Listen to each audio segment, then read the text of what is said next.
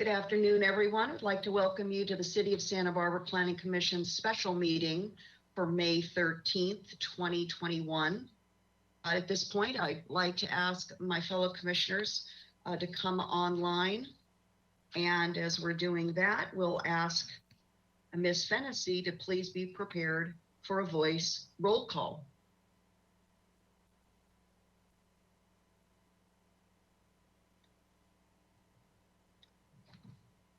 Thank you, Madam Chair and Commissioners. I will now begin the roll call. Chair Schwartz. Here. Vice Chair Escobedo. Here. Commissioner Bonderson. Here. Commissioner Higgins. Here. Commissioner Lodge. Here. Commissioner Reed. Here. And Commissioner Wiscombe. Here. Thank you. We have a quorum. Thank you, Ms. Fennessy.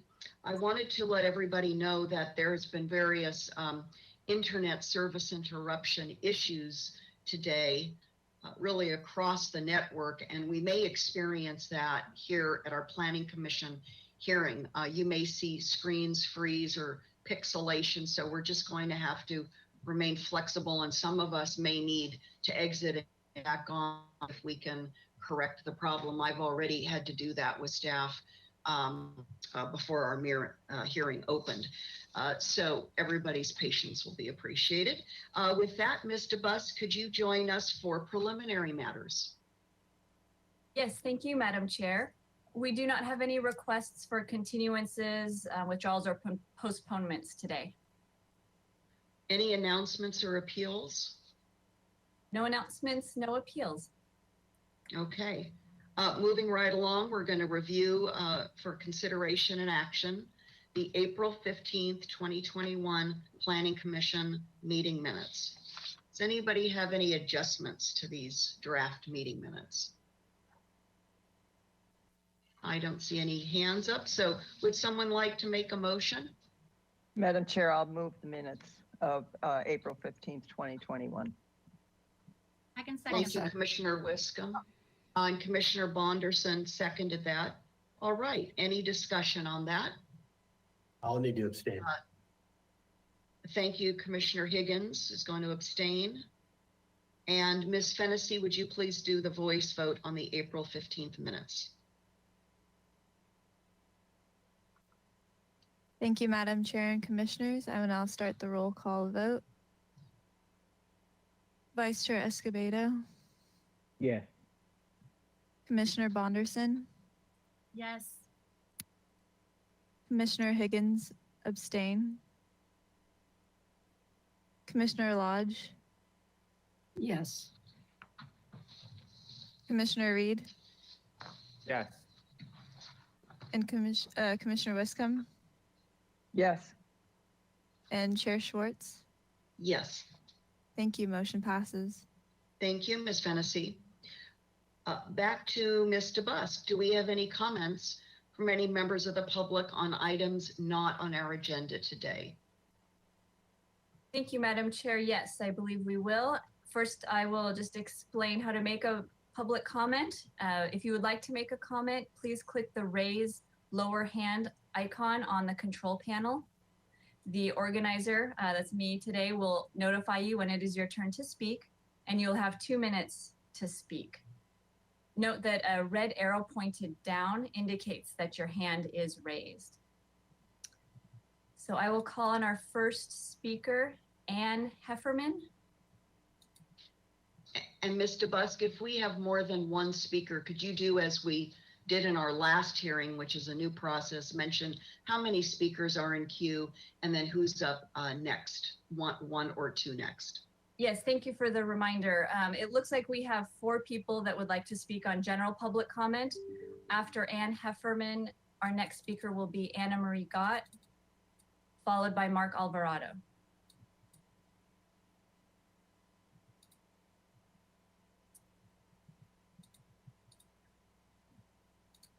Ann Hefferman. looks like you are self-muted. If you can unmute yourself, you'll have 2 minutes to speak.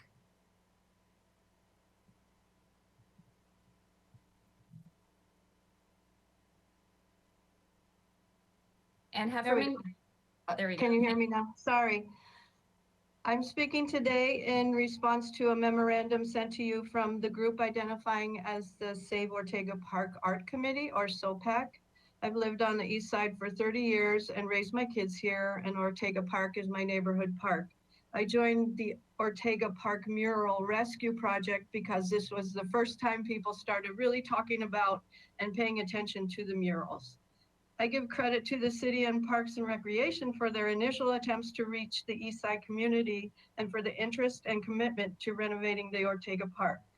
But the important thing is this outreach did not reach far enough, mainly because the centerpiece of the park is the murals, and there was no plan to protect or preserve them.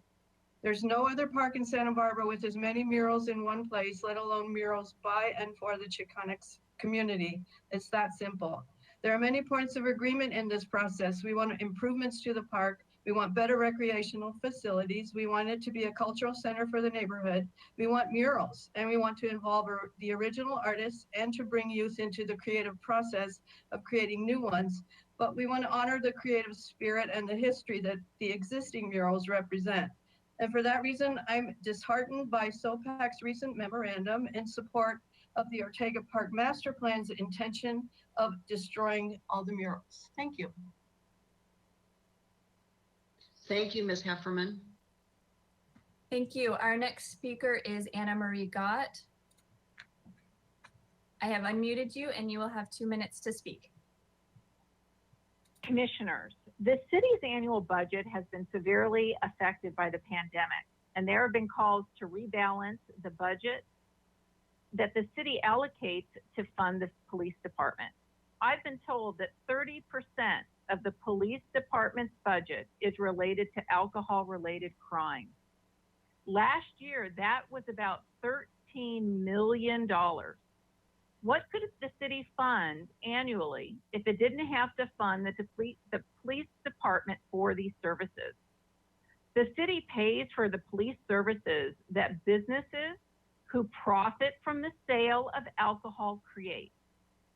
Services include everything from DUIs, assaults, drunk in public, to domestic violence that increases with alcohol use. To be clear, the residents of the city subsidize businesses that sell alcohol, be it a grocery store or a restaurant. Money is diverted from after school or apprentice programs, homeless services, health and wellness services, affordable housing, and other needed programs and projects because the council failed to recover the costs associated with alcohol-related crime that our police department deals with.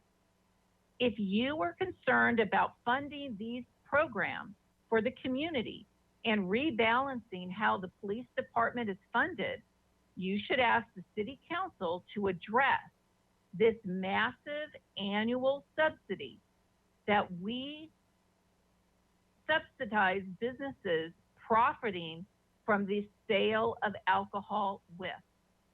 Thank you. Thank you, Ms. Scott. Thank you. Our next speaker will be Mark Alvarado, followed by Victoria Valente.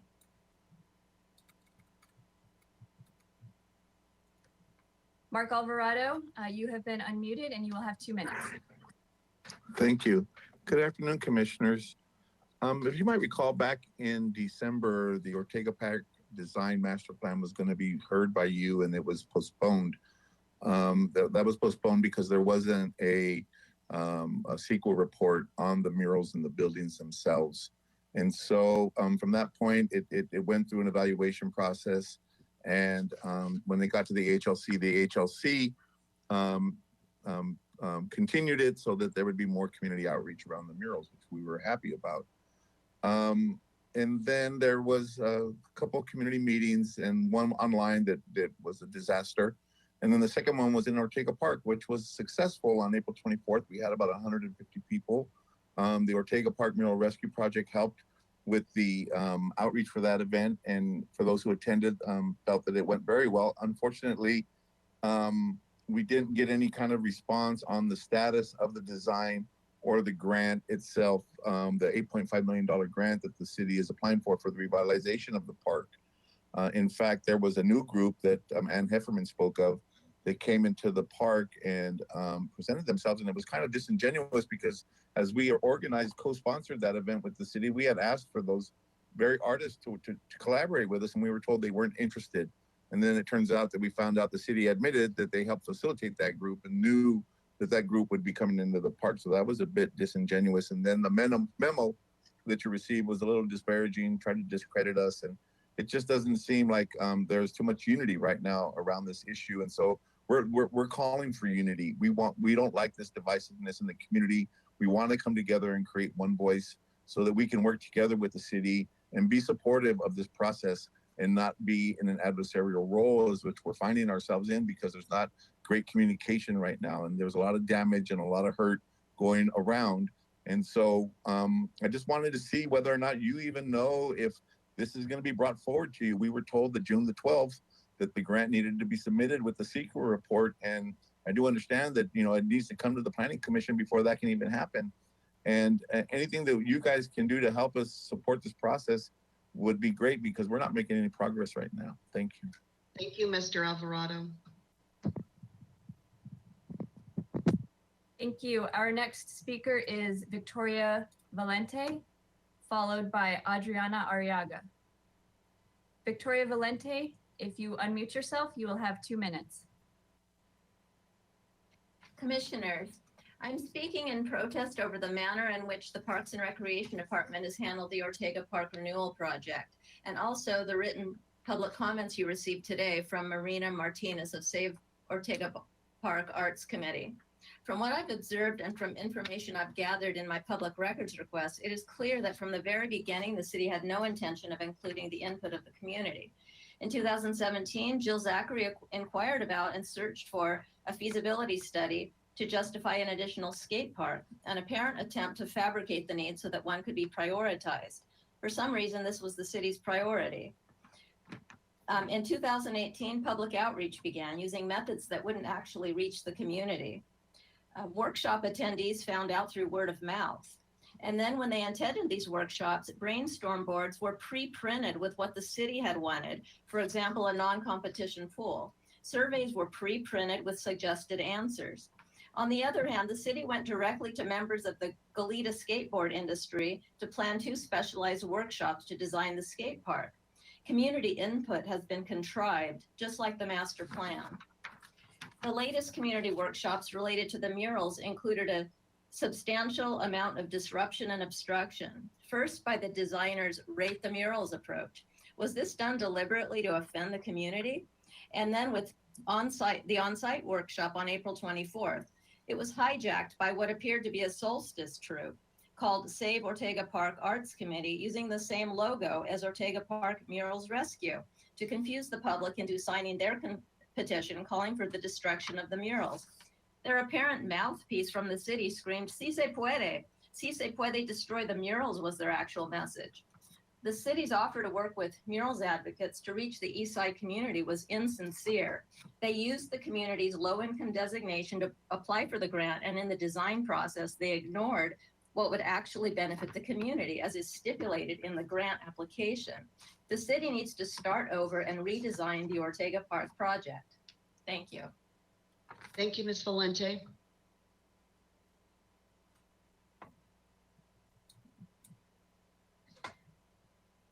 Oh, it looks like the next speaker no longer has their hand raised.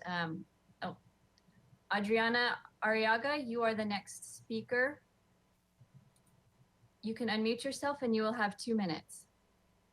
And Mr. Bust, let's ask Ms. Arriaga if she's looking to speak on the second item that we have, since we've received public comment from the organization with which she's affiliated. I just wouldn't want her to step away from our hearing today and not be able to speak on the item she's truly interested in. Could we clarify that, please?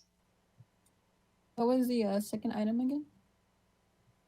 That's the alcohol ordinance. Oh, no. that's not the item. Okay, so you have 2 minutes on general public comment. Thank you. So I learned that the Save Ortega Park Art Committee recently shared recommendations that do not fully represent what the community wants in terms of the Ortega Park murals. And I feel like what this whole situation has done is further divide the community in Santa Barbara. And I'm here today because I want people to understand that the Ortega Park murals do not just belong to the artists. Public art also belongs to the community. And so when I see survey results from the city where people are asked, is it important to you that these murals continue to exist? And 95% of people say yes, but then we have people trying to repaint the murals. It makes me wonder, how is that working with the community and understanding what we want? I'm also just here to remind, that the community is in favor of preserving the current Ortega Park murals and its history. Chicano murals impact more than just the community it is in. It is a continuation of our history across cities. The murals in Chicano Park in San Diego are just as important to me as the Chicano Park murals in Santa Barbara. So I'm just asking that the city of Santa Barbara to stop the current Ortega Park master plan and restart the plan with the community's input on how to revitalize the park, and most importantly, to save the park's history and its current murals. Thank you. Thank you, Ms. Arriaga. Thank you. It looks like we have one more speaker. Kai Tepper. You have been unmuted and you have 2 minutes. Thank you very much. My name is Kai Tepper, and I am a member of the City Arts Advisory Committee. I also wear a lot of hats in town. I work for the Santa Barbara Bowl as the Outreach Program Manager, and I'm a board member at the Santa Barbara Trust for Historic Preservation. So needless to say, I have my finger in a lot of different projects. As a Santa Barbara born native, this particular project has been very close to my heart as someone who went to Santa Barbara Junior High, went to Santa Barbara High, was in VADA, have had so many art classes that have centered, the murals there, and have had so many friends that have painted them. This particular project has been problematic from the start. City Arts Advisory was never notified about this project, had never been included in part of the initial conversations. And, I think there's a lot of conflict and problems that have just existed from the get-go. So now to see this division between two arts groups that I think at the heart really want what's best for the community, it's really unfortunate. And so, I come to you today just as a representative of Arts Advisory to support kind of a stop, and can we come together to find resolution? Because as some of the other speakers have said, it has been a lot of harm done. And I think to get back to the drawing board and really understand in this more authentic, genuine way of what does the community really want, what is needed, I think would be very important. So I appreciate you giving us the time to come speak. And I think in the future, I would love to have the city make sure that they are calling upon the appropriate bodies within the city, Arts Advisory, neighborhood committees, et cetera, to really be involved in the process from the beginning. Thank you very much. Thank you, Ms. Tepper. That was our last public speaker, and I would ask Ms. Fennessy if we received written correspondence for general items not on today's agenda. We did receive written correspondence for items not on this agenda. We received correspondence from Mariana Martinez, Paulina Khan, Victoria Valente, and Casey McCann that were distributed to the board prior to this meeting. Thank you. Thank you. And Mr. Busk, since we had, just do a quick count, looks like 5 of our 6 general public commenters mentioning an item that is tentatively scheduled to come to Planning Commission. Could you just update everyone if in fact we have a firm date so that the public is aware of that calendaring for the Ortega Park Master Plan? Yes, thank you. At this time, we do not have a firm date. The project first needs to go back to the Historic Landmarks Commission. So it's tentative at this point. Okay, thank you very much. Okay, with that, commissioners, feel free to turn off your cameras, and we're going to go to our first item. It's a discussion item, Planning Division major work efforts. And as we have a staff come online to make a presentation to us, I'll just read that the Planning Commission will receive an update on the Planning Division's current and future work program activities and provide input to staff and City Council on the division's prioritization of major work efforts for fiscal years 2022 and 2023. Welcome, Ms. Brooke. Thank you, Chair Schwartz and commissioners. I'm happy to be here with you this afternoon and appreciate starting the meeting early for the Special Planning Commission meeting so that we could come to you with an overview of a very brief overview, but of all of the Planning Division's activities, focusing primarily on our major work efforts.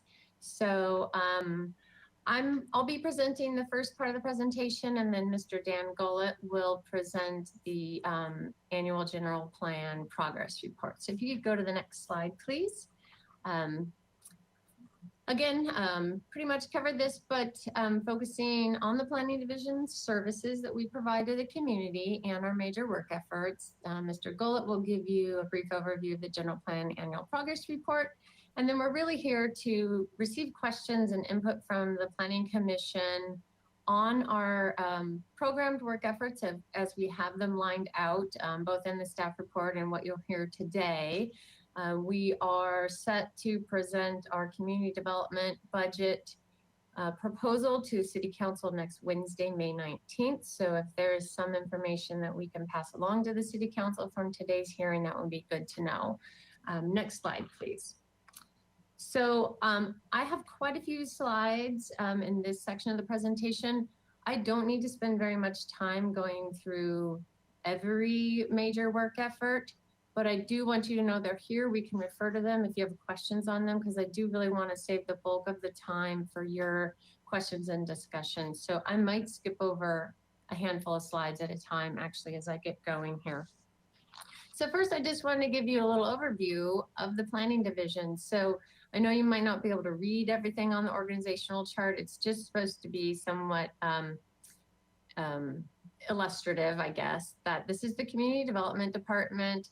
Current interim directors, Rebecca Bjork. We have 4 divisions within the Community Development Department: Building and Safety, Housing and Human Services, Administration, and then the Planning Division. And then within the Planning Division, we have 4 sections. And I'll talk a little bit about what we do in all of those 4 sections, and then just some examples of some of the things that we work on and work with here on the slide. So in the division, we have right now about 34 staff in the Planning Division. So next slide, please. Before I get into our major work efforts, I wanted to give an overview of everything we do within the division, because some of it's not very apparent, just because it's day-to-day stuff behind the scenes. And a lot of this, the Planning Commission may not see, because you see some, more of the larger projects or the policy or the ordinance work. But these next 2 slides talk about our day-to-day services that we provide as a Planning Division. And in the staff report in here, I have them broken out into required services and additional services. And I do that because as we talk about budget changes over the years, as we've talked about budget changes for both within the division and the department, it's important to keep in mind that we are subject to a lot of state and federal laws. And so what I call required services are things that we're mandated to do. A lot of it is surrounded around review of development projects and timelines that we have to hit. So, and that's a lot of where the Planning Commission's involved, this project design, environmental review of development projects. After projects are approved, then they go through building permit plan checks. So we perform that and review permits for compliance with the zoning ordinance and the general plan and any conditions. Historic preservation is a big component of what the Planning Division does. We also have within the division 1 staff person who acts as an administrative hearing officer. You're very familiar with the staff hearing officer's work. We also do have some required work related to general plan implementation, which you'll hear about a little bit later from Mr. Gullett. Code enforcement, our code enforcement staffing levels fluctuate over the years, but we always put at our top priority anything that's related to any health and safety violation. So when we have extra staffing, we can get to those other types of, quality of life enforcement issues. Those fall lower on the priority list when we are short-staffed, though. And then Public Records Act requests, we work on those. And then we work on making updates and optimizing our permit system. And we have GIS technicians, mapping, both preparing maps, updating maps, gathering data, presenting data on our website and when requested. So that's a whole bunch right there. And then the next slide, please, are other things we do because they provide a benefit to the community and to applicants. So we actually stay very busy with pre-application services. So before a development application even comes in, we have a variety of services that we can provide as optional to developers, to property owners, to somebody maybe wanting to purchase a property or develop a property and they want to know what regulations would apply to them.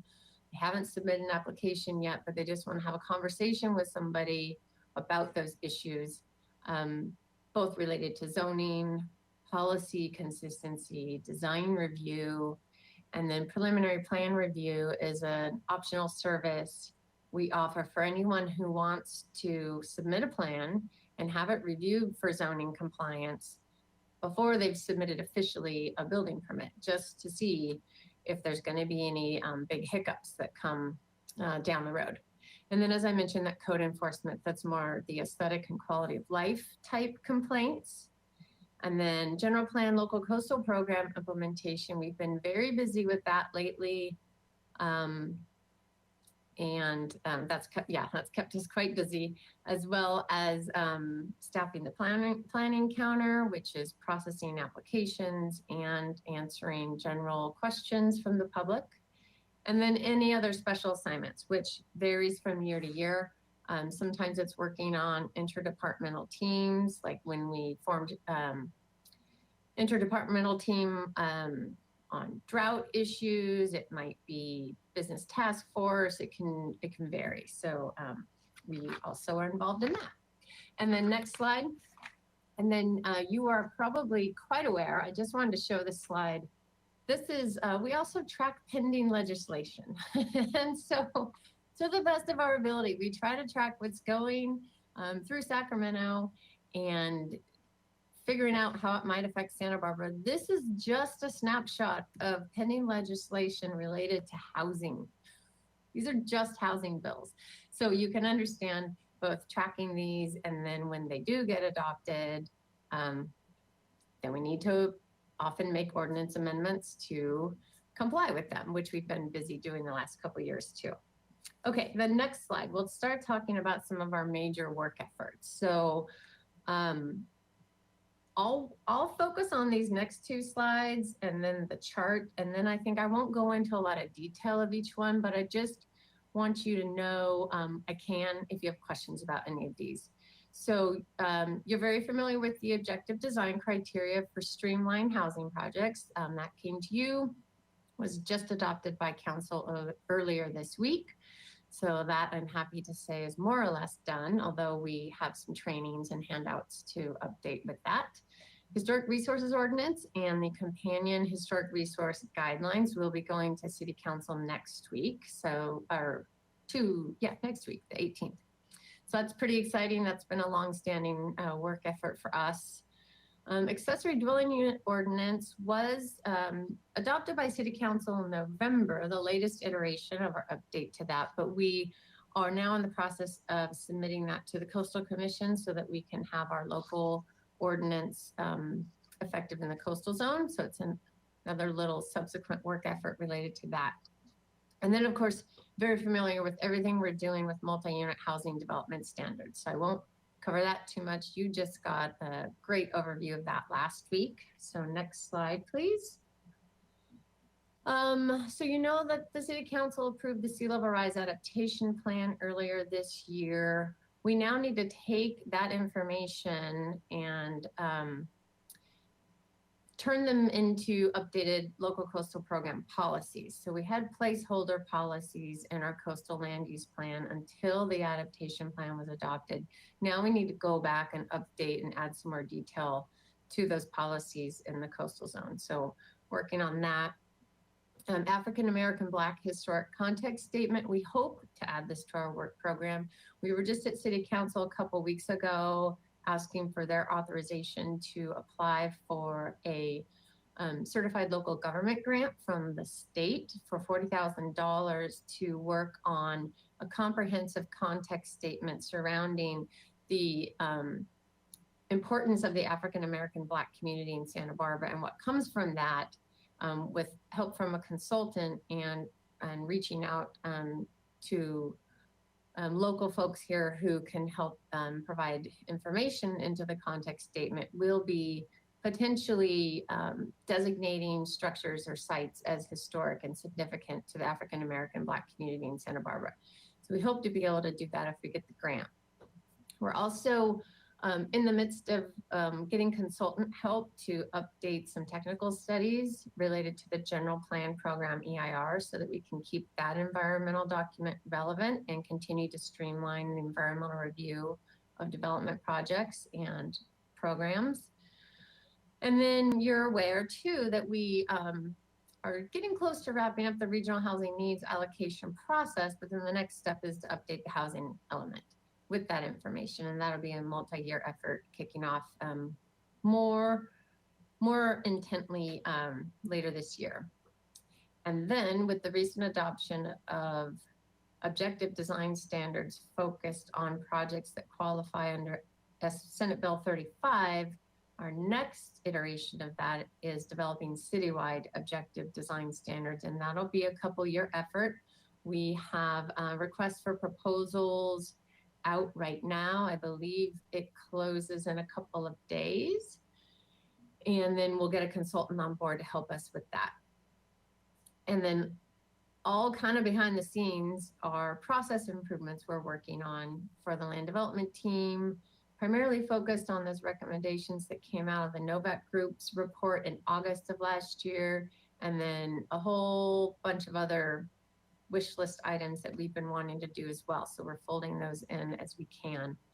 And then assisting with other departments' work efforts, including one that's on your agenda for later today, as well as the climate action plan update. We do help consult with other departments too when they're making ordinance amendments, and even if it may or may not affect the zoning ordinance in particular. Okay, and then the next slide is not really a slide, it's the chart. Thank you, Mr. Bolton. So this is attached to your staff report. I'm not going to get into detail. I just covered the first, the top half of this chart, but just know it's here to reference if you want to or have any questions about it. The value this chart has is really just seeing how everything syncs together and overlaps and the time period. So that's the main reason, just so you know it's there. And then I think, Mr. Bolton, if we can jump to 25, slide 25, I'll very briefly cover the future work efforts. And again, I just want to cover them briefly enough so you are familiar with their title. Should you have questions, I can get into the more detailed slides. Oh, I'm sorry, I said 25, you're right. My numbering is different than yours, thank you. Okay, the next slide, please. So future work efforts, these two are programmed on the chart that you just saw. We haven't started them yet, but we anticipate starting them within the next 2 fiscal years. And that is an update to our environmental resources management element of the general plan. We hope that that can build off of some other recent work that we've done, the local coastal program update, the community wildland protection plan update, the climate action plan. So we can take a lot of those plans and update our policies in the environmental resources management element. And then the safety element update. Our current element is from 2013. Recent state legislation requires communities update your safety element when you update your housing element. So we anticipate needing to do that as well within the next 2 years. And then if we can go to, and I'm sorry because the number isn't going to be right. Just 3 more slides ahead. The future work efforts that are on hold or not yet programmed. So probably be slide 38 or 9. Yes, thank you. So these are also shown on that overall Gantt chart for the division's work program, but we don't yet have them scheduled or have staff resources to do them quite yet. So as you know, we adopted Municipal Code Title 30, our inland zoning ordinance, in 2017. We had every intention at that time to submit it pretty soon after adoption to the Coastal Commission so that we could try to have zoning regulations consistent both inland and in the coastal zone. Some things happened, staffing resources were pulled to other work efforts. So we didn't have immediate staff to take that on at the time. We also just over the course of several months after working with Title 30, identified some cleanup amendments we wanted to make to it. So this has been an ongoing list of things that we're making. They're not significant, but they're in quantity, yes, but not really in significance in terms of changes that will be very noticeable necessarily. But we still need to do them. We need to take them through the local process. And then when that's done, we'd feel in a better position to submit Title 30 to the Coastal Commission. So that's becoming a 2-step process at this point. We might be able to take on some of those cleanup amendments to Title 30 as we begin to make process improvements that require amendments to Title 30. So we might be able to chip away at some of these because having it as a standalone work effort is not possible at this particular time, given everything else that people are working on. Similarly, we anticipate at some point in the next few years, we would want to do a local coastal program amendment to address short-term vacation rentals and update language. We know that will be a pretty extensive public process and public hearing process with both Planning Commission and City Council. And we would want to, at that time, have a conversation about should we change development standards to facilitate and make these easy, make short-term vacation rentals easier to construct or convert? Should we retain more or less the same development standards we have now, but just update language? And so that's something we haven't had the capacity to take on yet. Similarly, updating our master environmental assessment, it's pretty outdated. Although we have updated data and some technical aspects of that document, it hasn't been holistically updated as a resource document, and that would be something good to take on for both applicants and staff. We also want to update board and commission guidelines, and that's across all 6 of our boards and commissions. We actually don't have guidelines yet for the staff hearing officer. We've been basing her meetings off of the Planning Commission guidelines for guidance. But some things have changed. Some terms have changed in our ordinances. We also want to make the board and commission procedures more consistent with City Council that has somewhat recently updated guidelines. And so that's been sitting on our work effort to-do list for a while. Same with the sign ordinance amendments. There was a push and a committee was formed to work on updating the sign ordinance, primarily being led by the city attorney's office, and that was put on hold a couple of years ago. And so it stays on our radar, but we don't have it actively programmed at this point. So if you could go, Mr. Bolton, to the last slide in my set before Mr. Golett's first slide. Yes. I'll let Mr. Gullett present his slides here, but when we come back to the Planning Commission questions, these are what can be helpful to staff. Do you have any questions for us on any of the existing or future work efforts?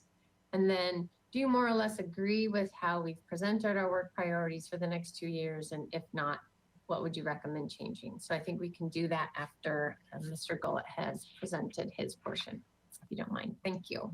Thank you, Ms. Brooke. Mr. Gullett, you are on deck. Thank you, Chair Schwartz, and thank you, Ms. Brooke. Again, we'll come back to those questions. I just want to briefly point out an exhibit to the Planning Commission staff report, and that's Exhibit E, which is the 2020 Annual General Plan Progress Report. Next slide, please. This is our first annual report. So we'll need to do these reports and get them to the state, to the Office of Planning and Research and HCD by April 1st each year. Due to redundancy, this report is replacing the General Plan Implementation and Adaptive Management Report that Long Range Planning previously produced. That report was for monitoring resource capacities based on effects of growth and revising general plan policies as needed. The new report, in addition to those things, also considers requirements and recommendations from the state related to land use. This report will help us identify future work efforts, and we anticipate having this kind of conversation with the budget with the Planning Commission regularly as well. So we do welcome the Planning Commission's feedback on this document. Feel free to either share today or offline with me. Next slide, please. So just a broad overview of the 2020 document. It reviews compliance with the 2017 General Plan guidelines. It provides a housing element progress summary. So you may know we also are reporting to the state by April 1st each year, housing element progress and RENA progress. That's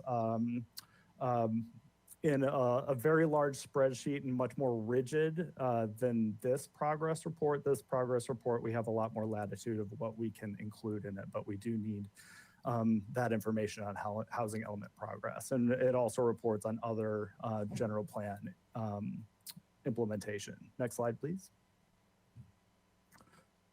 So this table is included in the report. So this information, again, is part of that housing element reporting that we do yearly, and Chair Schwartz requested for all hearings of this nature to be in our PowerPoints. I just want to explain it just a little bit. So we are in RENA cycle 5. So RENA now is an 8-year cycle. 2020 ended year 6 of the cycle. So 2023, we have a whole new RENA cycle that will start. So with each of these, the city has allocated housing units by income level, which is shown in the left-hand column. Very low, low, moderate, and above moderate. And the next column shows the allocation at each level and the total we have for our current cycle. The rightmost columns show the totals through 2020 and the total remaining from this cycle. So I'm sure you've heard we have new allocations for the following cycle. Cycle 6, which starts 2023, our total is 8,001 units for cycle 6. And we'll be talking a lot more with Planning Commission and City Council about those numbers, how we'll achieve those numbers as we gear up for our update of the housing element, which will start next year. So that's my overview of that document. That concludes our presentation, and we're certainly available for questions. Thank you, Mr. Gullett. At this time, I would ask Ms. DeBusk to let us know if we have any members of the public who would like to speak to us on this item today. And if we do, first let us know that, because then I'll ask my colleagues to come online so we're all on camera for the public. Yes, Madam Chair, it looks like we do have some public commenters. So I will explain how to make a public comment while the commissioners come online. If you would like to make a public comment on this item, please click the raise lower hand icon in the control panel. I will notify you when it is your turn to speak, and you will have 2 minutes. No time may be donated to another speaker. A red arrow pointed down means that your hand is raised. Okay, at this time, it looks like we have 3 public commenters. The first commenter is Ann Hefferman, followed by Claire Mitchell, and then Stanley Zankoff. Ann Hefferman, you have 2 minutes to speak. Thank you. Thank you. Hello again. My name is Ann Hefferman. I live within 1 or 2 blocks of 3 establishments that sell or serve alcohol on Milpas Street. I'm a 30-year resident and raised my kids here.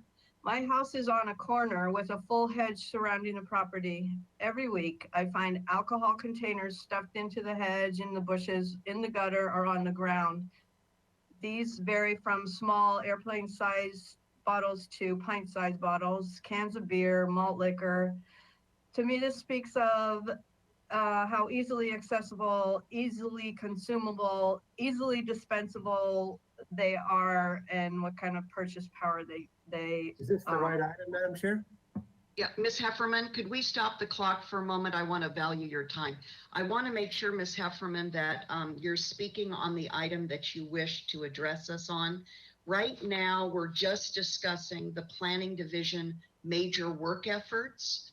And then after that, we will have a new item, and that's the off-sale alcohol zoning ordinance amendments. Okay, so sorry. And so do I start over later, or what do I do? Yes, we will give you your full 2 minutes if you would please stay with us if you can for that item a little later this afternoon. Okay, so I thought that was the only item on the agenda today. Thank you, Ms. Hefferman. We'll welcome you back if you're available. Okay, thank you. Our next speaker is Anna Marie Gott, to be followed by Claire Mitchell. Anna Marie Gott, you have 2 minutes.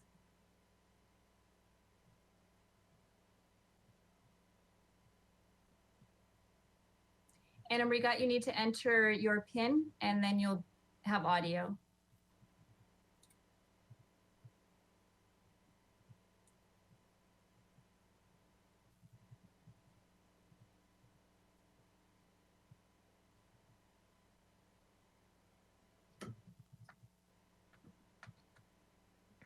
Good afternoon, commissioners. I want to just point out something that you, as well as the planning department, might consider requiring with regards to Excella.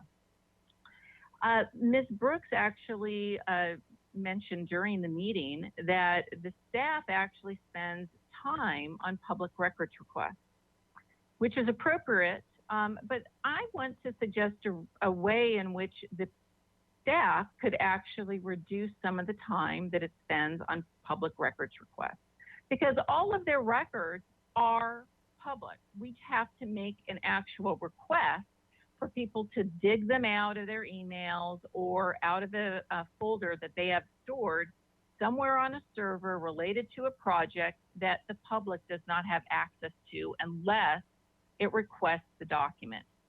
Well, in Excella, the city can unhide the fields and make multiple documents available to the public when they log into Excella. So we don't have to make a public records request, wait for weeks for staff to find it, and for the city clerk to actually go ahead and then release it to us. It's kind of an insane process that every time you want to see a DART report, a PRT, or any other type of report, that you have to go through an onerous process that actually wastes staff's time, and time is equal to money. So if I could just urge you to have the city council and the city administrator direct staff to unhide all of these documents and reports, I would really appreciate it, and the public would appreciate it. Thank you very much. Thank you, Ms. Scott.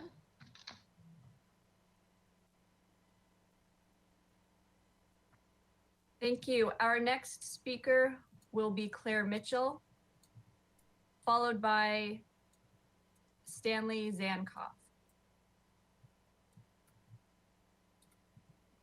Claire Mitchell, you have 2 minutes. Good afternoon, commissioners. My name is Claire Mitchell, and I live in West Beach near Stearns Wharf.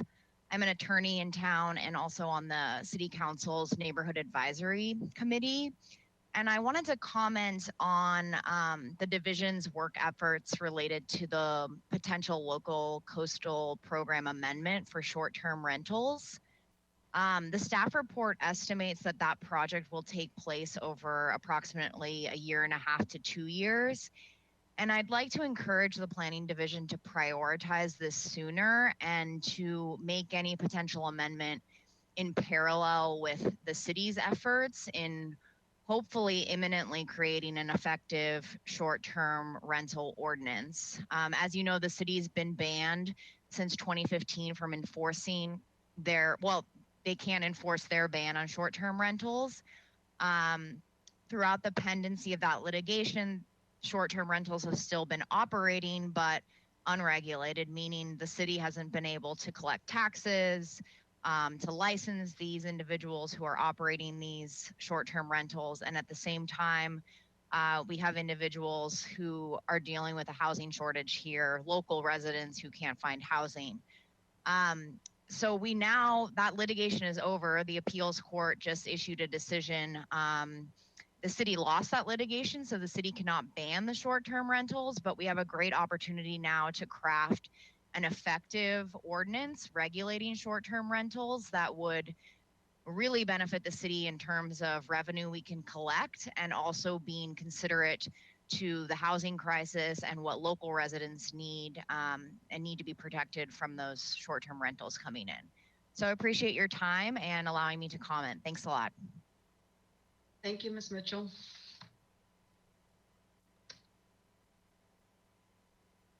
Our next speaker will be Stanley Zankoff, followed by John Campanella. Stanley Zankoff, you have been unmuted and you have 2 minutes. Thanks. Good afternoon, planning commissioners. Thank you so much for your time and attention today. I'm calling in as a 13-year renter and a member of the Santa Barbara Tenants Union. And I'm really calling in to echo the previous speaker, Claire's remarks. As you're reviewing and updating the planning division's current and future work efforts, I'd like to share just my and many of the tenant union members' request that the city prioritize reworking the city's regulations and enforcement of short-term rental units, and really any issue that helps address the lack of affordability and availability of housing for low and middle income residents. Specifically, we need to have a revamped ordinance that stops enabling rental units from being turned into full-time short-term rentals. Anecdotally, at least, and I seriously suspect data will confirm this, what I and others are seeing is many rental units are being converted into full-time Airbnbs. And this can have the effect of decreasing the overall rental units available to renters, enabling a significant profit motive for displacing renters, and over time, as you can imagine, contributing to the increasing rent prices that we face. To make matters worse, we're witnessing some landlords engage in soft evictions and even more harassing tactics before displacing their tenants and converting their units. So as you all know, the city's cost of living and limited housing stock already puts a painful strain on low and income people. So thanks so much for your serious consideration in prioritizing this issue. Thank you, Mr. Zankoff.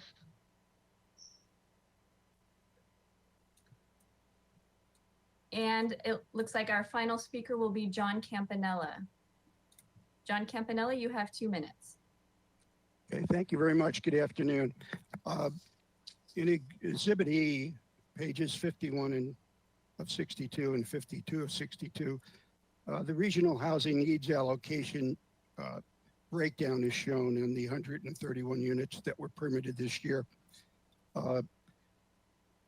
It also shows that there will be a work effort prior to the next RHNA update on trying to see for ADU units what may be classified as moderate and below moderate. This effort appears to take place a couple of years from now. What I'm suggesting perhaps is to try to accelerate that as a priority. So let's say the next round of reporting in 2021, perhaps even on a pro forma basis, staff can report how they would be looking prospectively at breaking this down between various income levels. The cost of junior ADUs, attached ADUs, et cetera, can be anywhere from $25,000 to $250,000 if you look at the permits. But that compares to a $500,000 cost perhaps today for a rental unit, especially on commercial property. So there should be an acceptable way to handle this breakdown even before the next RENA update in discussions with other communities and HCD, and then maybe take some of the consternation out of the discussion when we don't see any moderate popping up at all in 2021 and 2022 to show that there actually are units there if we look at an acceptable way to calculate it. By starting now, you will also be collecting information, especially let's say if you want people developing ADUs to report what type of rents they're going to be charging. If you let a couple of years from now go away, then you wouldn't have this information collected, at least to the extent that might really be helpful. Thank you for considering that. Thank you, Mr. Campanella. And that was our last public speaker on this item. Ms. Fennessy, have we received public written correspondence on this item? We did not receive any written correspondence on this item. Thank you. Okay, thank you to staff. Thank you to the public speakers. We're now going to bring it back to the commission for questions of staff, either Ms. Brooke and or Mr. Gullett. Would anyone like to go first with, we could consider it a first round? Commissioner Wiscombe, please. Thank you, Madam Chair. Thank you, Ms. Brooke and Mr. Gullett for the excellent presentation and the great staff report. I appreciate it.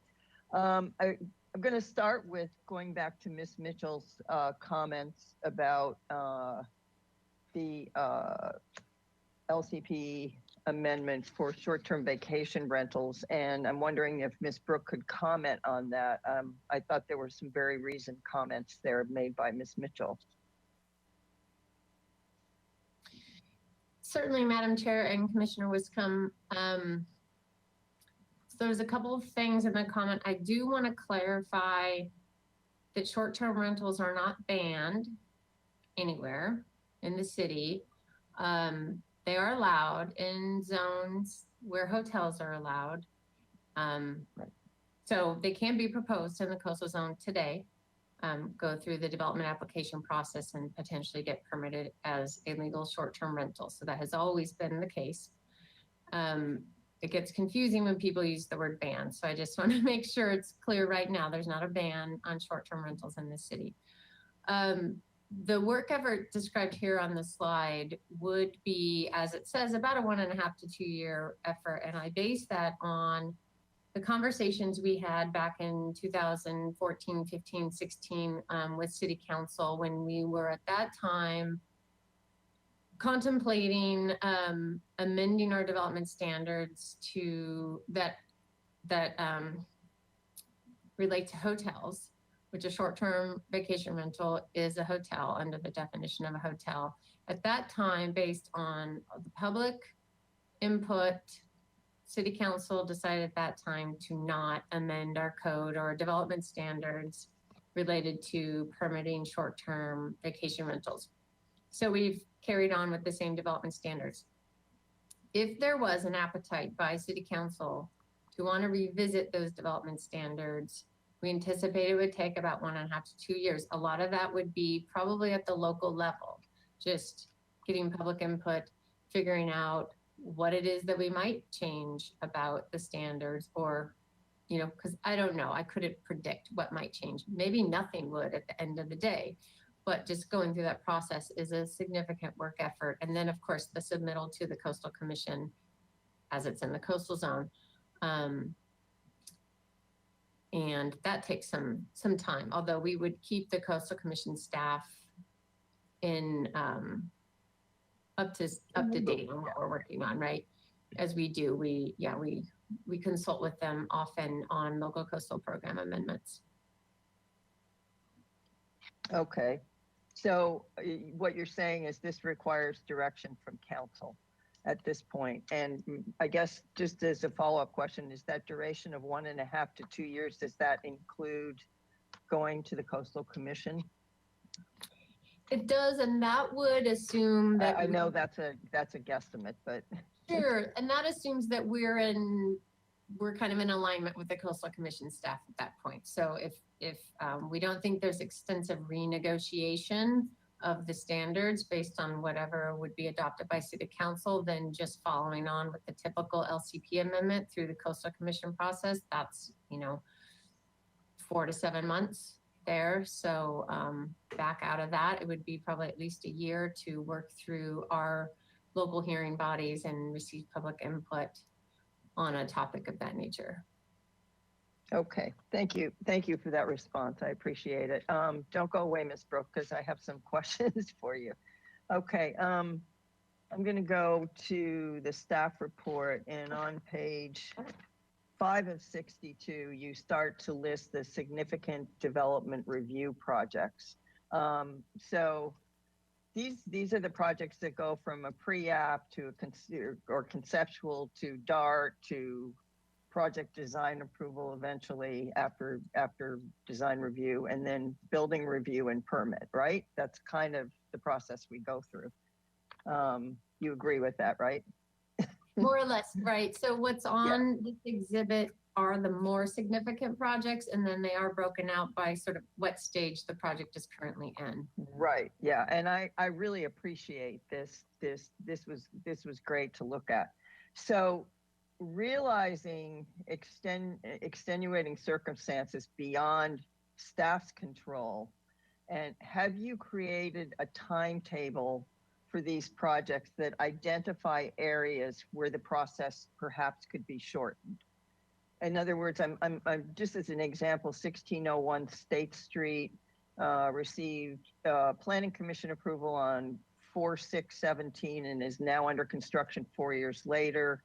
And 15 South Hope received project design approval on 4/11/16 and now is building permit ready 5 years later. So I know this is part of the work of the land development team, but I think I just want to know if you're actually tracking these and have noticed that there are trends where these projects are being slowed down by a process that's been created by the city. Madam Chair, Commissioner Wiscombe, so first I want to thank Ms. DeBusk for compiling this list of development projects. So thank her for this. It takes a lot of work. To get to your point, so we can dig into the forensics of the timeline of every project, and sometimes we do when we're questioned about, what stage is this in, how much longer does it have to go. It's hard to know just across the board for all of these projects why they are in any particular status. I will say we've had slowdowns on the applicants' end too. Well, they will get to a certain point in the process, and then they can't get financing, or something else happens. They don't pull the permit, or they're not very active on the construction site. So there's other reasons too that something might, receive approval in 2016 and is still now under construction.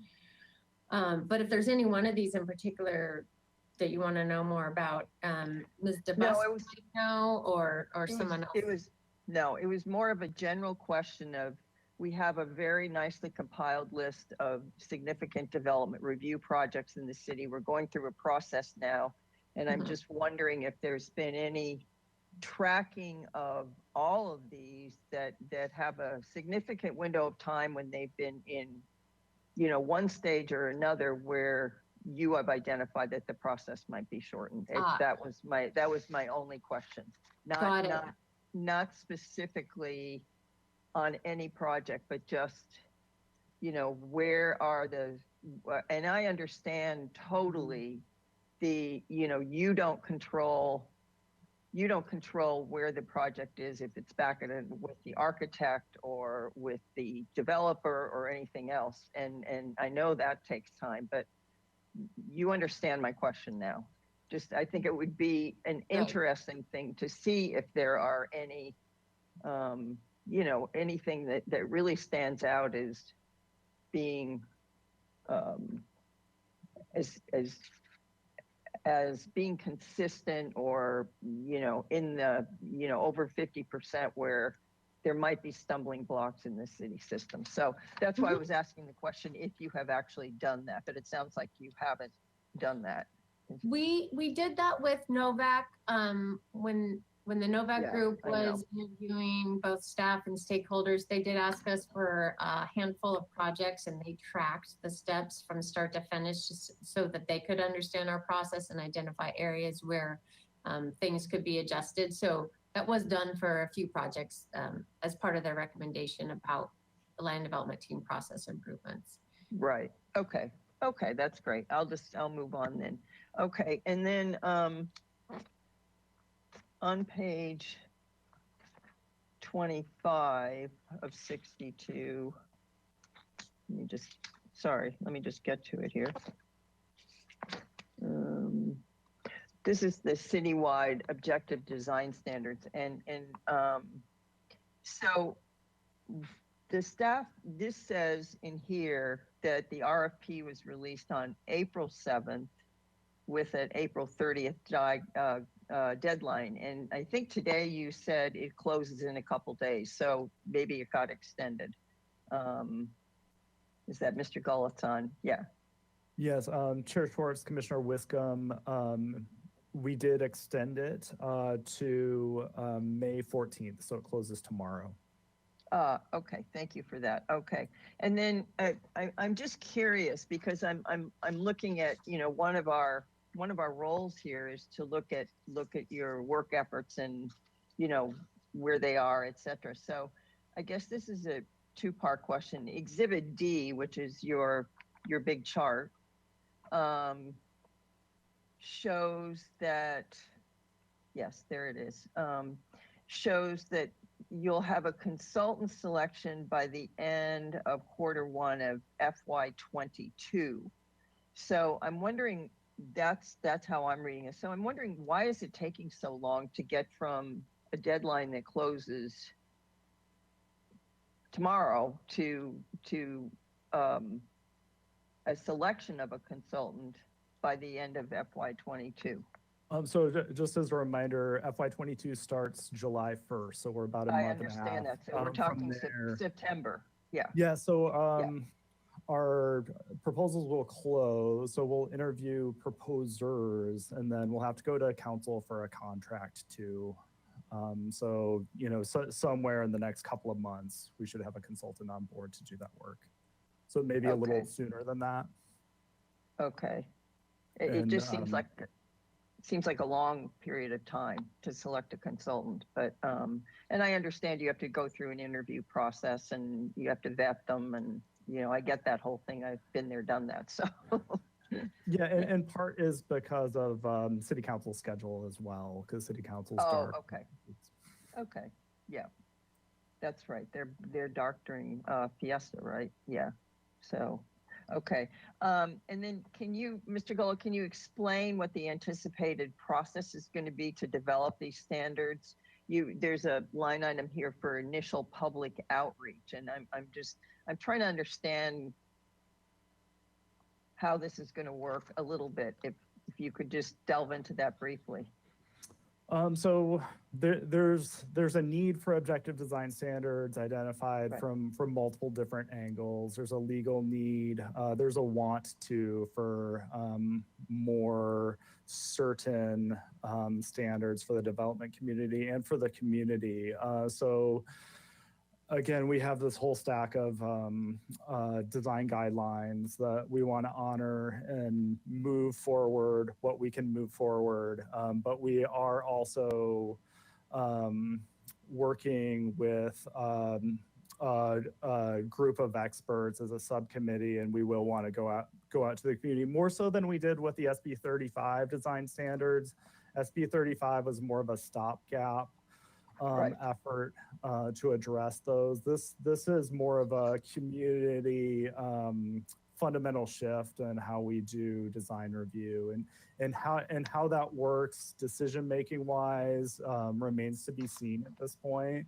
ABR and HLC will still be involved in projects, but whether they're managing exceptions versus the rule and everything, that's something we'll have to work out with outreach. But we do have this great community engagement tool, this Bang the Table software that we can use in multiple different ways that we want to leverage for this effort as well.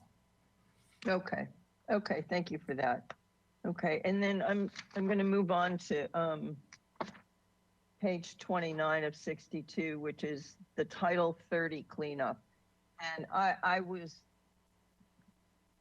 more than surprised to see this on here again. But Acela continues to draw resources away from other work efforts. And first of all, didn't we hire a second consultant? We hired the original consultant for the software program, and then didn't we hire a second consultant to do the Acela cleanup? I'm thinking it was like a year and a half ago or something like that.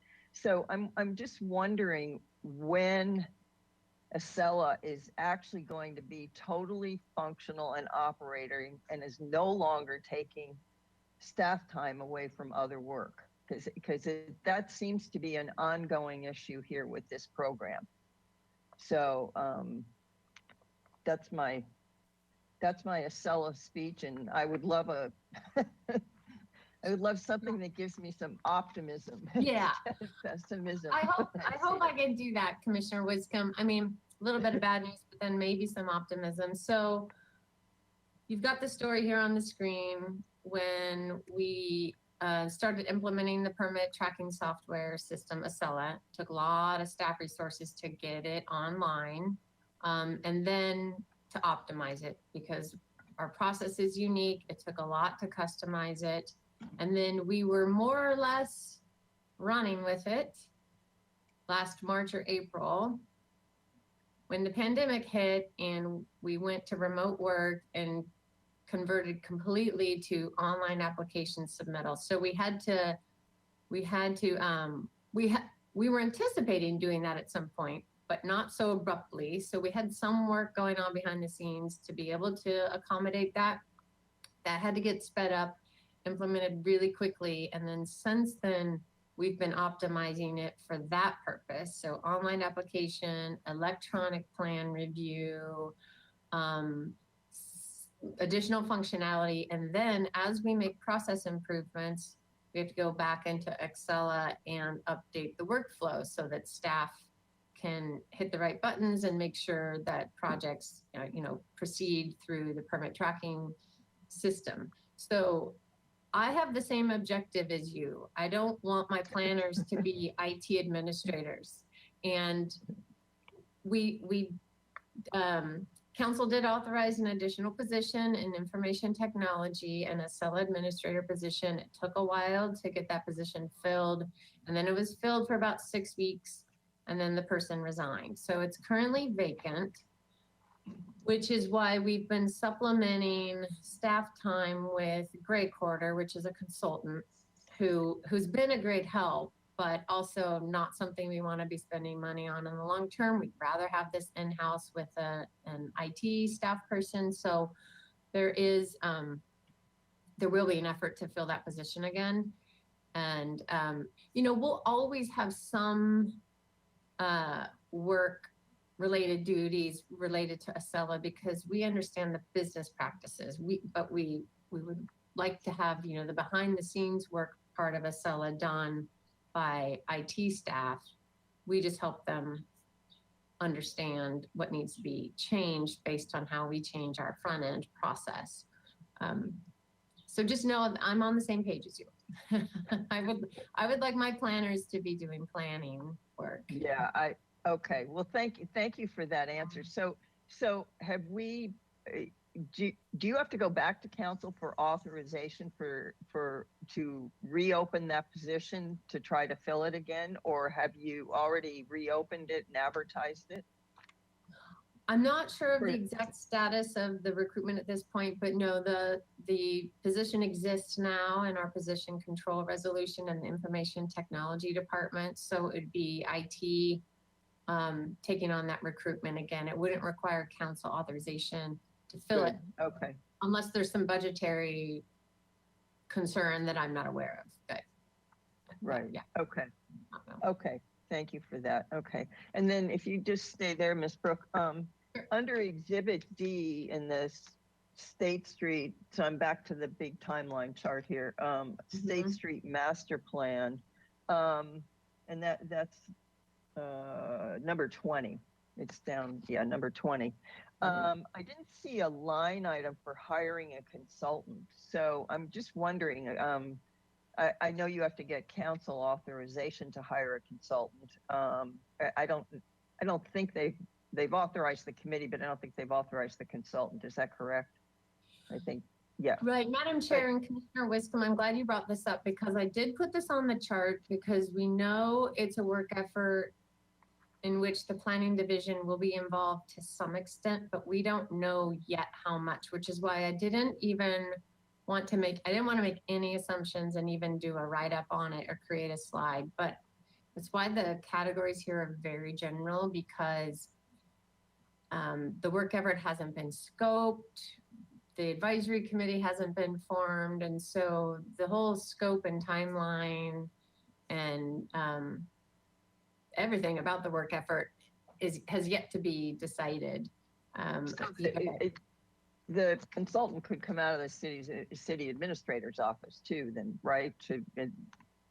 I mean, that's a possibility. Yeah, I think I get what you're saying. I mean, the decision about whether or not a consultant is onboarded is one that hasn't been made yet either. So there's still a lot of unknowns about that. Okay.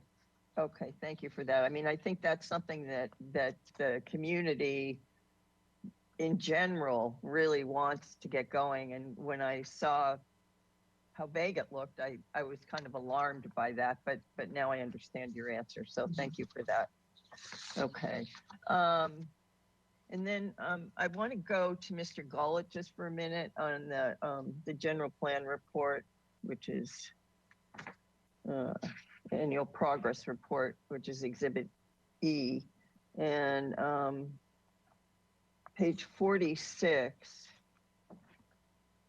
And I appreciate this report. I just had a couple questions, and maybe they're for future consideration, but in table 2.1 on page 46 to 62, under land use flooding impacts, I just want to know, will this include projected potential impacts from sea level rise as identified in the projections made in the adaptation plan? That will be somewhere in the general plan. So it may be safety element rather than land use. I don't recall if it's a government code requirement or a FEMA requirement to have that, but that is something that we definitely want in our general plan. Yeah, because the impacts from sea level rise go beyond the FEMA map. I'll just put it that way, go beyond the FEMA map. So that's why I was asking the question. So, okay. So it'll be somewhere in there. And then I had a question on page 47, just curiosity, amend the general plan open space land use designation to match the government code definition. Mr. Gullett, what does that mean? How is the government code definition different? It's been a long time since I looked at this. We actually looked at these a couple of years ago when we prepared this. This is 2017 guidance from OPR, and we just packaged it up with this to take a more broad look at our general plan. I'll circle back with you on what that means. Okay, I know our current open space definition includes the Highway 101 as well. So there's things that are kind of unexpected of how we have things in the books currently. Okay. And you probably can't answer this, but I do want to just bring this to attention. On page 54 of 62, you talk about the city gave funding to the Housing Trust Fund for the administration of the South Coast Workforce Home Buyer Program. And you don't say how much funding you gave, but it's for administration of the program. And I'm just wondering, do we know, did this program assist any workforce home buyers obtain loans for property within the city of Santa Barbara? Do we know the answer to that? I do not. I'm happy to get that information for you. Okay. I would appreciate that too. I think that's important. And also perhaps how much funding we did give to the Housing Trust Fund for this. If you could get back to me on that. And then my last question, which is on the work efforts, is back to Exhibit D, the big chart under number 17. This is the land development team process improvements. And it shows the steps there. I was a little confused by the order of the steps, but then you also have number 21, which is update board and commission guidelines, but you have under 17, amend design board commission guidelines. So can't we roll at least part of those into that land development team process improvements and take it out of the other one? Madam Chair and And Commissioner. I know that's not programmed yet, but No, that's but a you- great you- question. I was asked that question by a member of our staff as well. So I called those out as two different efforts because the second one, the number 21, that I went over in the presentation about updating the board and commission guidelines to follow the city council's updated guidelines, update terms, procedures, that type of thing, is more the mechanics of the board and commission's operations. So those could be done as a standalone project anytime. We just haven't prioritized them yet. The amend design board and commission guidelines as part of the land development team process improvements, I see that following as we make ordinance amendments or other process changes, we need to update the design board guidelines to match that. So those very much companion work efforts. It's also kind of why there's just this big blob of blue where a lot of this is happening at the same time. It's very iterative. It's kind of all ongoing at the same time. If we find that we're amending the design board and commission guidelines to address process improvements we're making, I would probably at the same time just go ahead and make these other updates that we want to make that aren't Good. yet programmed because we're in there and we're amending them. So why not? I think that's a great idea. I'm glad you're open to that. That might shorten some time down the road, so you don't have to do something, in 2 steps. And I love your very technical speak of the big blob of blue. I thought that was great. Okay, and that thank you both for answering my questions, and that concludes my questions. Thank you, Madam Chair. Thank you, Commissioner Wiscombe. Colleagues, who would like to go now with questions of staff, either Ms. DeBusk and or Mr. Gullett? Commissioner Lodge.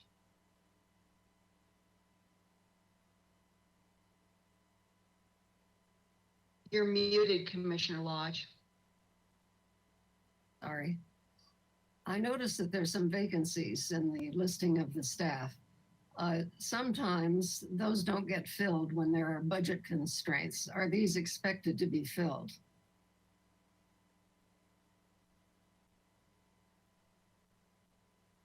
Ms. Brooke, you're still muted. Okay. So sorry about that. Okay, yes. So Ms. Lodge, are you referring to this chart that's on the screen now? So we've had one of these vacancies has been in the zoning enforcement section. The vacant associate planner has been vacant for over a year, and that was very much a budget-related decision. We don't anticipate filling that one. The temporary vacant project planner and design review is a result of Mark Aguilar being appointed acting business liaison for about the last year and a half. So he was a project planner and design review when he was appointed business liaison. That's left a vacancy within the design review section, working on special projects or updating guidelines. And then the vacant project planner and zoning and enforcement is very recent due to Danny Cotto's retirement and Maricela Salinas being promoted to senior planner as the zoning and enforcement supervisor. So her project planner position is currently vacant. I do have approval to fill it. And so I'm in the process of doing a promotional recruitment for that. So I'm hoping that one won't be vacant for too long. Okay, I ask because I know what these positions are there for a reason, and when you can't fill them, it makes it harder to meet your goals on moving things efficiently through the process. I'm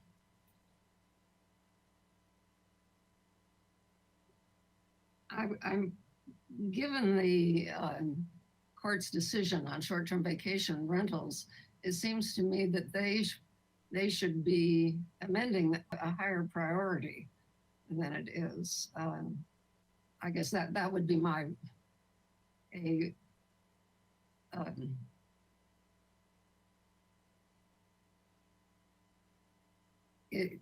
is there a way to speed that up? I know working with the city attorney's office on legislation gets time consuming, but is there a way to speed that one up? So Commissioner Lodge, I think the recent decision on the litigation you're referring to really was more about enforcement of vacation rentals, not the permitting process. So that can also be an area of confusion too. This particular work effort on the screen now would be likely the scope of work would involve amending our development standards to permit, legalize, facilitate, however the cards may fall, short-term rentals in the coastal zone, which is unrelated to the court case, which was about the city's decision to proactively enforce on illegal short-term rentals. So it might seem very nuanced, but they are pretty important distinctions. Yeah, okay, well, I did not get that one, so thank you. I think those are my questions for now. Thank you. Thank you, Commissioner Lodge. Who would like to go next with questions of staff? Ms. Bonderson. Hi, good afternoon, ladies. I appreciate this presentation, and I have a couple sort of, I think they're loose questions. I'm going to piggyback off of Commissioner Lodge just to make sure that I myself understood the answer, and please excuse me if you end up repeating yourself a little bit.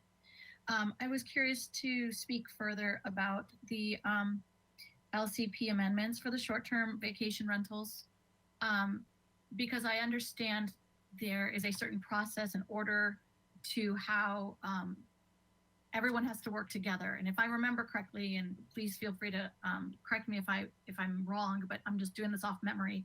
I believe there was 3 or 4 different steps, and also collaboration and cooperation with the California Coastal Commission. If I'm not mistaken, we probably have city attorney's office involved, as well as making sure that all these pieces all flow together. If I remember correctly, you can't do certain steps before other steps to get the LCP updated. I remember reading about this, so please forgive me. I'm just kind of following Commissioner Lodge without prep. But I wanted to understand where we are in the process of perhaps knowing in advance that this is a long process, how far have we come recently?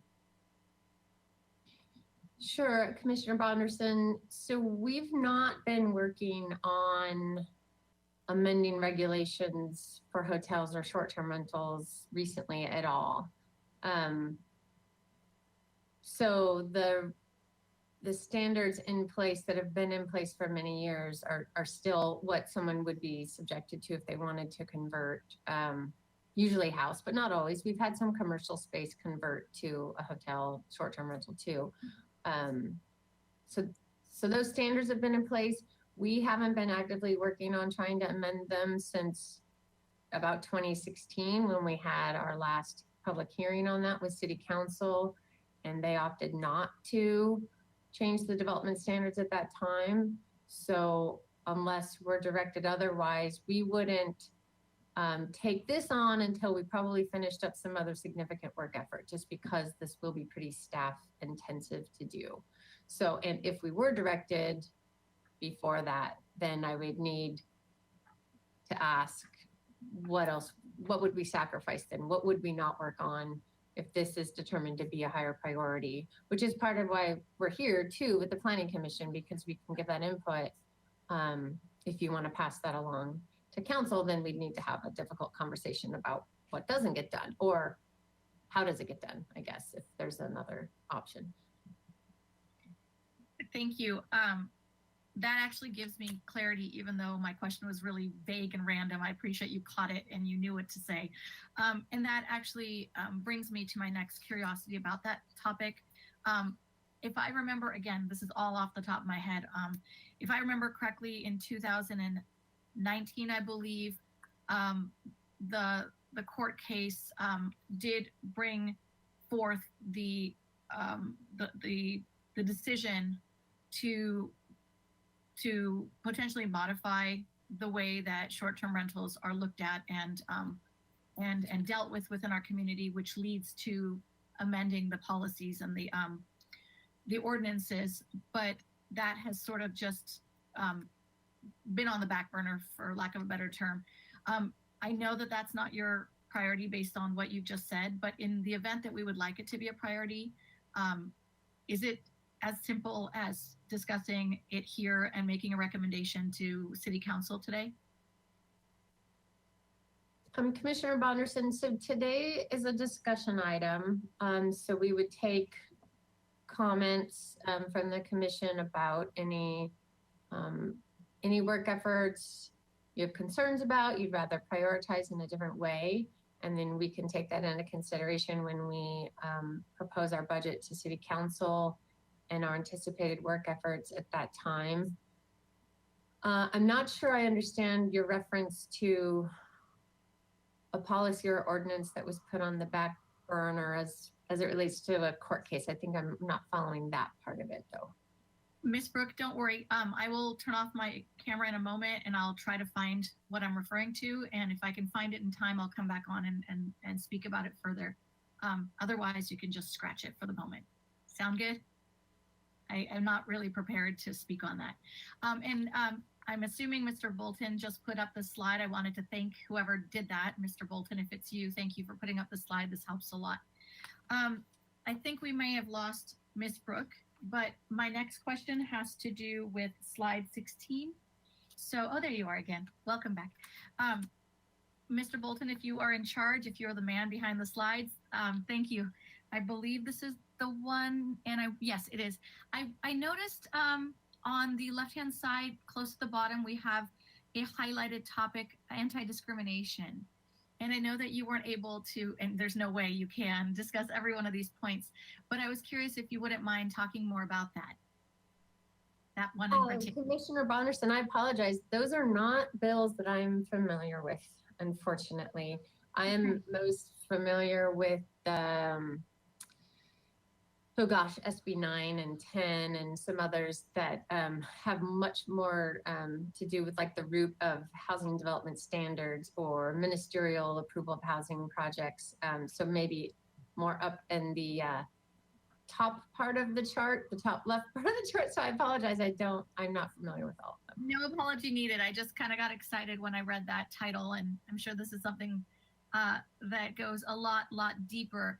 I guess I should ask you one more and see if you're equipped to handle it today. I also was curious about the homelessness topic that's at the bottom center. Is that something you can speak on today?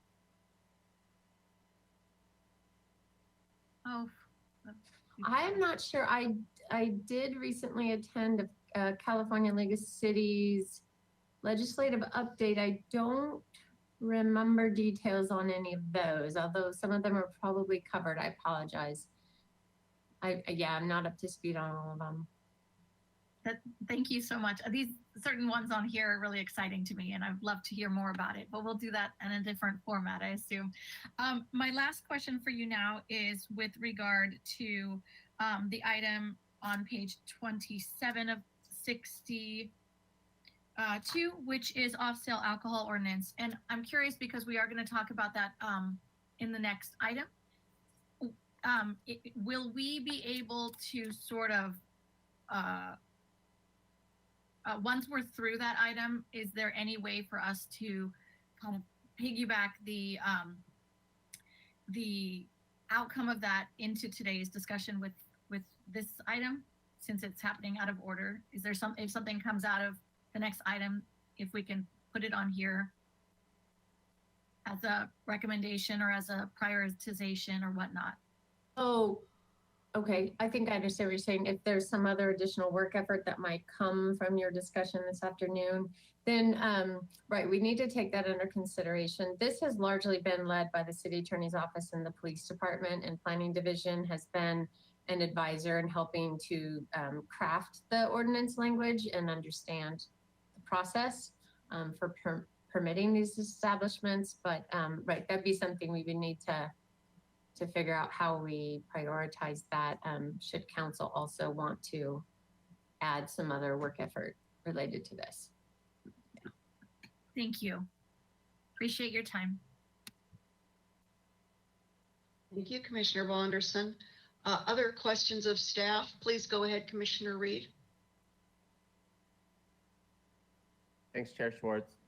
Hi, Ms. Brooke. It was good to read about some of the detail on the drain on planning staff for these virtual meetings.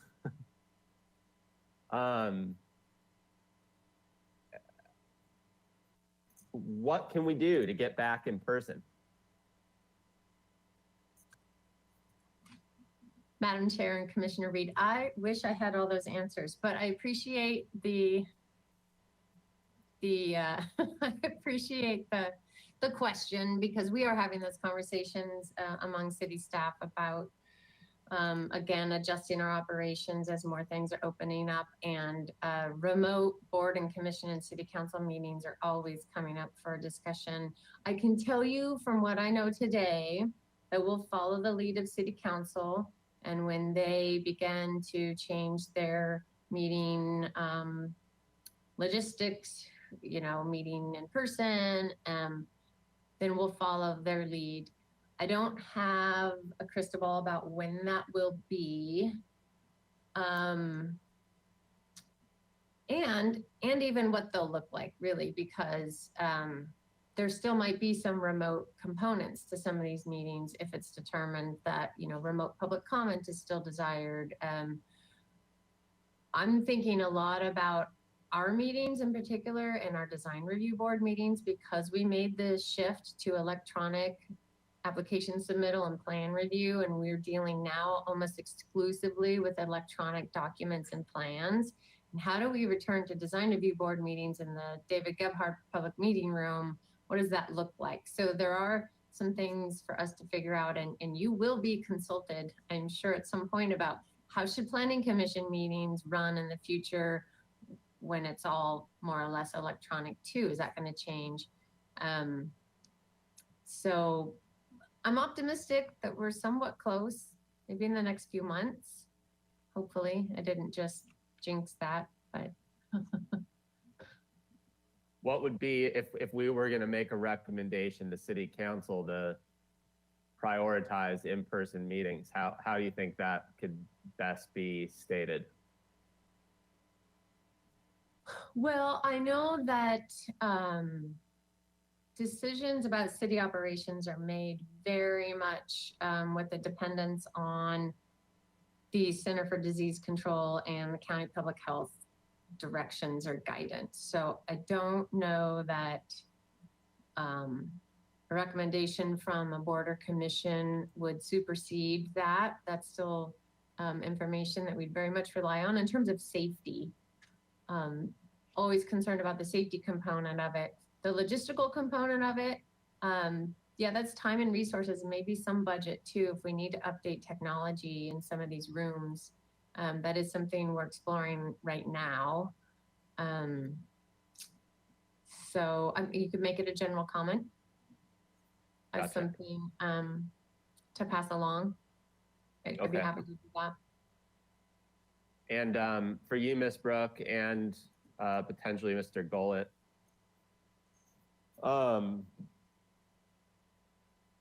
the statement in the report that until one or more of the existing major work efforts are complete, the division won't have the staff available to commence future major work efforts.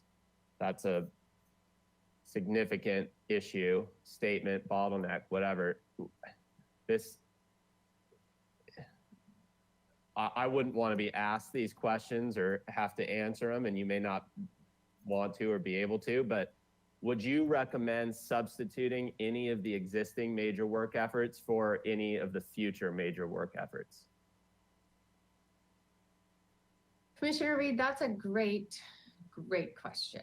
I didn't mention this in my presentation, and maybe I should have, that a lot of our work efforts are related to housing, both just because it's necessary and because that's where a lot of the grant funding is coming from the state. So the fact that we've even been able to take on some of these work efforts is only because we are getting grants from the state for like the citywide objective design standards, housing element update. Even though we know we have to do that every 8 years, it can be a pretty significant outlay of funds that was not in our budget. So there's some work efforts, I'd say, that we might not even have on our list were it not for state grant funds. So those are priorities. I mean, for one, we've now been granted the funds, and so we need to see them through. Anything that's not housing related, I'm just looking across the slides here to see. There's not many that aren't housing related. Maybe Mr. Gullett might have an opinion on some of these future ones that are not yet programmed. Well, I can speak to the Municipal Code Title 30 cleanup amendments and submittal to the Coastal Commission. I would love to have the resources to do that now. And I do think we can get at some of those amendments as we go through land development team process improvements and we wrap in some other Title 30 amendments. I never envisioned that we would be going this long, coming up on 4 years now, of having very distinct standards inland and in the coastal zone. We always anticipated there would be some differences just by virtue of submitting something to the Coastal Commission and not always getting what you submit. That I think would help the community and staff greatly, but we've been pretty well tapped of resources working on housing work efforts largely. Chair Schwartz, I'd second the Title 30 in the coastal zone effort. I think it's important that we get it done. We have a new coastal land use plan that has policies that require implementation through zoning amendments through Title 30. It's perfectly understandable that we haven't gotten to it yet, but that is something that's needed. So, Mr. Gollett, Ms. Brooke, what of the existing major work efforts would you then classify as the lowest priority? If we weren't going to wait for something to be complete and just put it into the future work effort, to do the swap, what would you pick? That's a challenging question because we have staff that have expertise in certain areas that would be best suited to work on the Title 30 amendments that aren't necessarily the same staff that I would have assigned to some of these efforts. So that creates another puzzle piece in what efforts we carry forward. It would be nice if we could go 1 year without needing to update our accessory dwelling unit ordinance. I'll just put that out as a wish list because then we could use those resources to make other necessary updates. It's such a unique skill set to work on zoning ordinance amendments of that nature. Feel free to think about it. Yeah, I might want to think about it, or if something was deferred until one of these others are closer to being complete. We do have some that are getting fairly close to being complete, and so then you'll see the same staff working on, like, historic resources ordinance and guidelines are almost complete. And then we have our architectural historian working on the African American Black context statement. So that just sort of lines up with the same staff. Similarly, as Ms. Rosie Dicey just finished with SB 35 objective design standards and accessory dwelling units, she'll be working on citywide objective design standards. So if we can get some of these other ones done, we might have more capacity in the next 6 to 8 months to take on something else. Gotcha. Last question relating to ADUs. Mr. Campanella in public comment brought up the classification of ADUs by income levels, something we talked about, I think, on a number of occasions. I agree this would be great. How could this best be prioritized? Chair Schwartz, Commissioner Reed, we're looking into that right now. We want the information now if we can get it. I think I mentioned before, we're speaking with City of Goleta and seeing how they structure it. So what they do is ask for volunteered information with their building permit about rents for these units. And they verified with HCD that that's acceptable data for reporting to HCD.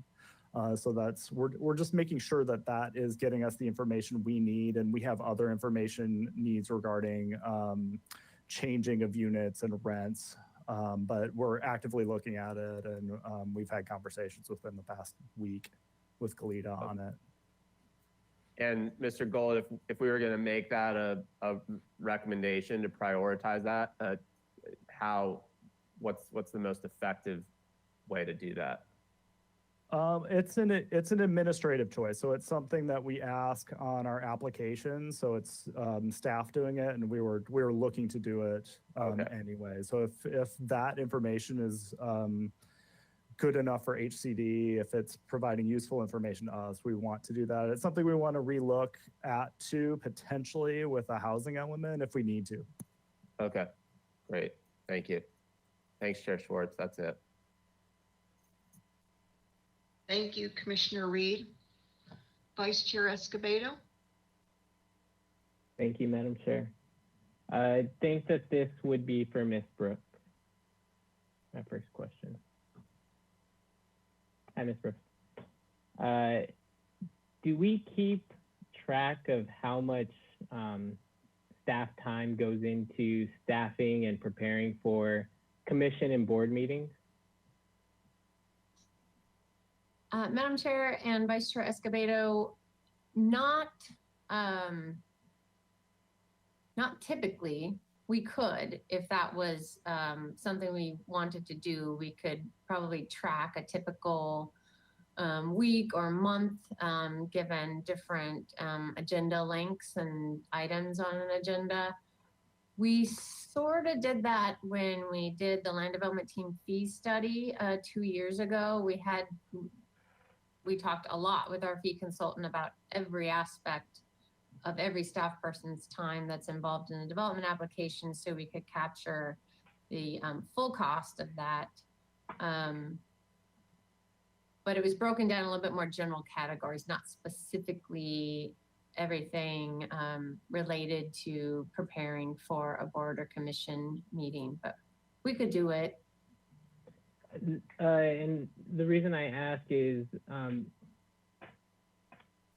have we thought about different decisions that typically come to board and commission meetings that rather than coming to the board or commission, they could be ministerial, and boards and commissions could have a lot of input on the front end, deciding what that criteria would be. But then in the process, it would be more ministerial. It would require less staff time overall because they wouldn't have to staff the board and commission meetings and that sort of thing. Certainly, Vice Chair Escobedo, and that is something we will be looking into as part of our land development team process improvements. A couple of the recommendations revolve around reducing the number of design review triggers. So just getting projects completely out of the design review process and not needing to go to a design board. And then those that do trigger design review, trying to establish more categories that could be decided by staff versus the design review boards. So that's actually one of the next biggest efforts on my plate, is packaging together the first round of ordinance amendments that would help reduce or streamline project review process. And by that meaning less hearings, not having to go to hearings. And you're right, it's a lot of work on the front end, but ultimately, hopefully can help save time for everybody, really. Yeah. Once it's in place. So that's not a part of this prioritization. That's something that you're working on separately. It's encompassed in the land development team process improvements item on that chart. And I think it's slide 31, Mr. Bolton. So it's in there. It's, yeah, there you go. That works too. So it's that blue under other work effort, project number 17 there on that chart, right? So it's in there, refine, eliminate process steps, reduce design review triggers. Okay, thank you. And then the second question I have is regarding Ms. Scott's comment about, obviously right now we're still trying to get the IT support for Excella, and in the future, is that an option? Because I do know public records requests do take quite a bit of staff time, and is it possible to maybe streamline that process using this online tool once we have the staff in place in IT, and maybe we kind of get more acquainted with the platform? Vice Chair Escobedo, so there might be a couple layers to answer this question, and one of them might be legal. So I'm not sure if Ms. Ostringer wants to add anything here, but I know that when we were developing the software and determining what could be public facing and what would be available to the staff, there are some layers of information that we don't have publicly available. It's very intentional for legal reasons. Then there's just the nature of, as a project's progressing through the process from the first date of application all the way through building permit issuance and construction. There's a lot of documents submitted, staff letters, staff reports that we're working on that are public, but we wouldn't necessarily post those every time. Just like, you know, when we were working mostly in just the paper realm, we kept very big, large paper files for projects. And if someone wanted to see the file, they could see the file. At the end of the project, what we would do is keep only just the final drafts of everything, because that is what actually fed into the decision on the project. And that would go to the official street or planning file. And that's all scanned and that's available easily to people online. What isn't right now available is all the working documents leading up to that point. And so we can provide them when requested, but so I don't know if that's more of a workload issue or a legal issue or just records management issue. It also sounds like it. Like what's the most recent document too? There's a, you know, an element that could be confusing to people. You're seeing 3 different versions of a biological study on a case. Yeah, it sounds like it kind of complicates it as well. Mm-hmm. The process. Okay. That works for me. And then my last is I'm also going to talk about the short-term vacation rentals and about some of the public comments that we had received. And it's something that I've done quite a bit of research in. And so you made the comment earlier, and the distinction, and it's an important one. They're not banned, but they're classified as hotels, meaning that the development standards are that of a hotel, right? And correct. Is it fair to say that that effectively serves as a ban in most cases? I know that there are a few that have been permitted with the city, but anecdotally, from my understanding, is they're so onerous. For example, a conversion of a just a rental unit or a condo, that people just say, "Ah, forget it. I'll just put it on Airbnb anyways, and if the city finds me, it's okay because I'm going to make more money than the fine." Vice Chair Escobedo, I would say that's an accurate statement, and I've said that before, because our hotel development standards were adopted before short-term vacation rentals were a popular thing. So it doesn't necessarily address all the nuances that goes into a vacation rental versus renting out a room at a hotel. We have permitted quite a few outside the coastal zone, because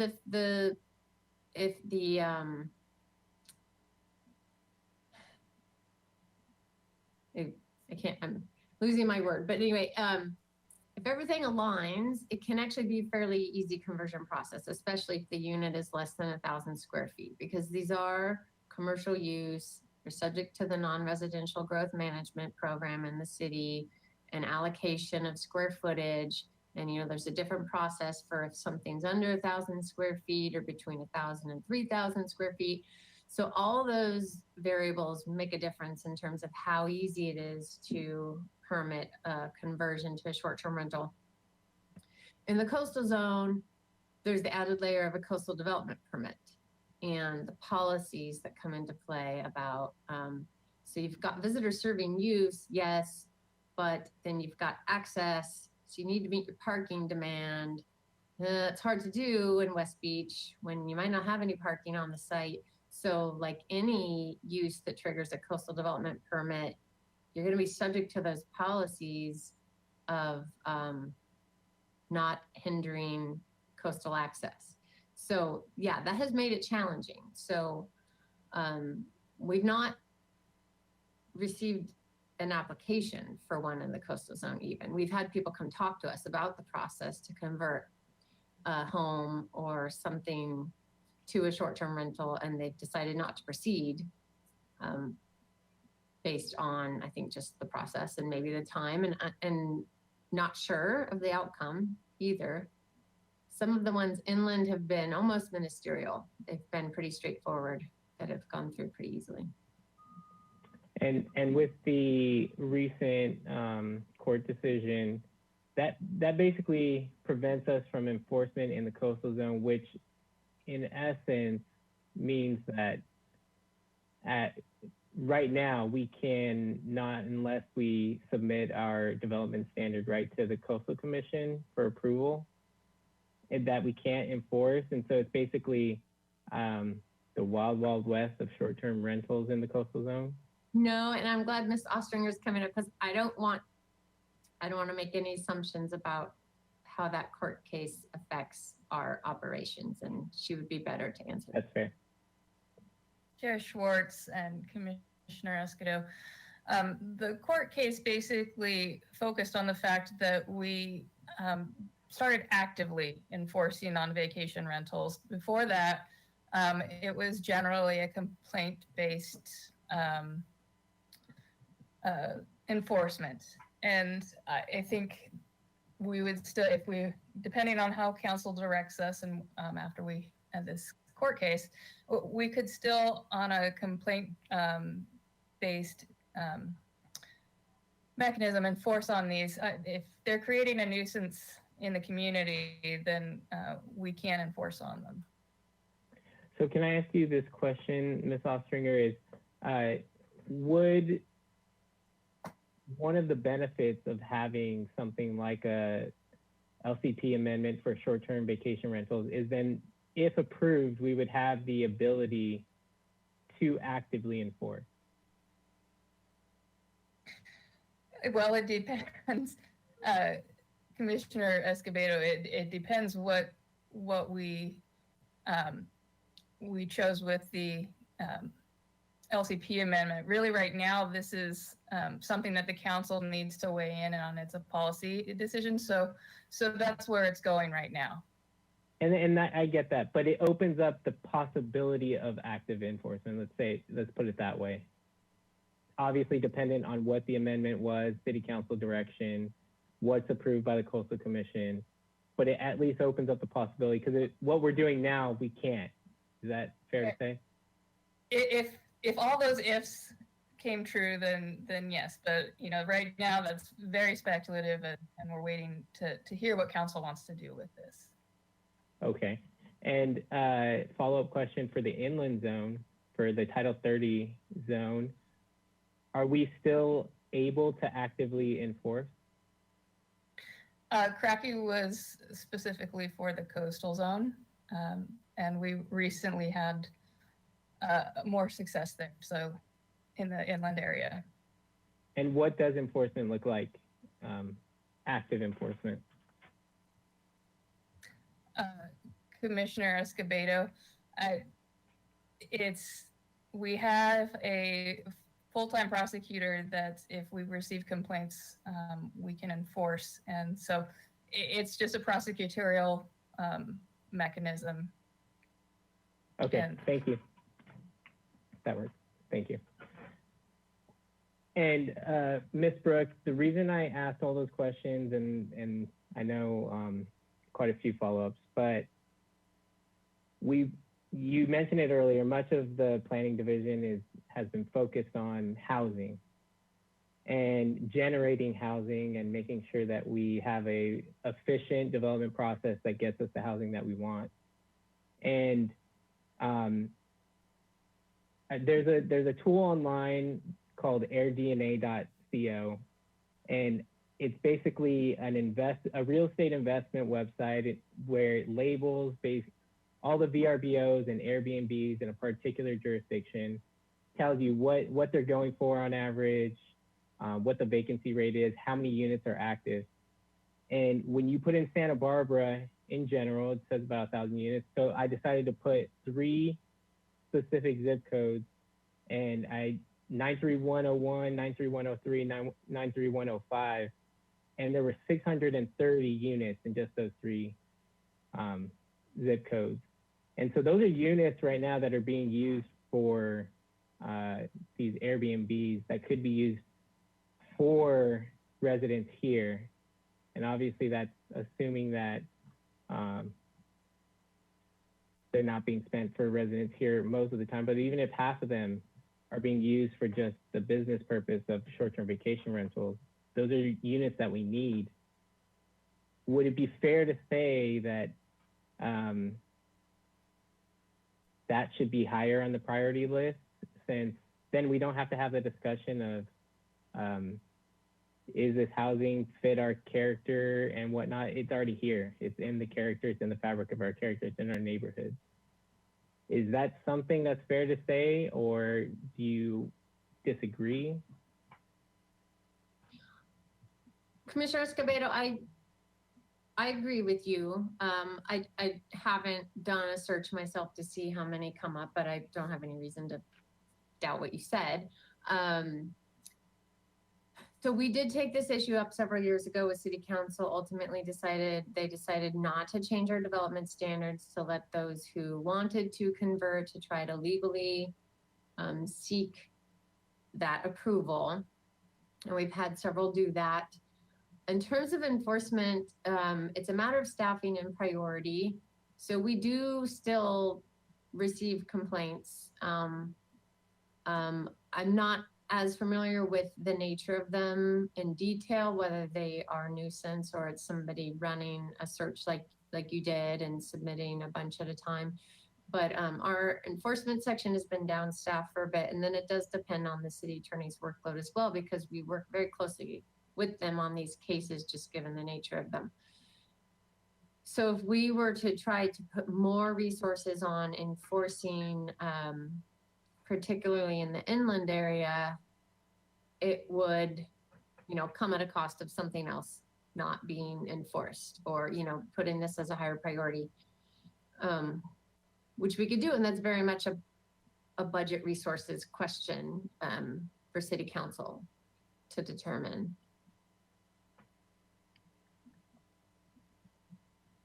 Ms. Ostringer, did you want to add?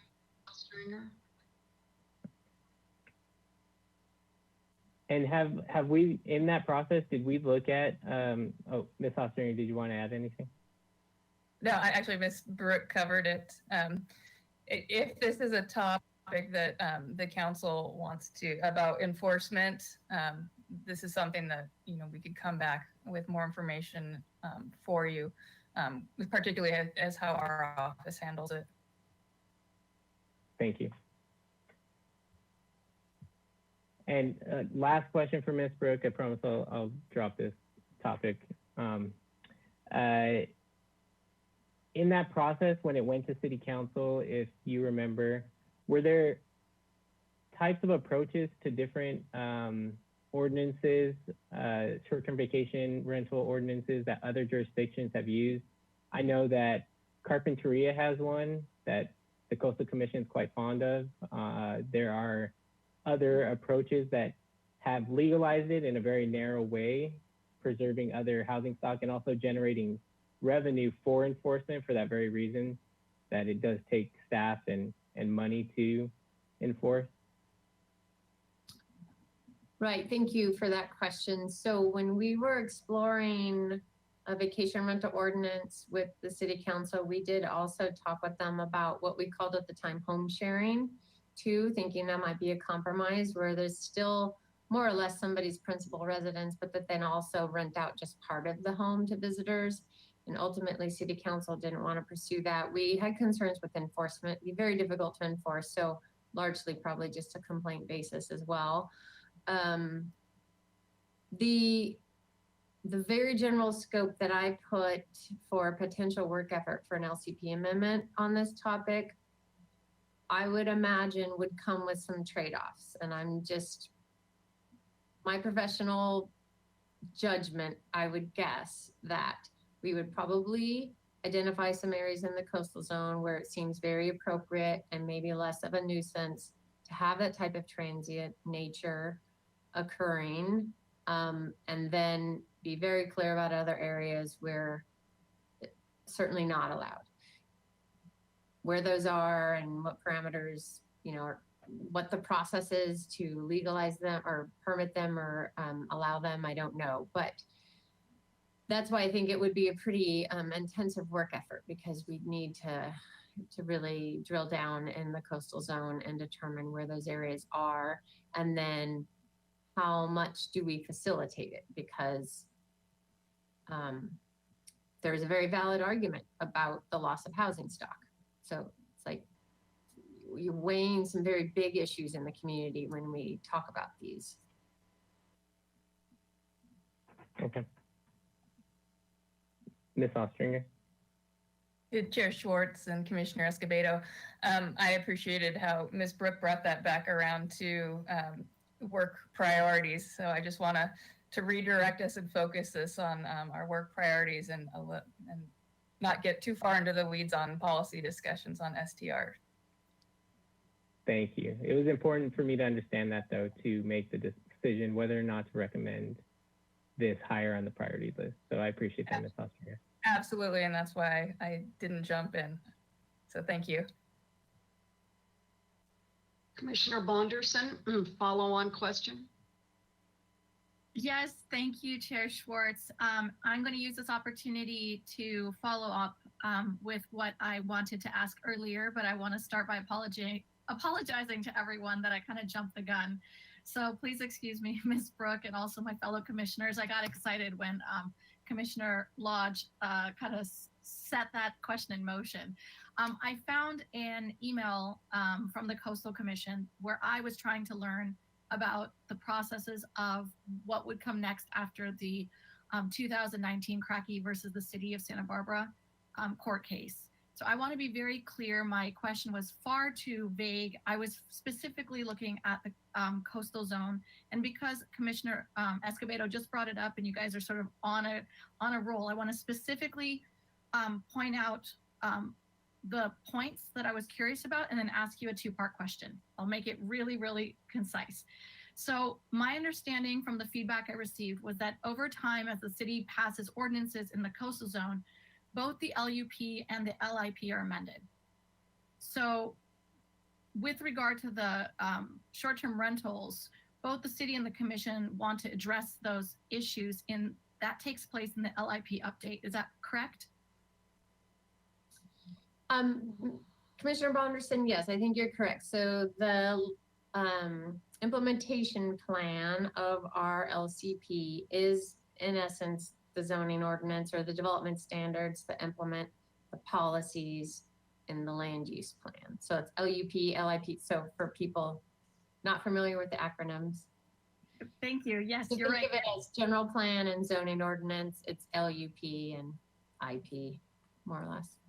Yes, and I think that that's part of my mix-up earlier is that I wasn't using the terms right, and I confused my whole question. So I apologize to you. So so basically, this process of majorly updating the LIP is a time-consuming process. I'm aware of that, and it would likely involve public hearings as well. So the other point that I understood and we've discussed here today is that generally speaking, until that LIP is updated, it would seem like the city is sort of operating in this gray area regarding whether we allow it, how we allow it, not allowing it, and perhaps even the lack of enforcement. So my question is, since there doesn't seem to be a timeline or a hard deadline for the city to pass a new ordinance, and we're sort of locked into that loose space, I would like to know, one, there's a two-part question. So one, has there been any active collaboration between the end of the Cracky versus the City case in 2019 to now between the city staff and the Coastal Commission just to develop the LIP amendments, drafting it or developing it, discussing it? Has that taken place yet at all? Madam Chair and Commissioner Bonderson, I'm happy to answer these questions if it relates to whether or not this should be made a higher priority. I'm uncomfortable answering questions about the Cracky case. This staff report was published before that decision was made, so I did not anticipate all of this. So I just have to be honest on that. But no, we haven't done any work on this particular work effort. So we've not consulted with Coastal Commission staff about what this might look like. We would want to have that local discussion first. That actually answers the second question, which was if there was any public hearings involved for that effort, and the answer is probably no. Am I right? I don't want to put words in your mouth. There hasn't been anything done. So I didn't understand the timeline on this, and you just clarified that your report today was potentially put together prior to that decision. And I want to assure you, I wasn't trying to put you on the spot. This is the last thing I want to do. I was more interested about how we can potentially prioritize this if this is a topic that we as a commission are interested in doing. And so I just wanted to know where we were in the process. So thank you. That answers my question. Sure. Well, I'm happy to answer. If this particular work effort is determined to be, in the commission's opinion, a higher priority, then I would need to ask then what is a lower priority, or if council agrees, how is it funded? Because we don't have a funding source for this, whether we get outside consultant help, that's unknown. So those are things that we would need to wrestle with if that was, if our work was reprioritized. That's very valuable for us to know at this crossroads. Thank you for adding that to our thoughts. And I just wanted to end with one question that I missed earlier. It was about the Acela process and the discussion that was brought up at a public comment with regards to how you may toggle or hide different fields in Acela. Now, I used to work with Acela at the county, so I know how complex of a program it is. And I was just curious to know how you all use it at the city. Kind of what's the current procedure that you use when moving through a project and potentially closing a project? Do you have everything stored in Acela where you could just unhide things, or is it stored elsewhere and you just have a record of it? Commissioner Bonderson, I'm not that familiar with that aspect, the day-to-day workflow of documents being uploaded in Acela. And I do know that when a case is closed, just like we used to do with hard copy, those electronic records are transmitted to Records and Archives division and then put into the planning file, which is online for everybody to search. I don't know if Ms. DeBusk has more details about the mechanics on a day-to-day basis, but I wouldn't be the best one to answer that. Thank you, Ms. Thank you. And Commissioner Bonderson, just the only additional information I have is that currently our Acela program does not communicate with our Records and Archives, so it is a separate process currently, but I know they're working on integrating it so that it can happen more in the way that you've described. Excellent, thank you. That concludes my questions. Thank you for the extra time. Commissioner Bonderson. Commissioner Higgins, questions for?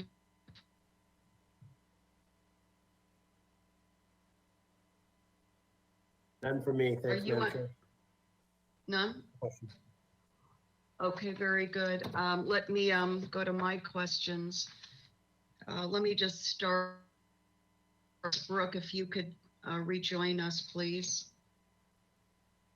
You had an early slide on pre-application services. I didn't note which slide number that is. Perhaps Mr. Bolton would know.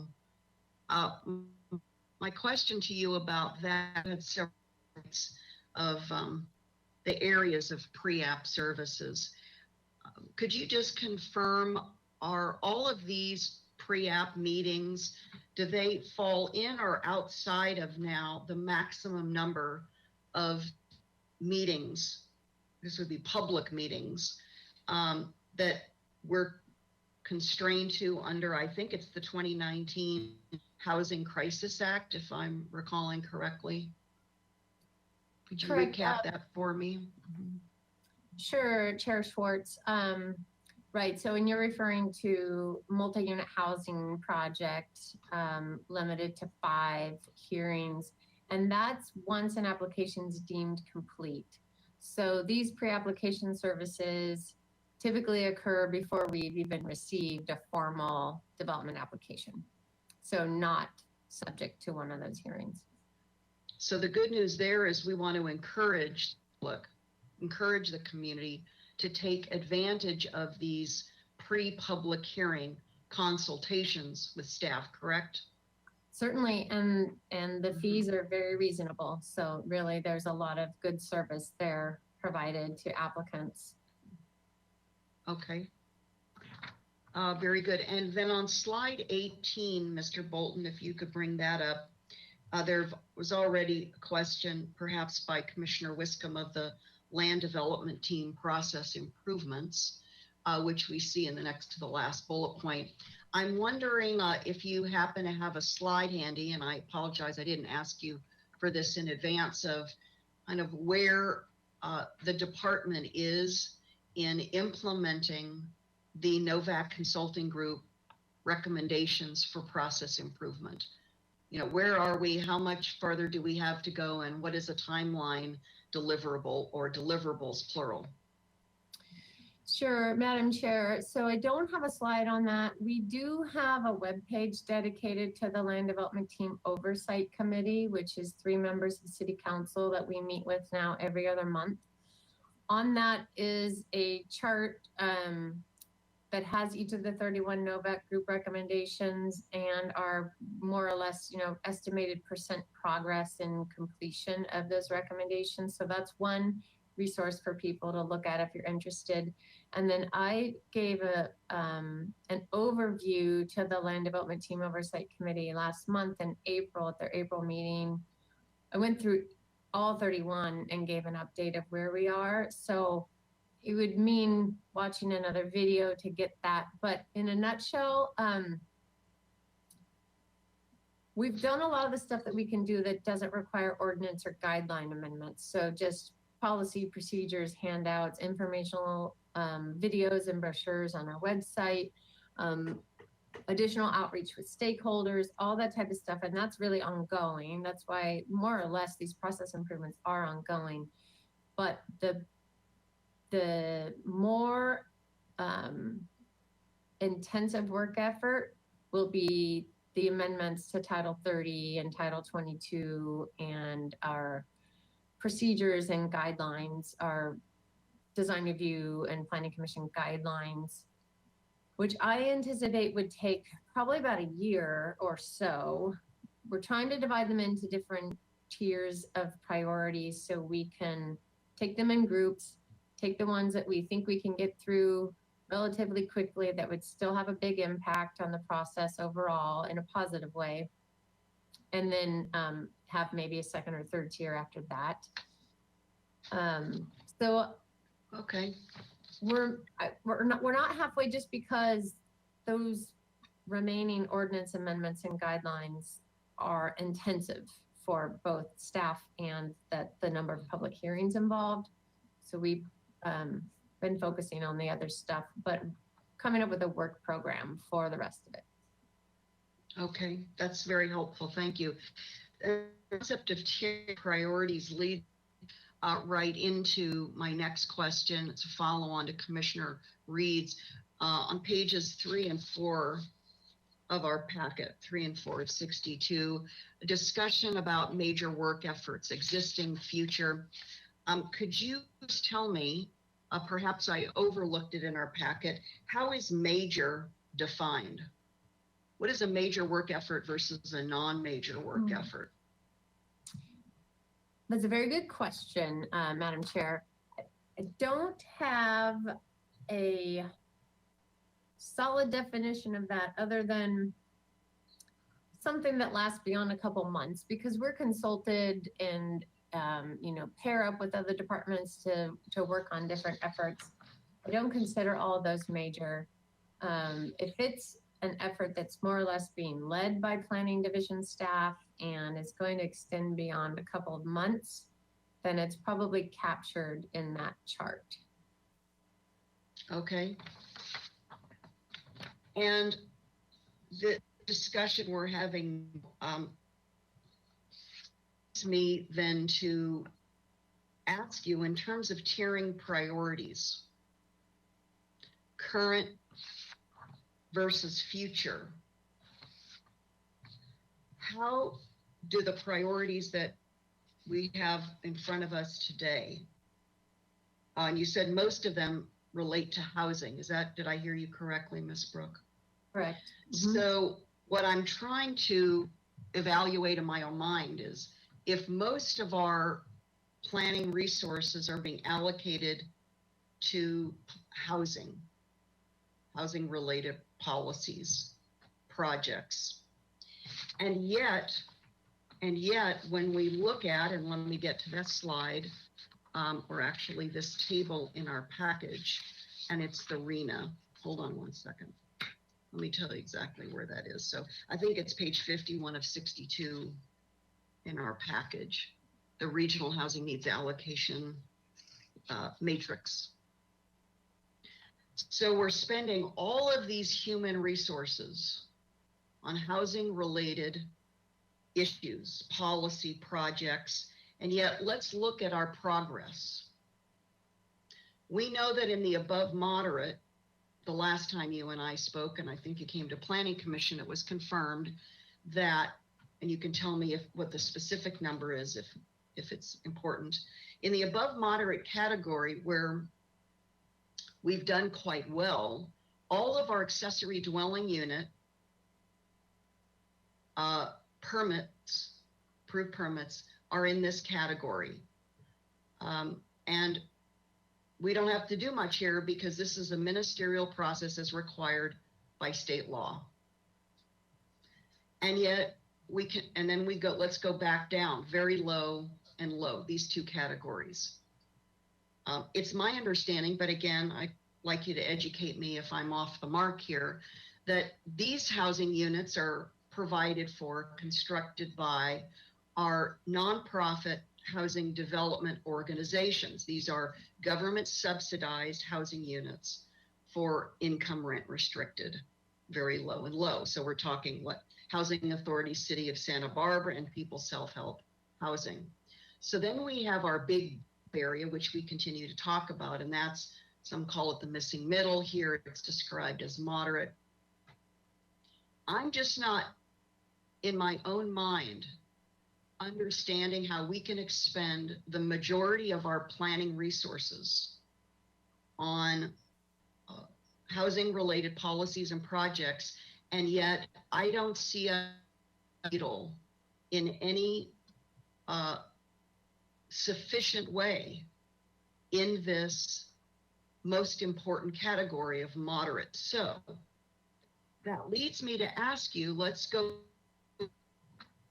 again what Commissioner Reed asked. I'm kind of performing triage on this, you can tell, Ms. Brooke. You know, mind things after we've worked together for so many years. I'm trying to understand the prioritization of the current, quote, major work efforts versus future, and ask you kind of take a fresh perspective. Do you think we're prioritizing the work efforts, major, correctly if we're not moving the needle on getting moderate housing permitted and produced? To me, this is a bottom line priority issue to wrestle with. Do you have any new thoughts for me? And I'm not trying to put you on the spot. I've just, in reading everything that's before us today, this still is a vexing issue for me. You know, I'm struggling with it strategically for us. Certainly, and I do appreciate that, Chair Schwartz. So a number of the housing related work efforts, I mean, right, so the accessory dwelling unit ordinance, that is to respond to state law, to facilitate accessory dwelling units. So that has allowed, but to date, only above moderate. You know, we adopted the inclusionary ordinance for AUD rental projects in 2019. We've seen, I think Mr. Bolton might know the numbers off the top of his head, but it's somewhere around maybe 20 or 30 moderate income units that might be produced from either approved or pending projects since that ordinance has been adopted. So they're just starting to come online, or they're in the permitting process, but we haven't seen them. They're not showing up in our RENA numbers yet because they weren't issued a permit in the last year. Other than that, I mean, we are focusing a lot of energy in trying to follow the policies in our housing element by adopting ordinances that facilitate housing and mandate the type of housing we need. But we've seen a slowdown in new housing applications, or we're seeing housing applications of a smaller size that aren't triggering these inclusionary units. So it might be 2, 3, 4, 5 unit projects, which they're adding to the above moderate, but they're not adding to the moderate. So we are seeing housing, right? So, but we're not seeing that moderate income at the level that we need it. And that really comes down to policy setting and ordinance approval through the decision-making process, through the Planning Commission and the City Council. So my next question, and I only have, I think, a couple more, and then we're going to go to a break before our next item. Where I'm not seeing us, and I'm not seeing a really important question answered in my mind. We already, we continue to have a housing crisis, which means, in essence, insufficient inventory across an income spectrum. And as some of staff knows, not as obsessed with the state mandated numbers, they are numbers and they are important, as I am our intentions through policy and process to streamline sufficiently the right kind of housing to get permitted and constructed. And here again, back to page 51, we continue to fall very far behind in what's called the missing middle or moderate. So I would like your help in understanding how the priorities that you put before us today, if you feel they do, point us in a direction and support us in accelerating policy and process that we're going to have any hope, really, of improving this number in the moderate, because the upward pressure that you and Mr. Gullett identified, which we're going to be talking much more about, I'm sure, both at Planning Commission and Council, with what's called the 6th RHNA cycle, the 8,001 units. I don't see our prioritization of policy work and process improvements as making up enough ground. Like, we almost have to redouble our efforts and reprioritize ourselves, including your major work projects, to make significant progress here.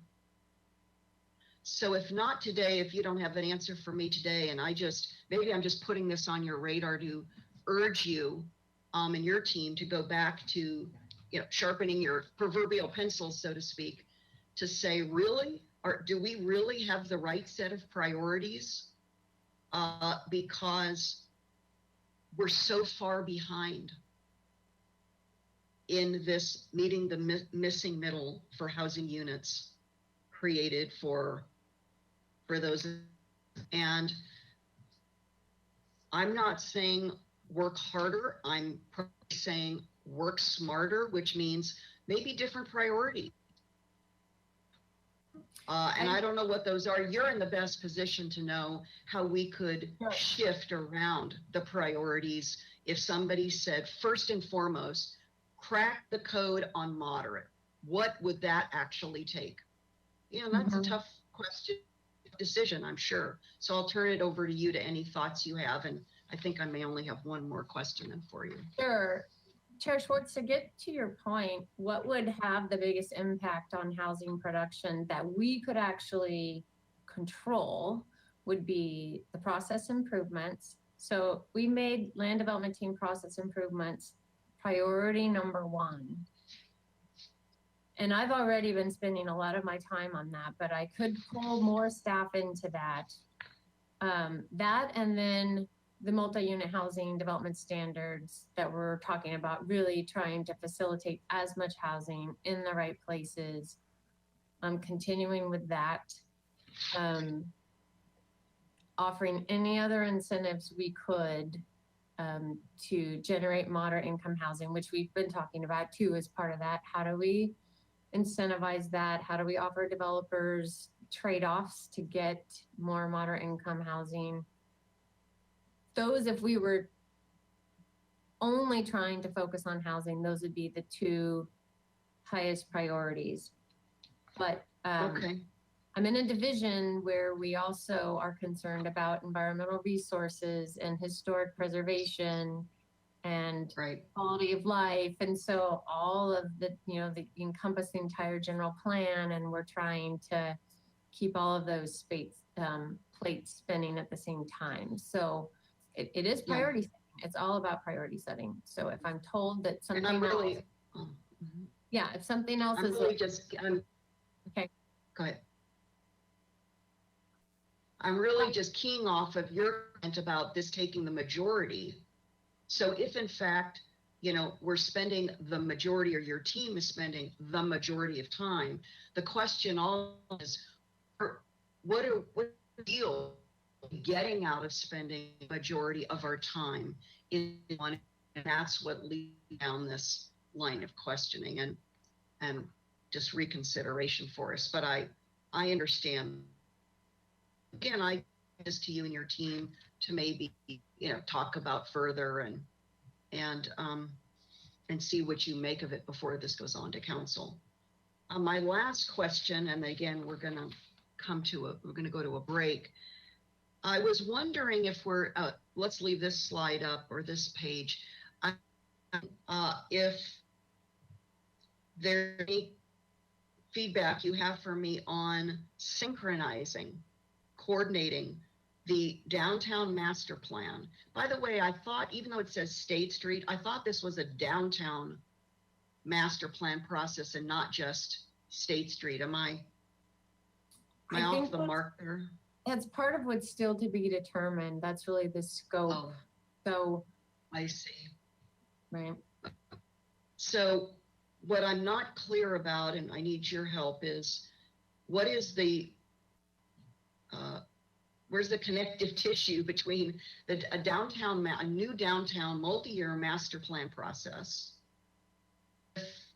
a citywide economic development plan, Harris Planning Commission, not too many weeks ago, as you know. And where does that fit in with the one-year extension council of the State Street temporary regulatory rule, on outdoor public right-of-way activities, private activities. So I'm not understanding in the major work efforts how two or all three of these or two of these come together. How are they coordinated? All I see on here, and I know this is your shop, and I get that, that's the downtown or State Street master plan.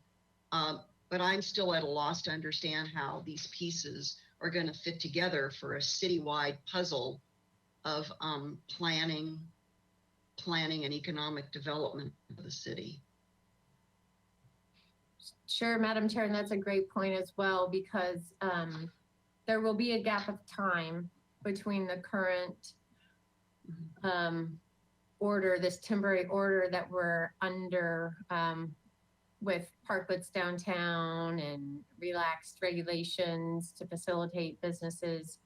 And then the outcome of this master planning process, which will probably be 2, 3, 4 years from now. And so that I don't know the answer to. That will be, I think, discussed with City Council in the next month or two. I believe there's an item coming up later this month on the economic development plan, as well as, I'm blanking on the other item, but it's related to that. And I think we'll know more after that discussion with City Council. Okay, well, I'd be interested to know kind of which group, which department, which functional group within a department is going to own the oversight all of this. The last thing we need is major policy changes in areas that don't fit together citywide, aren't strategically connected. So I'll leave that thought with you. Thank you very much. Those are my questions. And it is 2:40. We're going to take at staff's request a 15-minute break. So we're going to come back at 2:50. Let's just say 2:50. And then we're going to go to our next item. And when we come back, I'll make some announcements pertaining to how we're going to handle our next item. Thank you, everyone. Commissioner Wiscombe, did you have a follow-on? Commissioner Higgins? Madam Chair, I would like to make some closing comments on this item. I thought we were going to get an opportunity. Oh, I'm so sorry. I'm so sorry, Commissioner Wiscombe. You are so correct. I was trying to move things along too expeditiously. So thank you, Commissioner Wiscombe. Back to you, and then we're going to ask for comments or deliberations and recommendations from everyone else. Thank you so much for bringing me back on track, Commissioner Wiscombe. Okay, thank you. I'll keep my comments really brief. I'm not really prepared to prioritize the short-term vacation rental ordinance at this time because we don't know, according to Ms. Brooke, what would be deprioritized for replacement. And I believe that most of the work efforts that are already prioritized benefit a greater portion of our community than the STVR or potential STVR ordinance. Regarding Acela, Ms. Brooke heard my pain and she agreed. She's got pain too. I think an IT employee is top priority to eliminate staff being pulled off other work efforts to assist on Acela. And that's what got our Title 30 Enzo cleanup delayed, et cetera, when Mr. Cotto had to go work on Acela.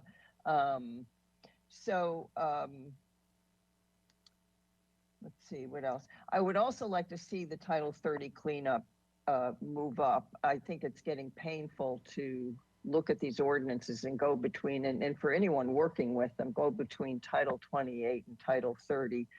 So I'd like to see that cleanup move up and get Title 30 done in the coastal zone. That would be a priority for me. And generally, any work efforts related to multi-unit housing should have top priority. So my top priorities are the IT employee to handle Acela to free up staff, Title 30 cleanup and Title 30 in the coastal zone, and all multi-unit housing efforts. And this includes efforts not only to streamline processes, but also the State Street Master Plan that I would prefer to call the Downtown Master Plan, as you called it. So, and thank you. Those are my comments. Thank you. Commissioner Higgins, comments to staff, please, on our today. Yeah, I guess not really to staff, just general comments about the subject of housing. The city has not prioritized housing, so you really have to draw a line in the sand between the numbers and the talk. So we do a lot of talk about housing. The city does a lot of talk about housing on both sides of the issue. The council certainly does too. Spends a lot of time about housing, but we don't have housing. We're not, and that's because the council hasn't prioritized it. I don't believe that a majority of the council members want more housing. We have just the other day, majority of ordinance committee members voting to go against what the Planning Commission recommended, which is voting for 15% inclusionary on housing projects. And that's just simply a mathematical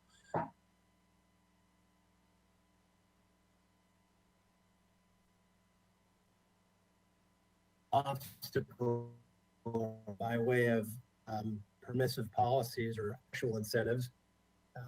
I think we should stop talking about it. Commissioner Higgins? I'm sorry, you froze up for a little bit. So if you could maybe repeat what you just said. Sure, we'll try. Somebody on the inside was slowing me down. But I'll try to start again. The city, we have a big distinction here between talking about housing and housing production. We do a lot of talk about housing at the Planning Commission and within the 630 Garden Street, and this city council does perhaps even more talk about housing policy on both sides, but little to no action happens. We had a little bit of blip where some positive direction was realized with AUD projects. But everybody reacted negatively to that, and now we don't have priority in our policies for housing, despite what the actual general plan says. So we can try as we might with staff on this item to help or encourage them to prioritize housing policy, but they're just not going to do it unless council does it, and council doesn't want to do it. Defy you to find the majority of council members that would actually vote to approve more housing or permissive policies that support more housing. We just had majority of council members on ordinance committee vote for 15% inclusionary, which is against what the Planning Commission wanted to do, and which is in fact a signal that they'd rather have more impediments or obstacles to new housing production than less housing production. So I'm not inclined to keep talking about housing until the city council says emphatically we do want more housing, and we'll be free to get out of the way in terms of policy constraints or I want more housing, but for I want it looking like this or only designed like that. We need to be willing to allow the marketplace to react to bring us the housing, because at this time we don't have enough public financing to do it with our housing authority. So sorry for the rhetoric. I thank you for staff for the report. It's always very detailed. I'm always very impressed by how much work you're trying to do. And I appreciate your comments, Ms. Brooke, about how to balance the priorities. Thank you, Madam Chair. Thank you, Commissioner Higgins. Comments, recommendations, priorities, Commissioner Reed? Thanks, Chair Schwartz. I would support staff's comments to seriously prioritize the Title 30 cleanup. I think that should be a top priority. To Commissioner Wiscombe's comments, I think Excella needs to be wrapped up. I know that there'll be ongoing improvements, but just getting to the finish line with that should be a priority. I think land development process improvements need to be at the top of the list. And Ms. Brooke suggested that the department, the division could pull more staff into this effort. I would strongly recommend they do that. Just max that effort out. I think this is an administrative issue. It's already happening, but I'd put strong support behind the effort to classify these ADU units by income levels. I think what Goleta is doing gives us a good option, and I'd pursue that aggressively. I am in agreement with Commissioner Higgins on multi-unit housing. I want to clearly state that I do not believe increasing the inclusionary percentage is an incentive, and this is a restrictive work effort that gets in the way of true progress and frankly help for those we would all like to help. So we're trying to remove bottlenecks. I see that as one. I think the State Street Master Plan and the De La Guerra redevelopment plan need to be at the top of the list as well. And I would not prioritize short-term vacation rental ordinance beyond what's currently planned for. I think that covers it. Thank you. Thank you, Commissioner Reed. Colleagues, others? Vice Chair Escobedo? Thank you, Madam Chair. So I'll just echo a couple of the comments. Excella, totally in favor of wrapping that up and getting that IET position filled. Title 30 cleanup, we definitely need to do this. Too many times this Planning Commission has been in awkward meetings and decisions because of just antiquated zoning policy. So I would definitely prioritize that. And then the last comment I'll make is regarding the short-term vacation rentals. I think this needs to be a priority. I'm not saying move it to the top of the list, but the fact of the matter is with every question I asked, the response started with it has to be a council priority. So what I am asking is for council to make it a priority. It doesn't have to be the top priority, but this is one of many priorities if we are serious about housing. As Commissioner Higgins mentioned, we need to follow it up with some action. And we focus so much on building new housing, and we should and we need to build a whole lot more housing for people who work here but don't live here, and for people who are living in multiple families in single households. So I'm not saying we don't build new housing, but we have housing here that is not being used for people who live and work here. Whether that is these short-term vacation rentals where people are buying up multiple properties and they're using them as a commodity, when people are living in substandard housing now, or multiple families in single households. We talk about environmentalism, yet we let people drive here from Ventura, from Ojai, from Lompoc, contributing to all of the factors that contribute to climate change. And we also have vacant homes. And I know people are probably tired of hearing me bring this up, but we have homes that sit vacant, except when the Santa Barbara Film Festival happens or Fiesta, and they want to get away from their actual home. So there are policies that exist currently and not even that far from Santa Barbara that we could use here. And so I would ask City Council that we open up the scope of what we talk about for providing housing. And we also need to not only build housing, but we need to preserve the housing stock that we have that is not being used for people who work and live here. So with that, Madam Chair, I just want to thank staff. As always, they're always great and will always entertain our questions no matter how endless they are. And thank you. Thank you, Vice Chair Escobedo. Additional comments from colleagues? And priority recommendations? Commissioner Bonderson, Commissioner Lodge, anything? Commissioner Bonderson. Thank you, Madam Chair. I am going to do my best to keep this short by simply piggybacking. I don't think that I could have expressed my position better than Commissioner Escobedo just did for me. I just want to make it clear that I also support making the short-term vacation rentals issue a priority in whatever manner it can be done, and specifically asking council to prioritize this, whether it's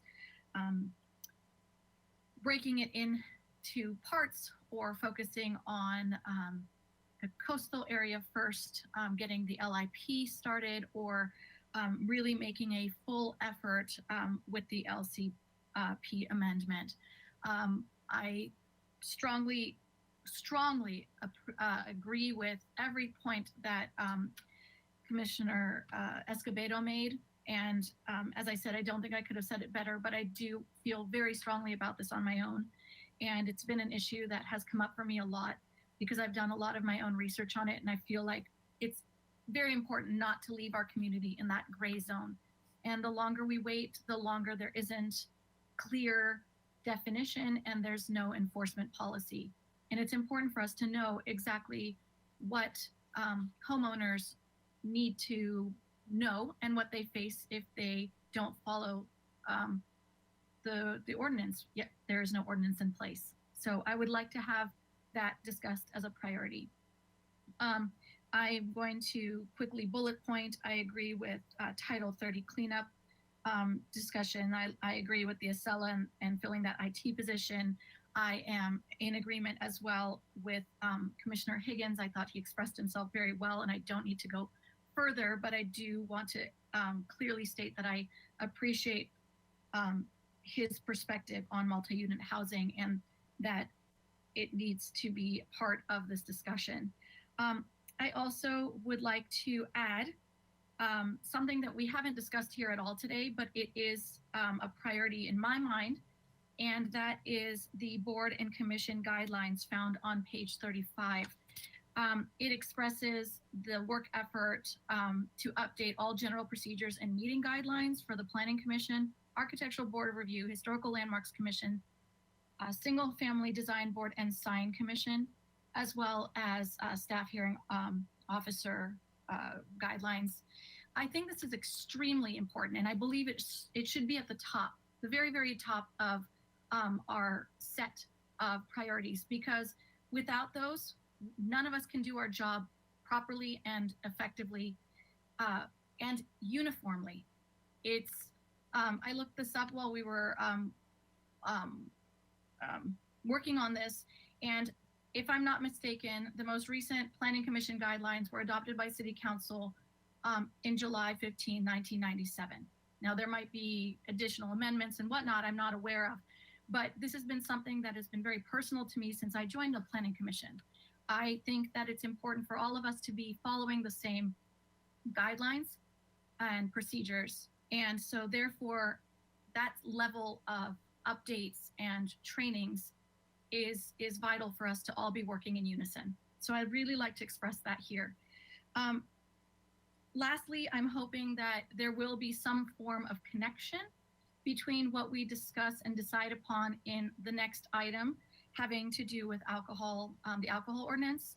And if it is discussed, this is a if, as a priority, that it can be tacked on to this discussion here for the item we're on now.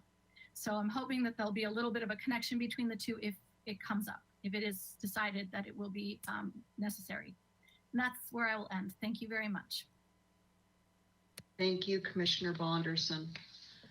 Any other comments, directional priorities? Commissioner Lodge? Thank you, Madam Chair. I just would like to say that I concur with the comments that Commissioner Wiscombe made. Thank you. Thank you, Commissioner Lodge. Did everybody have a chance? Okay. I think in the essence of time, I'm not going to go back over sort of the companion comments to the questions that I posed. I'm confident that staff who's worked with me over these many years is probably very clear about my recommendations and how I view the overall work efforts. It came up during questions, and I think it was Commissioner Wiscombe who asked this. This is Exhibit A, Significant Development Review Projects.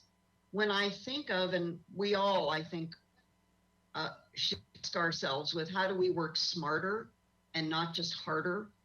We have such full lives and we want to be productive and contributing public servants to the community. But when I look at this list of significant development review projects, and going back to the exchange between Commissioner Wiscombe and staff, I would recommend to staff that if they don't already do this, to have some sort of an evaluative tool that they use to determine whether it's internal or external factors that are contributing to the learning of application process.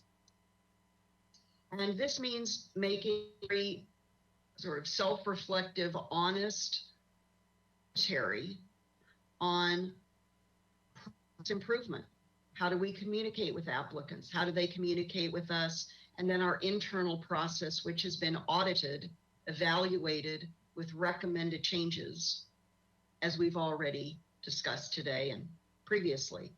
So when I look at, for example, staff, again, in Exhibit A, for those items that seem to be have a kind of extensive lines. I'm at a loss to comment or to discuss with you, and it's not my foremost job to do this, but what can we continue to do better? What must we continue to do better in the way of process? And maybe that's just all goes back to the land development team process improvements.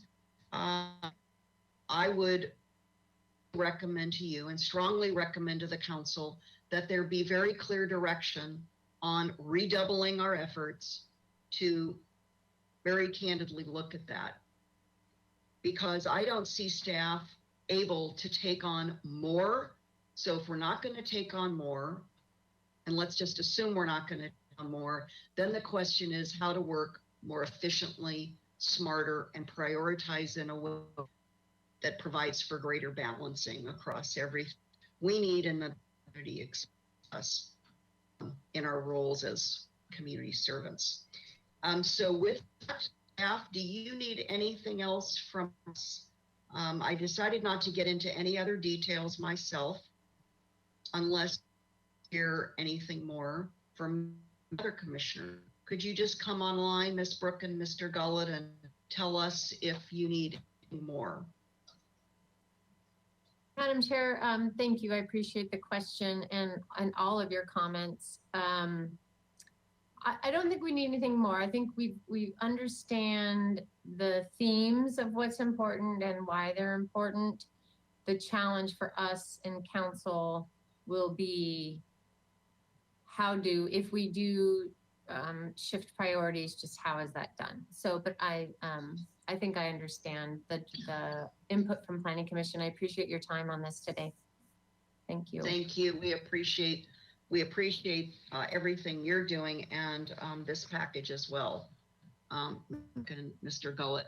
Okay, with that, it's just at 3 o'clock. I think everybody's commented priority recommendations. We are going to take a 15-minute break. It's 3:02, and let's say we're going to come back at 3:15. And then when we do, I'm going to discuss the process used for the next item. Thanks so much to everyone, and we're in recess.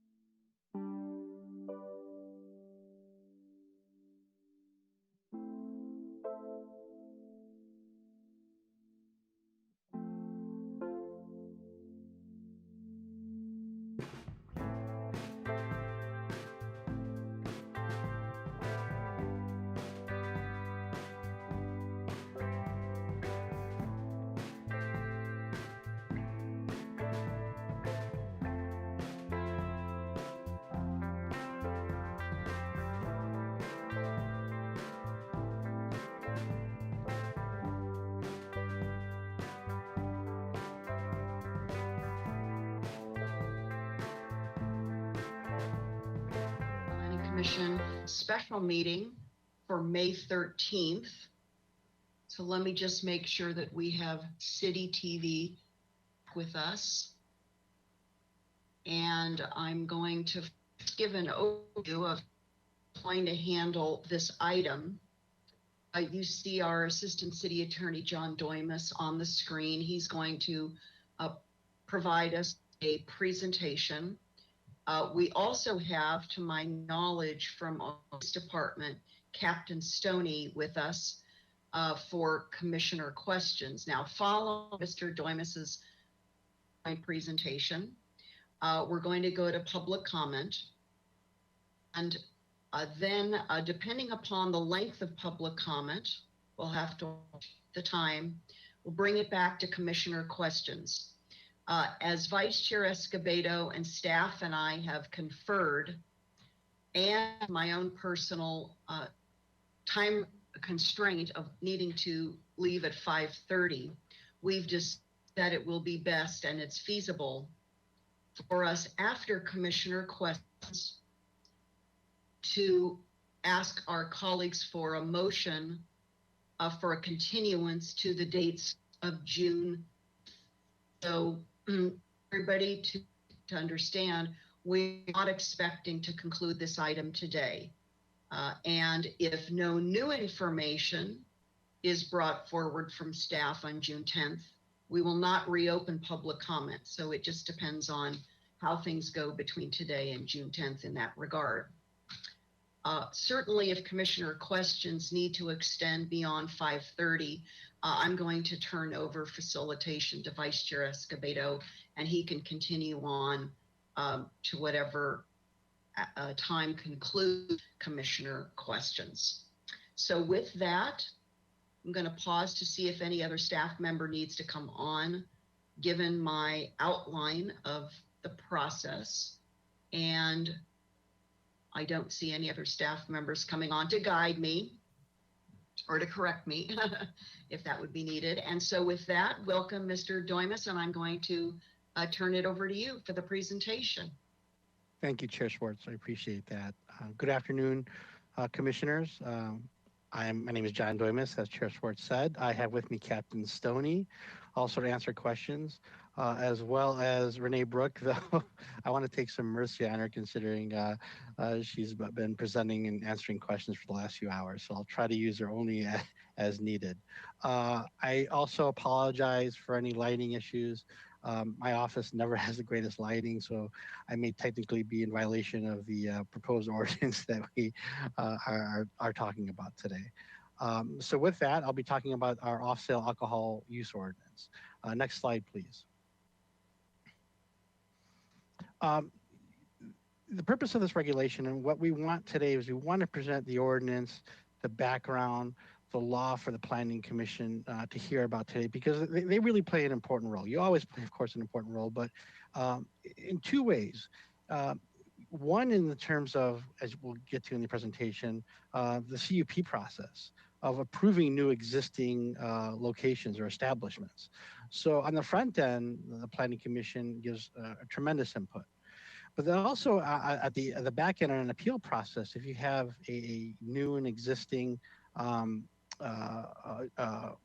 either a new or existing retailer, and they're not abating nuisance violations, the Planning Commission would be the first level of an appeal body to decide if there should be modifications, a revocation of the CUP, or their zoning right to operate in that area, or a suspension.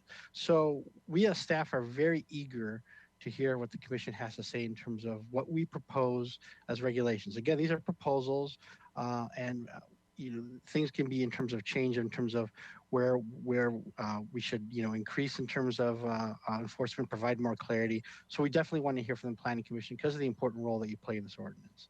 So going back to the question you see on the screen in this slide, what is an off-sale ordinance? It's there to essentially provide protection to the local community where the business operates, so that nuisance activities don't occur in the area around it. City Council in 2017 directed us to develop regulations for off-sale establishments. There may be a question on sale. the issue is here is that we're focusing on off sale. Now, currently we have as of October 2020, we have 141 off sale establishments, as you'll see in the later slide. We have, at least at that point in time, 392 on sale. So you can see the great disparity in there. So at least looking or tackling off sale and developing an administrative program to deal with it, it's a good place to start because it's the smaller of the two ends. Next slide, please. So what authority do we have? This is very important. It's a preemption issue. Through the California Constitution, the state has exclusive jurisdiction in this area in terms of the selling, manufacturing, transportation of alcohol. And they've done that through a very large agency, the California Department of Alcohol Beverage Control, or as referred commonly, the ABC.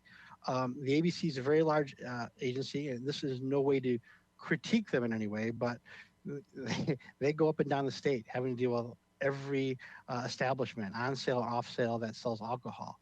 And sometimes it's hard to be responsive to some of the issues that are going on in terms of retail establishments. That's where cities can come in. We can regulate the secondary aspects of that. And what are those secondary aspects? The nuisance activities that occur around that area. So that is where if the ABC is not responsive or immediately responsive dealing with issues, that's where cities can take control on dealing with the nuisance activities around. That's why cities have proposed this, because we recognize, how much in terms of the ABC has to deal with on the large jurisdictional issues. And when we have nuisance activities, these fall under the police powers of a city, and for us to address immediately. Next slide, please. So what are those tools to regulate, as I talked about, these nuisance activities? Well, there's two things we can do, right? One is through the CUP process, conditional use permits, and one is through a deemed approved ordinance, which is what this is. We term it as existing establishments. There's no specific magic word you have to call. You don't have to call it a deemed approved business. We have it, and so our format of our code, we use the word existing establishments. But that's how we're able to regulate them. One, if a new establishment wants to start selling alcohol, they must go through the CUP process, which I'll explain later in this presentation. And deemed approved, we can regulate certain aspects of the business. We can't require them to get a CUP, and I'll get into it later, but we can't require other certain requirements or new regulations, but we can require them not to encourage nuisance activities around their premises through not operating or maintaining their business properly. The statutory authority of this is the California Business and Profession Code 23790. It explicitly provides that a city can require a CUP before it's licensed by the ABC, but it also specifically requires that cities can't add new regulations to current existing ones. A common example is airplane bottle servings of alcohol.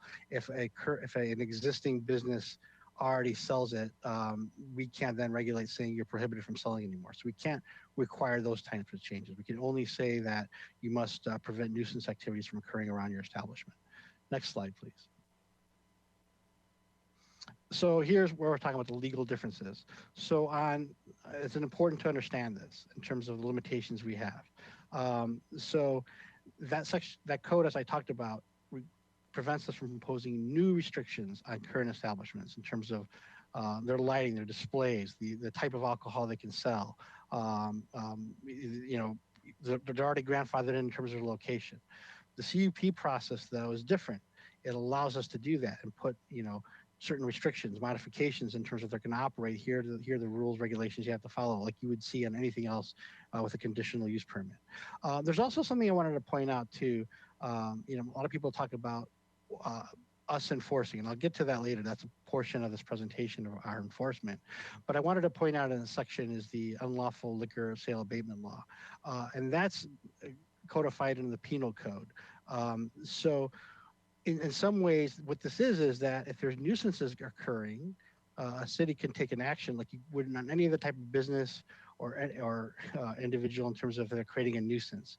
The issue is, though, that the city attorney's office can't prosecute under this because we don't have jurisdiction of the penal code. So this is a way that at least we, without going to the county, the DA, dealing with problematic businesses, are able to rectify the situation by first, as I'll get into it, contacting them, warning them, working with the business, trying to get them to abate the violations, and then later, recommending a suspension or even a revocation in the most serious cases that would be before the Planning Commission. Next slide, please. It's important to point out the legal challenges. So the deemed approved ordinance concept originally started in Oakland in the 1990s, kind of pondering what we can do with some of the problems that we're having from existing establishments. So they created the first deemed approved ordinance in California. Not surprisingly, it was challenged right away. And in the court in that case pointed out that it wasn't a preemption issue. The city of Oakland can regulate through an administrative process and through enforcement the nuisance activities occurring around that retail establishment and deal with it under their police powers. It also pointed out too that a city can have fees related to this ordinance and impose it upon the retailers. It's not a tax, it's a recovery cost for enforcing this administrative enforcement process. There have been other cases as well during, dealing with deemed approved ordinances, but I wanted to point out another one, a more recent case out of the city of El Cajon.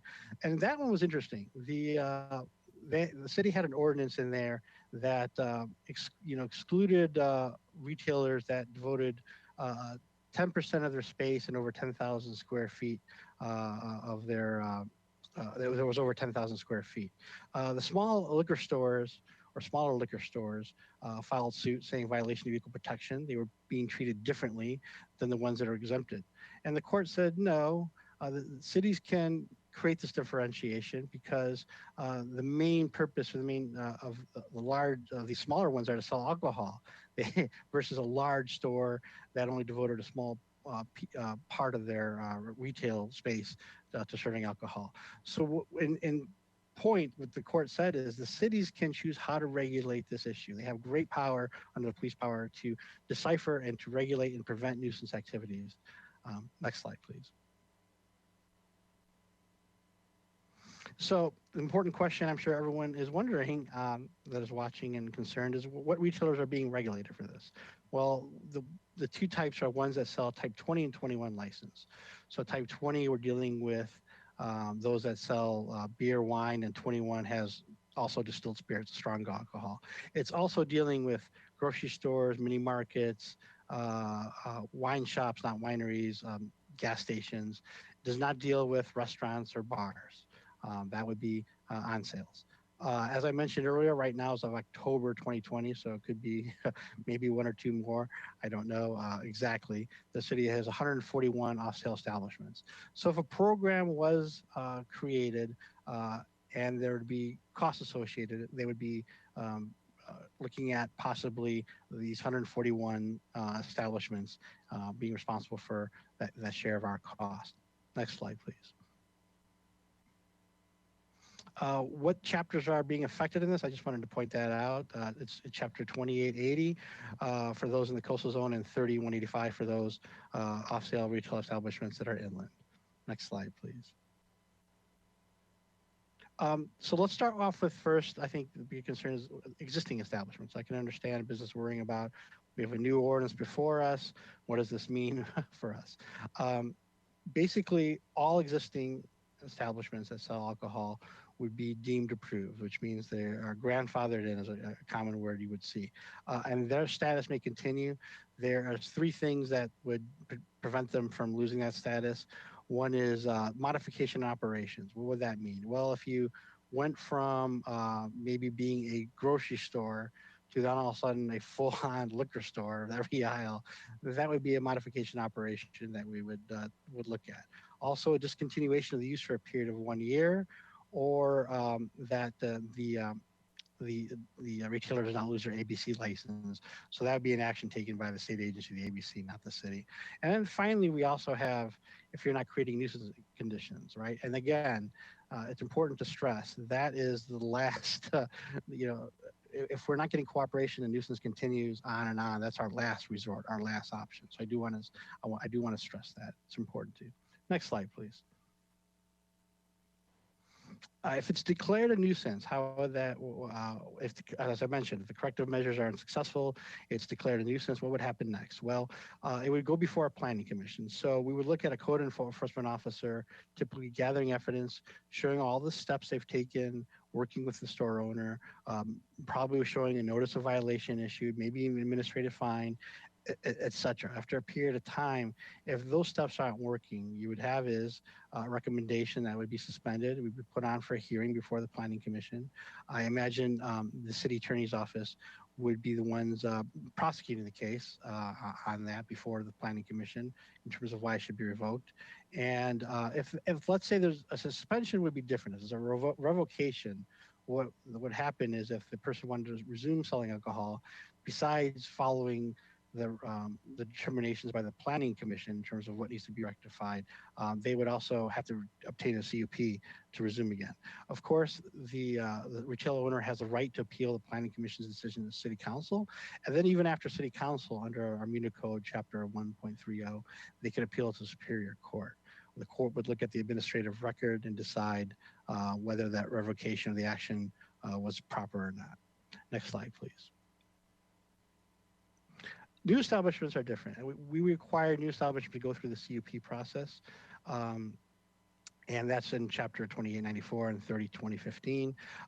The Planning Commission also has the authority to impose new additional conditions of approval under the CUP that we can require in terms of like allowing outdoor displays, whatever they feel that particular case or the sensitivity around the area is appropriate in terms of additional modifications. As well as the Planning Commission must make specific additional findings outside our CUP process. And what I'll do is I want to just make sure I read those findings in case, since I don't have it up on the slide. One finding is that the proposed alcohol beverage sales activity will not aggravate existing problems in the neighborhood created by the sale of alcohol, such as loitering, public drunkenness, alcohol beverage sales to minors, noise, and littering. And the second thing is that its upkeep and operating characteristics are compatible with and will not adversely affect the livability or appropriate development of abutting properties in the surrounding neighborhood. So that also must always be made by the Planning Commission, those findings, if a CUP is granted. Next slide, please. In addition, there are also nuisance or prevention standards we have on this. We have at permanent locations where we have low to average crime rates as determined every year by the Santa Barbara Police Department. Now, one important point is, let's say a CUP is issued to a new establishment, they start operating, they're operating responsibly. That area somehow becomes a high crime area for that year. It wouldn't mean that no fault of their own, they would be revoked. So it's just looking at new spots, what is the current crime rate in that area? Another issue I expect a lot of questions on from the Planning Commission. One proposal we had in the ordinance is that for new establishments, it must be 500 feet away from a zone lot, elementary school, religious facility, parks. There are an exception there, and I think that's where the exceptions, a lot of the questions come in. Number one is if 10% of the retail space is devoted to alcohol, and it's 10,000 square feet. So we can talk, I'm sure I'm gonna get questions about that. We can talk about that later. The Planning Commission has the ability to make strong recommendations to us. We want to hear, as I said. So maybe when they're looking at some of the public comment, that maybe it's just 10% of the space is devoted to alcohol and not worry about the square footage of the facility. We also have, again, product sales limitations, right? In terms of the high concentration alcohol, what's being served, the size of it, if it's single serving, typically airplane bottles. We can do that with new establishments. We can't do those with already existing. We can't put product sales limitations against them. And public nuisance prevention measures. Next slide, please. This is just, I just want to warn everyone, this is just an example. Captain Stoney, I want to thank him. He's very instrumental in helping me. We just wanted to give an idea of what potentially the fees could be, as this is strictly cost recovery. And we looked at, and as I mentioned in the report, the Santa Barbara Police Department will be in charge of enforcement, initial enforcement. And here's some of the costs for at least those retailers wanting to look at what it could potentially be. So you're looking at 141 establishments, and deciding how this enforcement program, like I said, we have the ordinance in place, but what would implementation look like, right? And we do have some time, but we're working on that currently. A full-time officer, you'll see the price there versus part-time, or if it's not considered at the office or overtime, full-time, if you have a full-time officer and then you anticipate overtime for it, that's that cost. And then also for code enforcement, instead of having a sworn police officer. I don't know if Captain Stoney wants to add anything else, if he wants to jump in on this slide. He'd probably even do a better job explaining the cost since he worked on it. If he's there. There he is. No, John, you covered it well. I just want to make sure that the commission knows that this, for the full-time officer, it was a full-time code enforcement, does include salary and benefits. That's why you see the big disparity between a full-time officer and overtime officer. The overtime officer would obviously be somebody that we're currently hired, we're paying benefits, and this is in addition to their regular salary. Thank you for that. Next slide, please. Also, you'll see in the ordinance, letter of public necessity and training. Well, what's that? Require the police chief to basically say when there's a proposal that there's a need for this service here and to allow for it in this area. We're requiring the ordinance for someone to obtain one by the ABC before they start the CUP process. Although, so they might as well do that as a first step instead of afterwards. It makes logistical sense. Also, we require managers and employees. So it doesn't have to be the owner if they're not property owner, if they're not involved in the business, but managers and employees to complete a responsible beverage service training. That is, they do a lot in that training. How to identify an inebriated customer and responsibility of not to serve him, or spot fake IDs, etc. Next slide. The other key is to develop an inspection program. It doesn't have to be codified. The way we would look at it again is, establishing good relationships with establishments. We know everyone's been hard hit with COVID. We want to encourage businesses. The goal is to work with everyone. And I know businesses don't want nuisance activities or discourage customers from coming from their places either. So our goal is to always check in, see if they need help, establish relationships with either the code officer or the police officer assigned to this. If things aren't working out, obviously, start communicating about some of the issues. And then progressive enforcement, right? Progressive enforcement looked like after establishing relationships, oral communication, a notice of violation, a document if things aren't being fixed. The next level to ratchet up would be possibly administrative citation or a fine. And then continued, if that does not work, then a recommendation and to the planning commission to take some action on it, whether it be a suspension or a complete revocation. So again, we hope it would never come to that. We don't want it to come to that, but it's the tools we would have, at least if someone is just a scofflaw and refuses to cooperate and not help in terms of dealing with the nuisance activities occurring around the business. Next slide, please. And that's it. I did want to add before I get into questions, there was a couple things in terms of looking at the ordinance that you may have or receive on public comment. One is in terms of what we described or what nuisance activities, we didn't cover every area, right?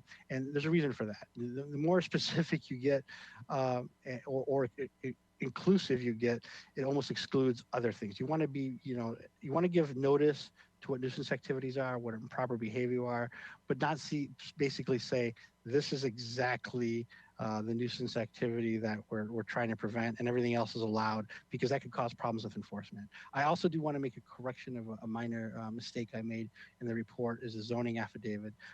That part of the report is an introduction in terms of what the ABC can do, the process. It doesn't relate to this.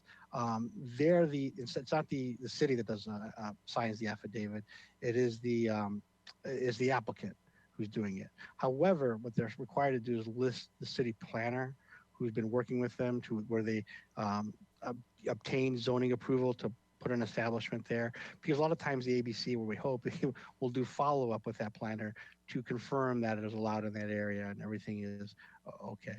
So I just wanted to add that correction that I made in the staffing report. And Captain Stoney and I are available for questions. Thank you, Mr. Doimus. And at this time, I'm going to ask you to please turn your camera off, Mr. Doimus, and Ms. DeBusk is going to, when she pulls the data together on the number of public speakers, I'll ask all my colleagues to please come back online for public comment. And that's taking place. Ms. DeBusk, would you tell us, number one, how many total public speakers we have in queue, and then the first three as we've started doing the new process? Yes, thank you, Chair Schwartz. And before I do that, I just want to remind the public of how to make a public comment. To let me know that you want to make a public comment, please click on the raise lower hand icon in the control panel, and I will notify you when it is your turn to speak. Each speaker has 2 minutes, and no time may be donated from another speaker. The hand with the red arrow pointed down indicates a raised hand. We also, today we have Spanish interpretation services for anyone that would like to provide their public comment in Spanish. And so I will now turn it over to Carlos Cereceda to explain how to make a public comment in Spanish. Muchas gracias. Para aquellos que desean hacer un comentario público verbal, para indicar que quieren hacer un comentario público, haga clic en el icono levantar o bajar la mano dentro del panel de controles. El organizador le avisará a usted cuando sea su turno para hablar. Usted tendrá 2 minutos para hablar y ningún tiempo puede ser donado a otra persona. Y cuando hable, por favor, hable y haga pausa para que yo pueda hacer la interpretación al inglés. Thank you. Gracias. Back to you, Mr. Busk. Thank you very much, Mr. Cereceda. Yes, thank you. It looks like we have approximately 10 people that have raised their hand to speak, but I will update that if anything changes as we go along. Our first speaker will be Adriana Sanchez, followed by Angel Lopez and Ann Hefferman. Adriana Sanchez. Hi. You have 2 minutes. Okay. Dear Planning Commissioners, my name is Adriana Sanchez, and I am the youth organizer with Future Leaders of America here in Santa Barbara. I'm speaking to you today to support the deemed approved ordinance. It's no surprise that Santa Barbara has turned into a drinking hub, something that has been exacerbated by the pandemic. But it is a growing concern in our community. Gone are the days where alcohol was treated as a public health problem for our teens, and instead our city normalizes it. Drinking has become a social activity, and as adults, we are modeling that for our children. As a youth organizer, I work directly with high school age student leaders. I've heard how easy it can be to swipe a mini bottle off the front counter of markets because it's placed right where the candy should be, and even how discreet it can be to hide from parents. In addition to the accessibility, the oversaturation of alcohol advertisements is a combination that's leading to addiction.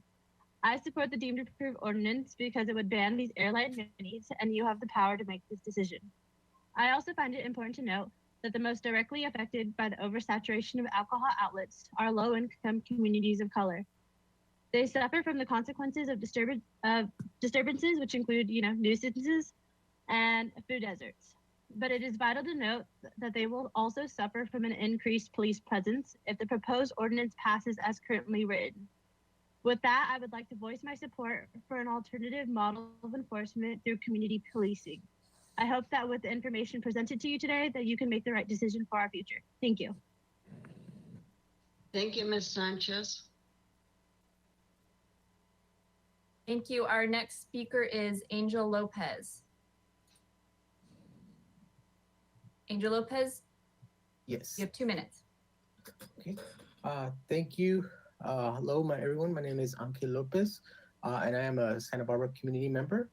Today, I'm here submitting my strong support for the deemed approved ordinance for the city of Santa Barbara. Time and time again, strolling through my neighborhood, I see advertisements of alcoholic beverages posted in neighborhood liquor stores. And these advertisements are seen by our children, and the overexposure to these ads have a heavy influence on our children's lives and decision making. According to a Healthy Stores for a Healthy Community, Santa Barbara displays more alcohol as in the state of California average on counters within 3 feet of candy toys near the store entrance and on large floor displays. This is something that needs to have taken action immediately. With the passing of the DEO, this will regulate storefronts and ad placements to make sure they are in compliance and do not normalize alcohol to our youth. Our youth do not need to be overexposed to these ads that potentially have long-lasting effects on their health. We must protect our youth and ensure that they have been the best health and quality of life they can possibly have.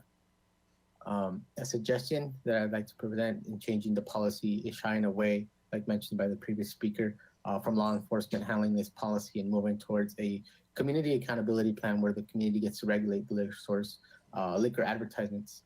Our immigrants and communities of color do not need additional law enforcement present in their communities. In addition to regulating alcoholic ad placements, our communities need to receive funding for alcohol and prevention services. If this policy would require the community regulating the ads rather than the police, our community would receive would save approximately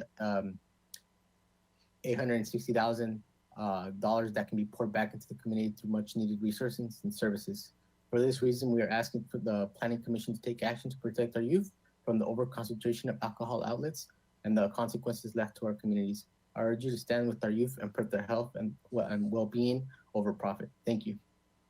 Thank you, Mr. Lopez.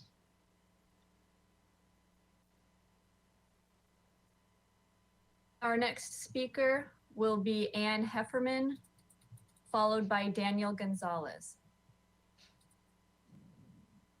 Ann Hefferman, you have 2 minutes. Thank you. My name is Ann Hefferman. I'm a 30-year resident of the East Side. I live within 1 or 2 blocks of 5 establishments that sell or serve alcohol on Milpas Street. My house is on a corner with a full hedge surrounding the property. Every week I find alcohol containers stuffed into the hedge, into the bushes, in the gutter, or on the ground. And these vary from small airplane size to pint-sized bottles or cans of beer or malt liquor. To me, this speaks of their easily accessible, easily consumable, easily dispensable purchase power.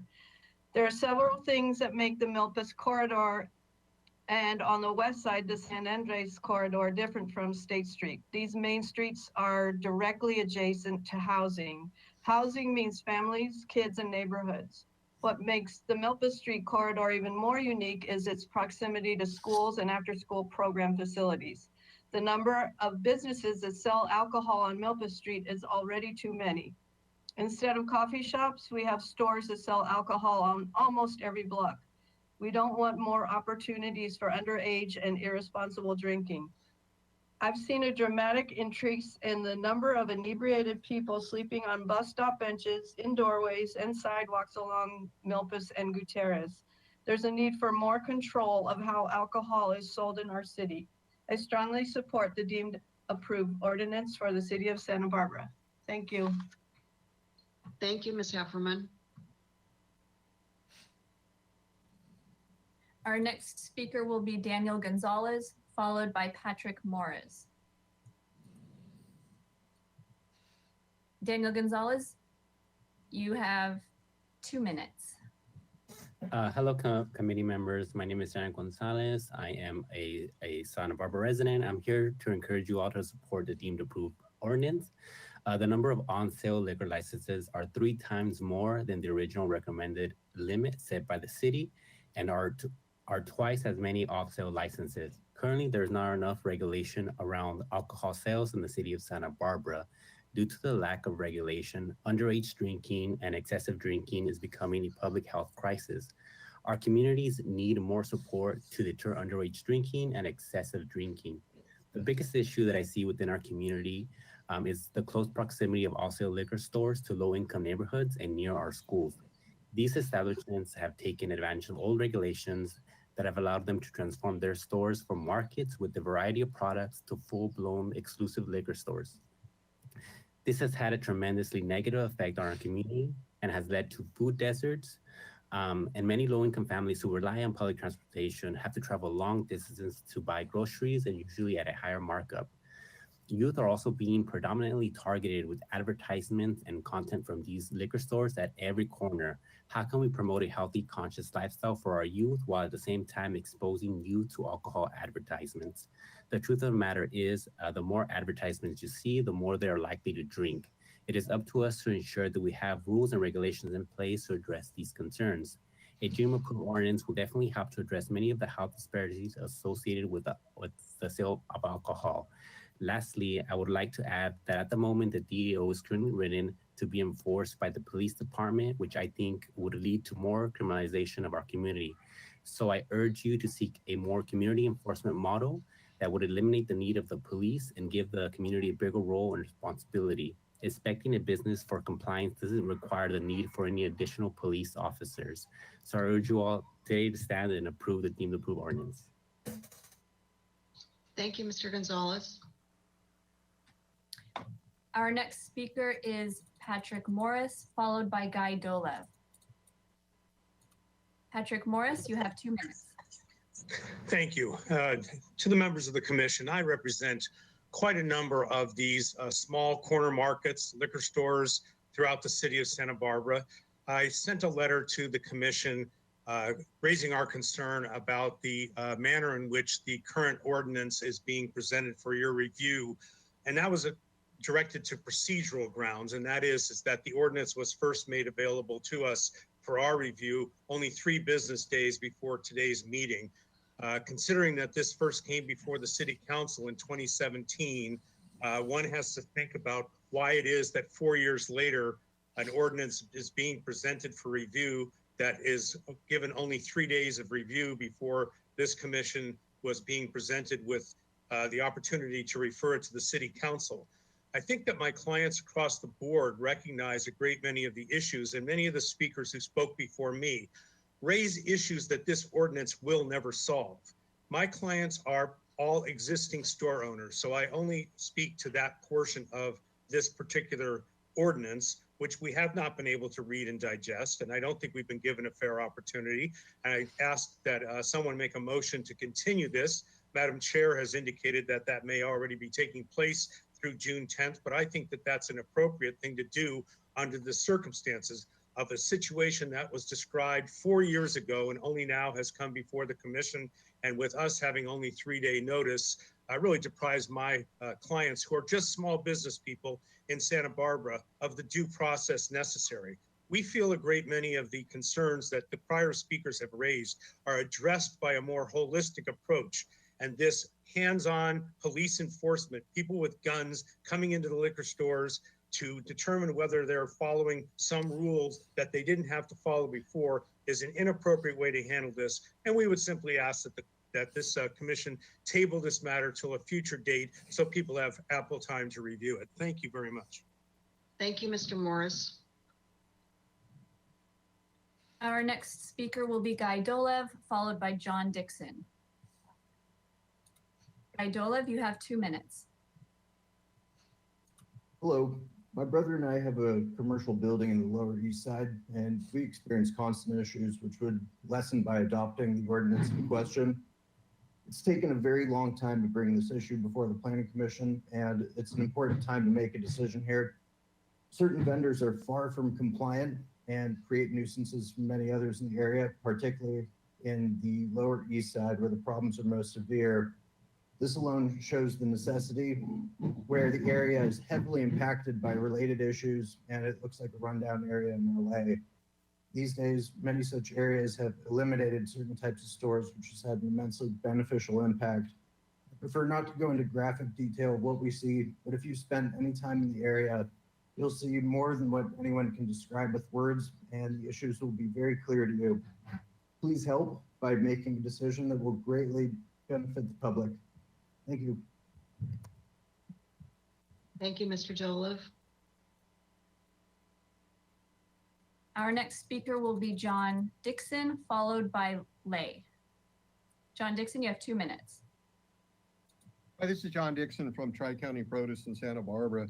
And, we have sold alcohol in our establishment since 1985. And, while I've never been, as a business person, in big favor of more government regulation and ordinances, I understand the need for this with some of the problems we've had on Milpa Street and some of the areas in Santa Barbara. We're very stringent on what we sell here at Tri-County so that we don't offer products that are a nuisance alcohol product to sell to the public. I've been involved in the past on some of the committees to deal with this problem in the last 5 years. So I do understand the need to make some changes. A big concern I have is the fees. How are they going to determine them? I can't imagine. I'd hope the fees wouldn't be more than $200 to $300 per establishment and not thousands of dollars a year for each establishment. Another concern I have is there going to be an evaluation process put in place to see, does this program really benefit Santa Barbara? Does it benefit the alcohol vendors? If a year from now, 18 months, 2 years from now, we don't feel there's any benefit whatsoever, will this have a sunset clause on it so we don't have to continue paying these annual fees when there's really been no benefit evaluated on it? So we'd like to see something built in if it's going to happen to make that evaluation process come to place. And thank you for taking the time to deal with this. Thank you, Mr. Dixon.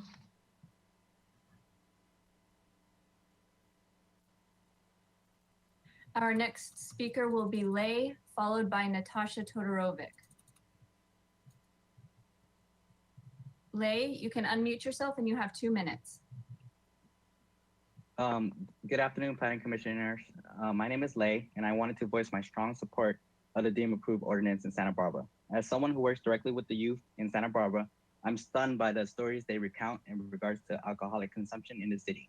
It's not uncommon to hear about how their neighborhoods have become food deserts because grandfathered liquor stores have slowly converted their stores from convenience stores to full-blown bev malls.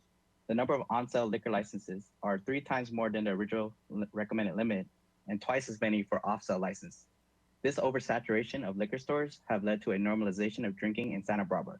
Studies show that crime is more prevalent in areas near liquor stores because of the nuisance behaviors these locations attract.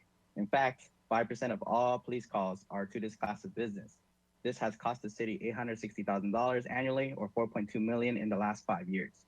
The deemed approved ordinance will provide a way for regulations to be implemented and enforced to ensure that liquor stores are all held to the same standards in how they market, advertise alcohol, the shelf space of their stores dedicated to alcohol, public nuisance prevention, and ensuring stores are in compliance.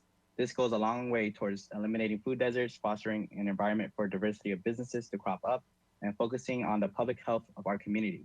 I am glad to see the elimination of alcohol mini bottles in this ordinance. They are easy to steal, conceal, and are at a low price point that contributes to underage drinking. I applaud the Commission for acting on this. One thing I would strongly suggest the Planning Commission change is the enforcement model. We don't need to introduce more officers to inspect liquor stores for regulatory standards. This can be done by a different city agency or position. Thank you. Thank you, Lay. Our next speaker will be Natasha Todorovic, followed by Sharon Byrne. Natasha Todorovic, you have 2 minutes. I'm a small business owner on the East Side, and I'm also a resident of the East Side. We have been fighting for an alcohol ordinance since 2015. So thank you so much for considering this. I've also been involved over the last year in pushing back on the CVS's application for their liquor license. So I have seen a lot more about this issue than I've ever expected. I won't go into detail, but I have been negatively impacted by the sale of alcohol off-sale licenses. And there are a few problems with this ordinance. Overall, please, I desperately hope you will support it. But one of the problems is that public convenience or necessity is a get out of jail free card.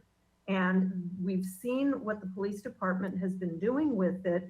And it's really ambiguous. It doesn't belong with the police department. It belongs somewhere else, because public convenience, you have to make an argument for why this is a good thing for a community. And I live in an area with 2 census tracts where they are both 240% over concentration and 215% over concentration. And they're still putting these liquor stores in with public convenience or necessity. So that needs to be removed from the PD. The other piece is the police data right now does not, is not amenable to sorting itself through census tracts.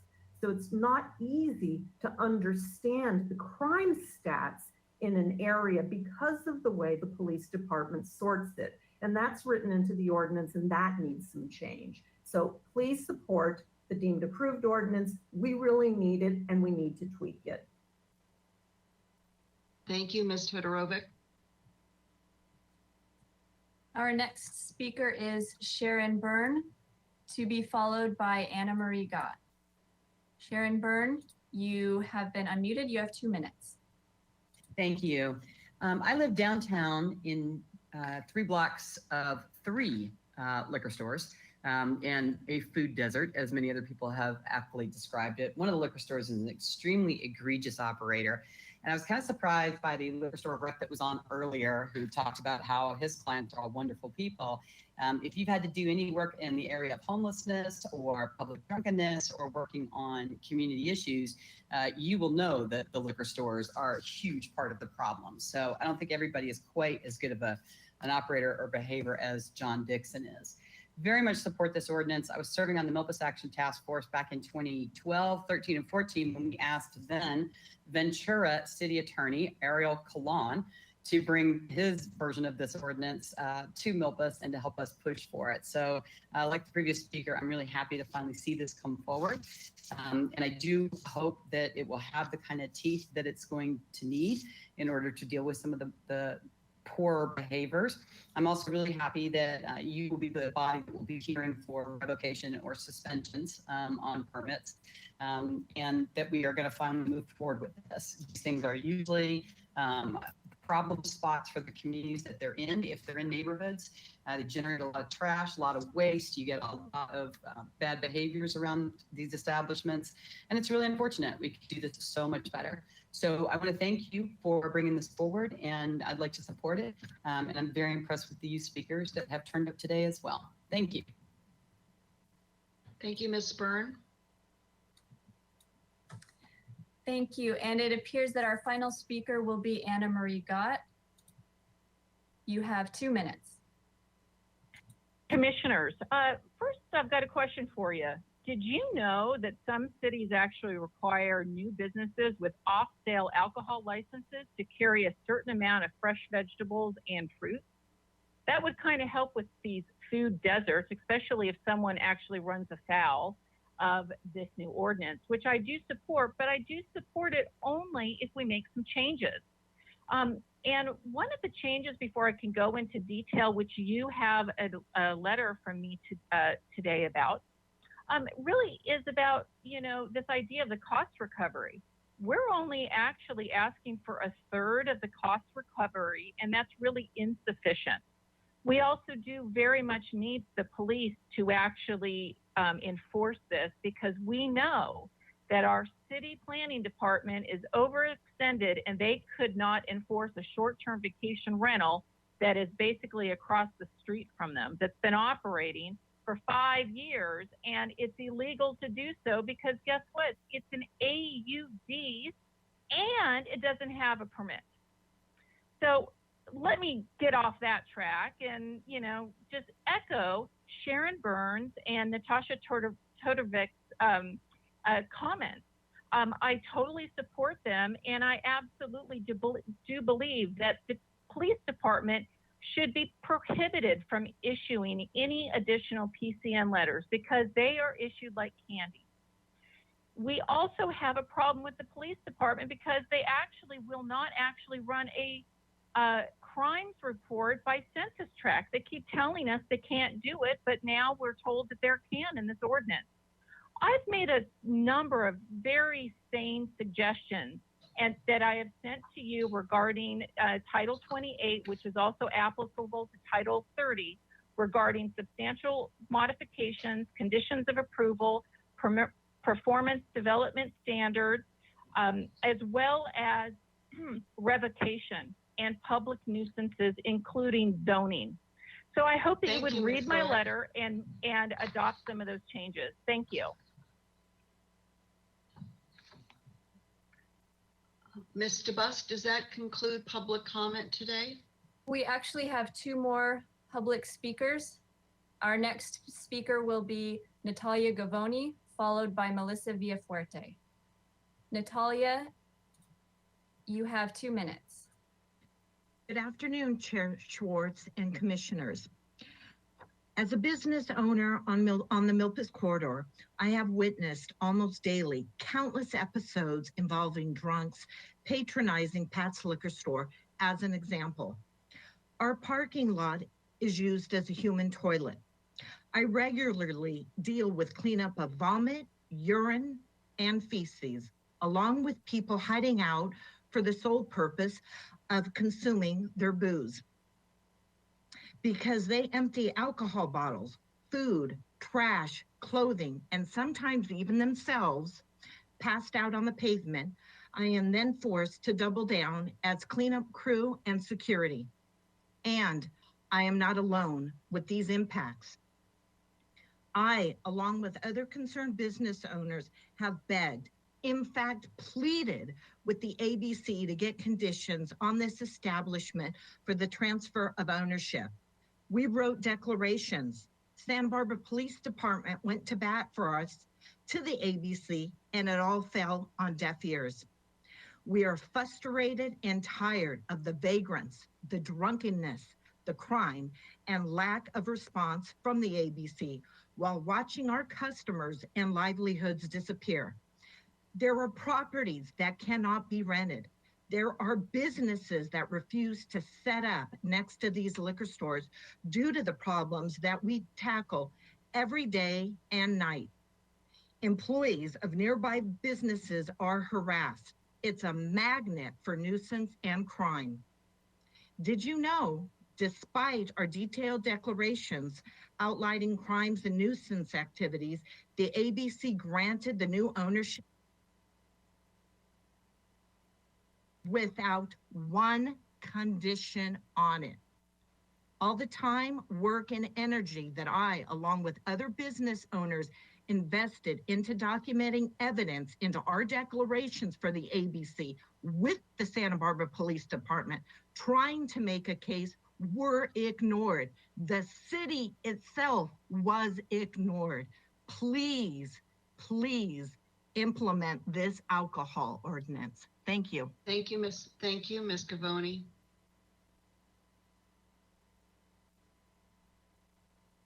Our next speaker is Melissa Villafuerte, and I'm aware that someone else wants to speak, and we're trying to resolve that. So we may have another speaker after. Melissa Villafuerte, you have 2 minutes. Thank you. Dear Planning Commissioners, my name is Melissa Villafuerte, and I'm a community member in Santa Barbara. I'm submitting this public comment in support of the deemed approved ordinance. In Santa Barbara, during the pandemic, alcohol sales have increased by 22% in retail stores and 291% through online sales. Currently, there is not enough regulations around alcohol sales. And because of the lack of regulation, underage drinking and excessive drinking is becoming a public health crisis in Santa Barbara. Our communities need more support to deter underage drinking and excessive drinking. As someone that works closely with youth and oftentimes has to drive them home, I have seen how in their communities there is an excessive amount of alcohol retailers. It is clear that our youth are heavily exposed to appealing advertisement and excessive amounts of liquor stores in their communities. Heavy exposure inevitably leads to an increase in underage drinking, which later turns into addiction and health issues for our youth. A constant issue that we have seen is that community markets dedicate excessive space for alcohol and have then created food deserts. What was once a market where our youth could and their families could get some groceries and snacks are now filled with mostly alcohol products. For instance, in the Milpas corridor alone in Santa Barbara, there is a 240% concentration of alcohol retailers. We must stop food deserts from occurring, given that 90% of liquor stores are just selling alcohol, going beyond their first approved liquor store plan. Once again, as a community member and someone that works with youth, I strongly support drug and alcohol prevention. For this reason, I am asking the Planning Commission to take action to protect our most targeted populations, youth and families of color. We must diminish the overconcentration of alcohol outlets and the detrimental consequences left to our communities. Together, we must advocate for healthy and prosperous communities. Thank you so much. And I believe Mario is trying to speak on this item as well. Thank you, Ms. Villafuerte. Our next speaker is Mario Espinosa Kulik.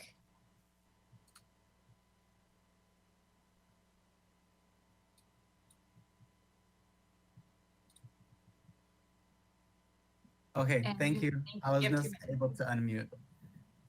Dear Santa Barbara Planning Commissioners, my name is Mario Espinosa Kulik. I'm a doctoral candidate in sociology at the University of California, Santa Barbara, and a health policy research scholar with the Robert Wood Johnson Foundation. I'm sharing my own views on the deemed approved ordinance for the city of Santa Barbara. The saturation of alcohol in our communities has a disparate effect on our youth, low-income communities, and minoritized groups. Alcohol sales dominate small community markets and push out sales of healthy items, contributing to the presence of food deserts throughout the city. Young people are being targeted by an abundance of bright and colorful ads that dominate storefronts. A deemed approved ordinance would also increase local control to ensure that alcohol products are only used responsibly. Effective regulation of alcohol consumption must also involve a whole community approach, including government policy and community controls. Community policing models enforce positive social norms without relying on punitive measures for regulation. Many of the individuals who are directly affected by predatory practices among alcohol retailers are individuals who are disenfranchised or struggling with mental health concerns. Funds generated by the deemed approved ordinance can be used for direct support services and job placement programs. For these reasons, I support the adoption of a deemed approved ordinance in the city of Santa Barbara, and I urge the Planning Commission to focus on community policing, mental health care, and support services in addressing the larger issues that lead to substance misuse. And I also want to say thank you for speaking up to have my public comment heard. It should not be hard to express my views to this board. Thank you. Thank you, Mr. Espinola Cusick.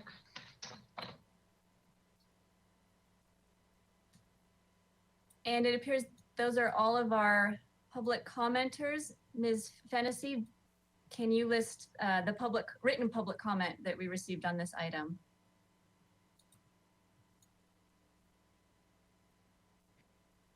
We did receive 13 public comment letters that were distributed prior to this board. We received public comment from Mario Espinosa, Ana Munez, Adriana Sanchez, Katie Nunez, Luis Cantillon, Daniel Gonzalez, Melissa Villaforte, Hugo Valavinos, Laytep, Dawn Dunn, Angel Lopez, Patrick Morris, and Anna Marie Gott. Thank you. Thank you to staff. Thank you to the public. So what we're going to do is, and thank you, Mr. Saracedo, we appreciate you are available today to assist with translation if needed. So we're bringing it back to the commission now. I'm going to just do a time check. It's almost 4:15. And as I mentioned at the beginning of this item, a couple of things in terms of how we're going to handle this procedurally. First, we're not going to conclude the item today. We're going to begin questions by the commission. I don't know how far that's going to take us before I personally need to excuse myself at 5:30. And if the commission wants to continue with questions, that's to Vice Chair Escobedo to facilitate.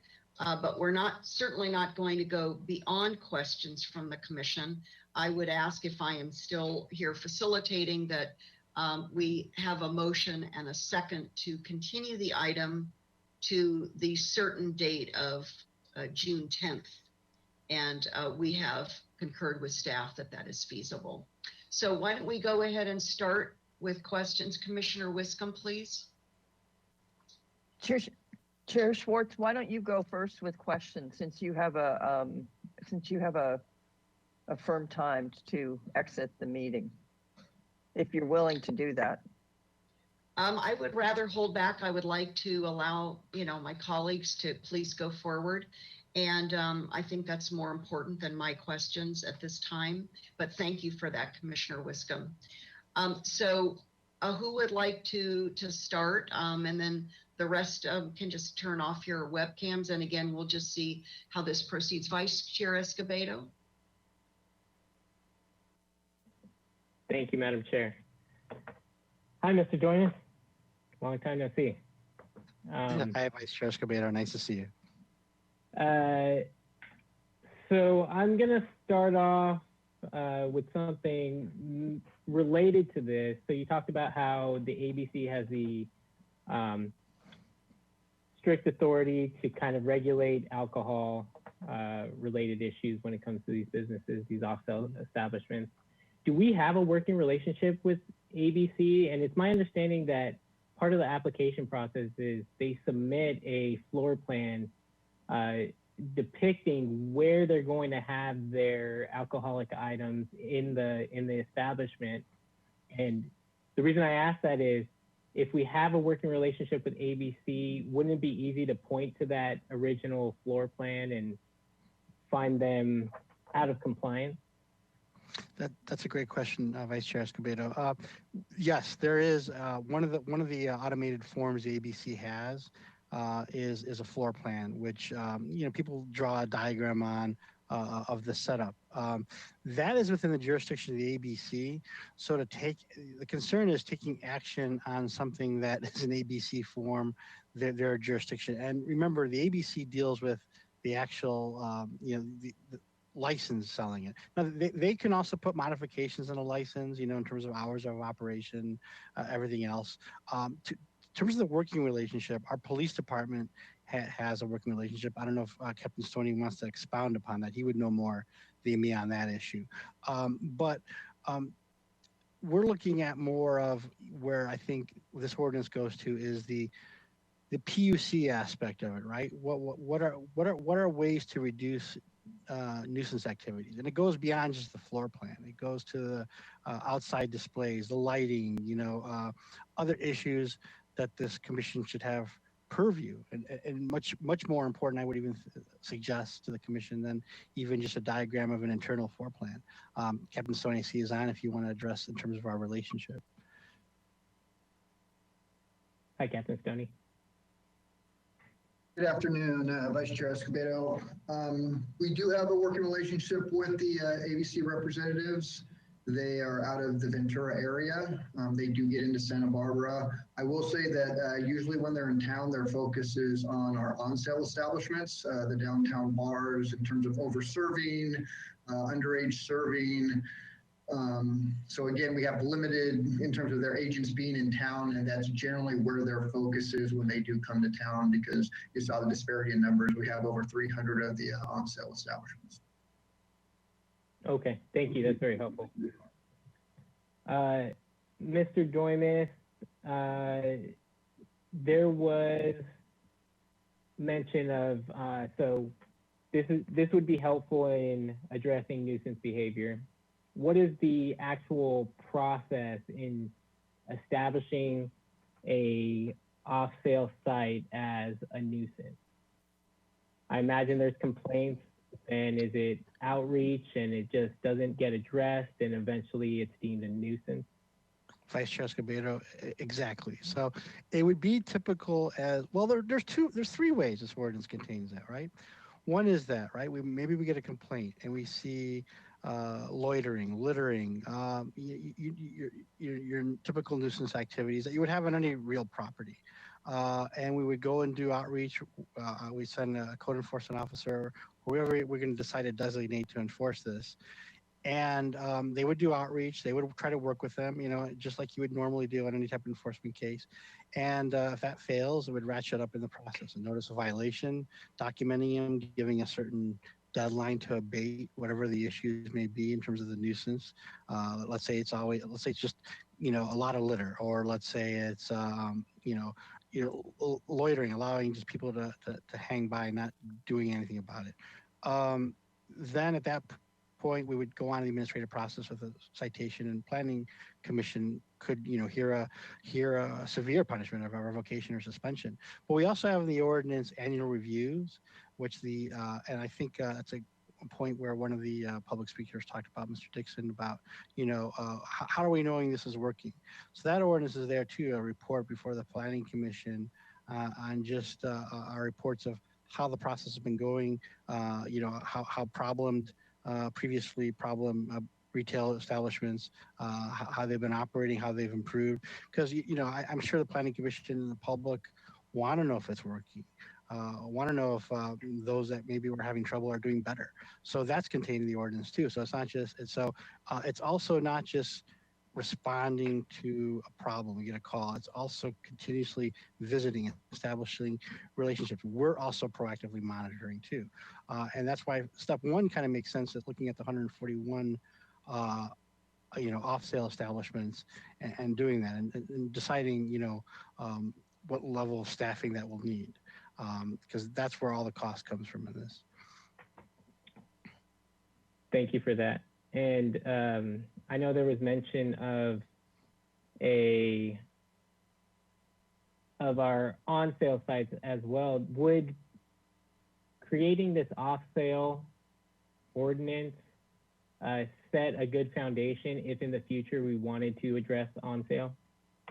Vice Chair Escobedo, I believe absolutely that would do that. And it would do that in terms of having the mechanism in place in terms of enforcement, and wanting to do the same thing. I did hear in terms of some of the public comment, police involvement, where it's most necessary is two key areas, right? One, to provide stats, how many calls of service, are they related to, alcohol issues, or other nuisance complaints. Also, if you do on sale, and you're having problematic issues with inebriates on site, you don't want to leave that to lower level community policing or code enforcement. You may need help on that issue too if you have problems too. So information based is where police is important, but we're open to hearing about community enforcement involving too. So by no means we're precluding our office or the city's precluding anything in terms of listening how we want to make this work. So that's a good segue into the next set of questions that I have is, for this off-sale ordinance, we would basically be using land use to abate nuisance behavior and abate different things that that contribute to nuisance behavior, correct? Correct. And I guess I'm just wondering, in terms of enforcement, for me, going through the staff report, going through the changes to Chapter 28 and Chapter 30, it struck me as kind of strange that the police department would be in charge of the enforcement of land use policy. I'm not sure. I guess the question I would have is, for other, obviously this would be for new establishments, so like CUPs or other land use determinations. Are police departments usually the department that's going out and doing the ongoing enforcement? Chair Escobedo, in looking at some cities, they are, but not at all times. I don't know the exact percentage would be in terms of strictly police department. Obviously you have two departments here that are heavily involved: community development, especially through the application process, and through the CUP, and we designated police department as the enforcement, and primarily because of the ability to have statistics, information, so and also just access to that information. So we're not precluded, to have that, right, in terms of where code enforcement resolves, right? We're a large city, all departments communicate with each other, so if that's an issue of a recommendation, we definitely want to hear. So we're not precluded just saying enforcement has to stay within the police department. And so, as the chair discussed, this item's going to get continued to June 10th. Would it be possible to have you come back with an alternative where maybe this code enforcement position lives in community development and they're communicating with the police department for that really useful and critical data, but they're operating out of the community development department. And the reason I ask is for people who have not had positive experiences with the police department in the past, it sounds much different saying, hey, I'm Gabe from the police department versus, hey, I'm Gabe from community development department. And it leaves a much different impact. I along with staff can work on presenting like a addendum report of what an alternative enforcement could look like. Yes, absolutely. Okay, thank you. And a question I have is, so this is obviously would be citywide, but we have Title 28. And does that mean that we would have to submit this as an amendment to the local coastal plan? And so there would be a lag between when it would be effective in the coastal zone? Vice Chair Escobedo, excellent question. We've discussed that internally at our office along with community development, and we've determined no, we don't need to include that as amendment to local coastal plan. Awesome, thank you. And my last question is, or actually I have two more questions, but this might be the last question for you, is how are fees established? Is that by city council? City council will set all of the fees? Correct, Vice Chair Escobedo. Fees are established exactly by City Council, so that's nothing for the purview for the Planning Commission. That would be Gordon Orders Committee and the City Council on that. We did want to put up a slide. We know fees were concerned that maybe we weren't as transparent about fees earlier because we didn't really know yet, and so we just put up there at least a potential aspect. Right here, the cost of the salary for this enforcement officer, how do you split that up? Some cities have done that. I've seen some cities do a matrix. We recognize, we don't want to be too costly for businesses. We understand it's part of the cost of doing business. We understand we don't want to have it in the thousands, and that's our, and we don't looking to go to that level. So, but it's strictly going to be, it strictly can only be cost recovery, and it will be established by City Council. Okay, thank you, Mr. Jonas. And my last question is for Captain Stoney.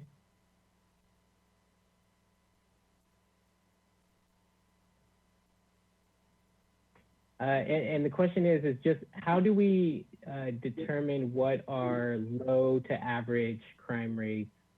Is it just within the city of Santa Barbara? So then we get kind of, it's all relative to just our city, or is it something broader than the city of Santa Barbara? Thank you, Vice Chair Escobedo. The way it was originally proposed was to look at the city of Santa Barbara. We have a mapping system where we can look at the city as a whole and look where our calls for service are. We can narrow them down to the different types of service, whether it's a disturbance, whether it's a noise complaint, and we look at the areas where we're seeing more of these nuisance crimes. So it would be based off an average of the city of Santa Barbara at this time. Is there any other data that we can use in addition to that? And the reason I say is it sounds like that relies on someone actually calling in a nuisance or someone reporting a crime. And sometimes there's still damage or impact being had, but people don't call it in. So I'm wondering if there's any other sort of statistics that we collect that we could add to that to provide more perspective. From the police department, it's calls for service. Also, it's proactive police work too. If you drove by and saw something and had to take an enforcement action, that's what we track at the police department, obviously, in terms of, if there's other ways to look at, does public works get called for a trash complaint? We certainly, at some point working as a city could look at different methods to see what we consider a nuisance. Thank you for that. I appreciate that. Madam Chair, those are my final questions. Thank you, Vice Chair Escobedo. Commissioner Wiscombe? Thank you, Madam Chair. I'd like to just follow up on a couple of Vice Chair Escobedo's questions. First of all, I would like to add my support to Commissioner Escobedo's question of could you come back on June 10th with an alternative, perhaps in community development for code enforcement versus the Santa Barbara Police Department. So that's just a comment I'll make up front because we're not going to be able to make comments later. But so I wanted to follow up with Captain Stoney on the low to average crime rates. Are these, I'm still confused. Are these reported crimes or are they convicted crimes, or can you be more specific about that? Because I think that's going to need to be kind of flushed out in the ordinance. Certainly, and I guess the best way to put it is we can look at it any way the commission chooses. Right now, our heat map includes calls for service, officer-initiated activity. In terms of an average, we can compare it to that district, to that street, to the city as a whole, but we have the ability to narrow that down. So it's my understanding, and Mr. Doimus can correct me if I'm wrong, but at this point, when we talk about average, we still have the ability to modify that and certainly narrow it down to what you feel or the commission feels is the best way to implement that. Okay, so you can do it via calls for service, or if someone reports a crime that doesn't involve a call for service, and we get a lot of those these days. And I'm not, that's no fault of yours. There's, stolen property and things like that don't really demand a police officer go to the scene. When you say calls for service, are you referring to where you physically go out to a site? Is that what that means, Captain? I'm referring to a call into our dispatch center asking for a police response, or a police officer driving down the street, viewing an on-view crime and taking action. Okay.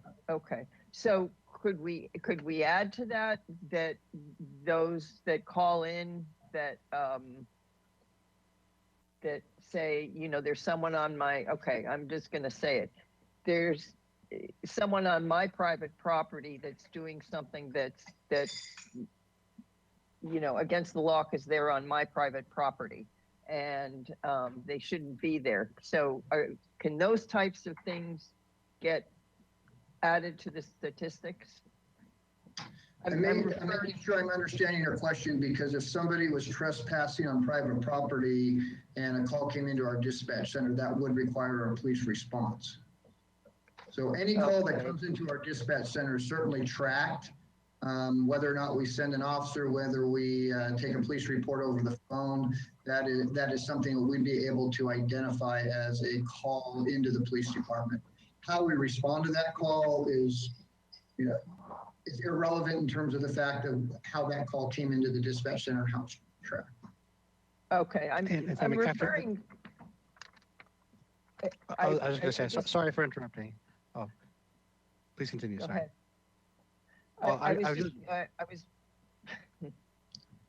I was referring to Ms. Gavoni's comment as a business owner that her parking lot is being used which is private property, is being used as a human toilet and all other sorts of conditions. So if that gets called in, is that added to the record? That's things like that. Is that added to a calls for service record?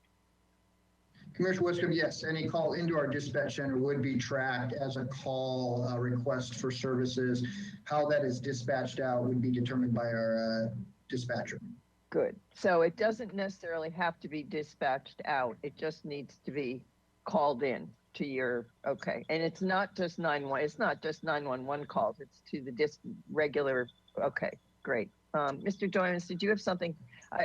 The only reason I'm on this line of questioning is I think this really needs to be flushed out in the ordinance and made clear what this is since we're not using this census tracking. I like this approach much better, but I think it needs to be fleshed out more. Afternoon, Mr. Commissioner Wiscombe. I was just going to add that, any type of documented incident. So, if a police officer or someone makes contact but doesn't report it, it won't get into the statistics. But calls for service or police officer coming in, any way you get in, they can, that would be included. And what we can do also, besides the alternative enforcement, we can include what our typical crime stat report numbers look like, and how the commission wants to establish parameters in terms of deciding, lower crime high areas, et cetera. So we do want to be able to help you flesh that out as well. Great. Okay. Thank you for that. Well, I think And I'll also add real quickly, one thing, we also keep track of the online reports that come in. So that's a different way that we can track threats or some lower level crimes that maybe don't come in as a call for service to the police department, but a citizen is reporting that something that took place. Okay, so we could use that combination of both of those, the online and the dispatch. Then. Absolutely.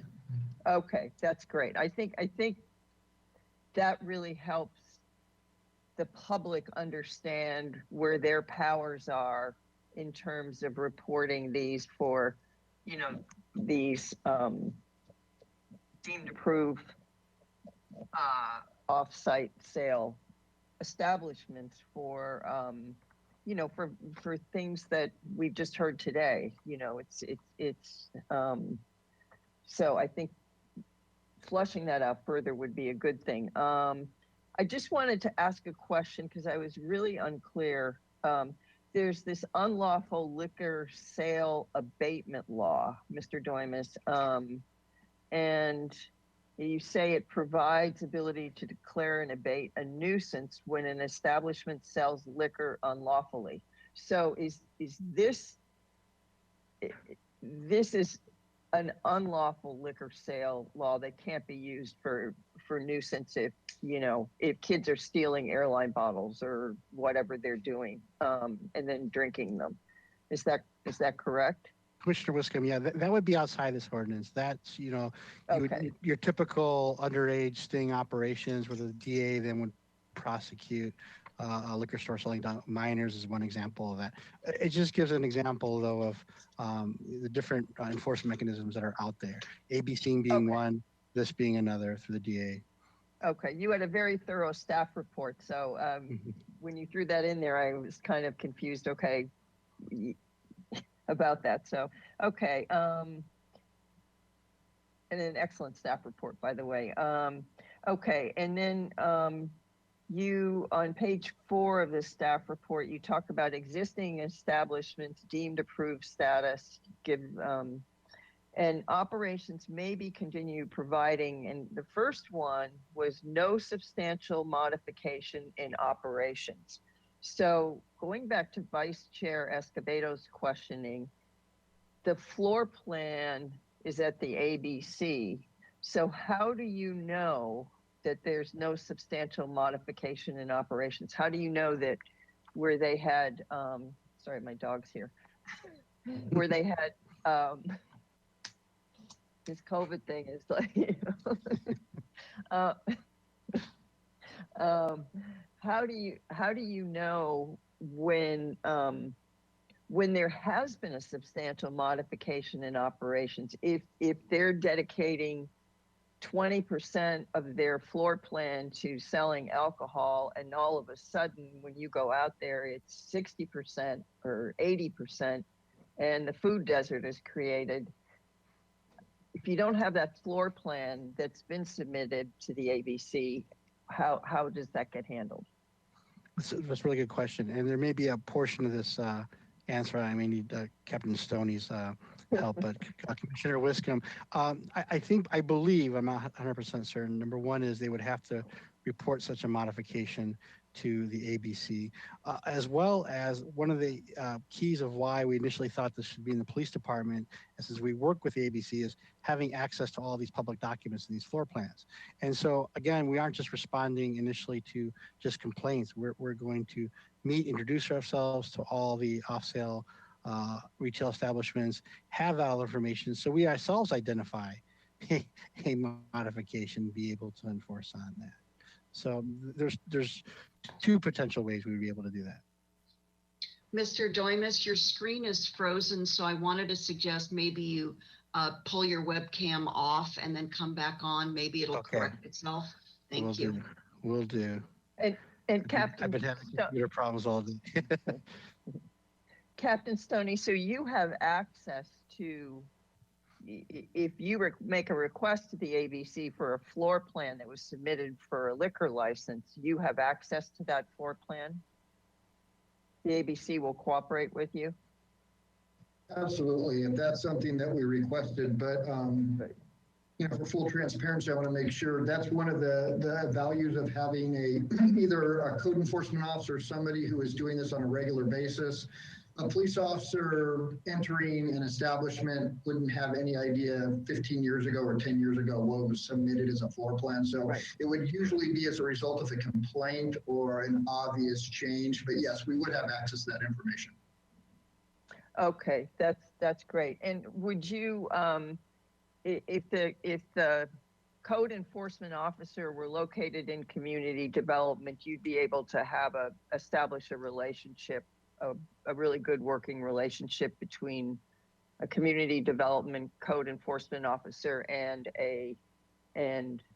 the police department for ABC requests. Is that correct?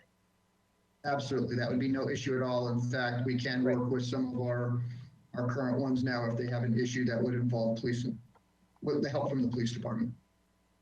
Okay. Thank you for that. I appreciate that answer. Okay, let's see. I've done crime rates. Let me see.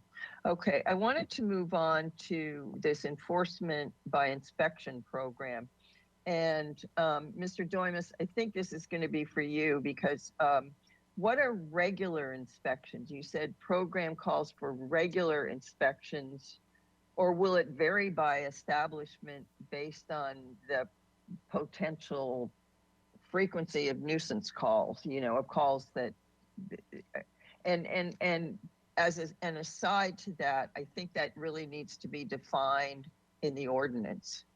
So we don't have the ambiguity, you know, well, you were just here last month and, you know, why are you back here? And yet my friend down the street who has a store, you haven't visited them for 6 months, you know, that type of thing. So I understand, Commissioner Wiscombe. So two things, right? One would be we would try to create a program where we regularly inspect at least a business. Maybe it's once quarterly every time.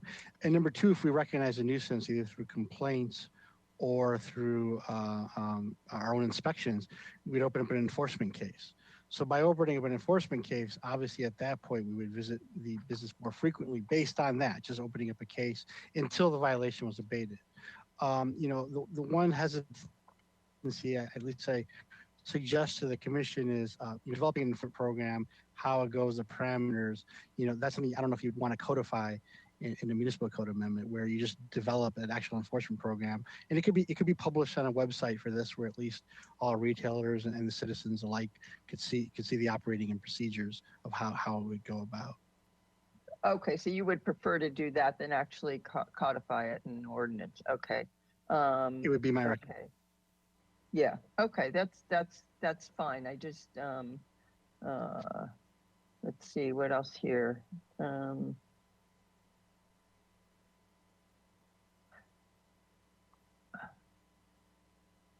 Okay. I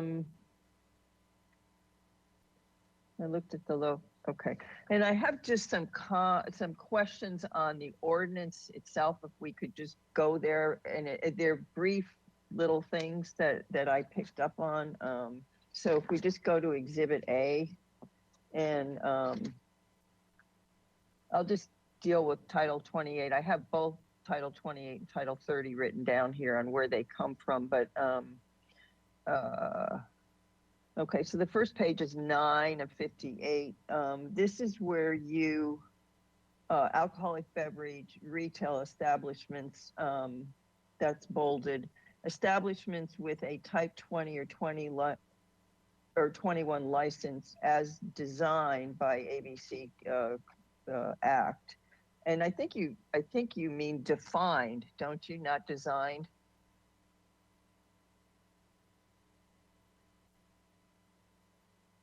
Apologize. The ABC has designed this huge chart, or we can use defined as well. I'm just, I've seen it where it's designed just because they have a whole table and chart and different classifications. But that's a good point. We can absolutely change it to that. That's probably okay. even more It clear. just caught me as a typo, I guess, more than anything. Okay, and then let me just go to page 12 of 58. So this is in 28-80030.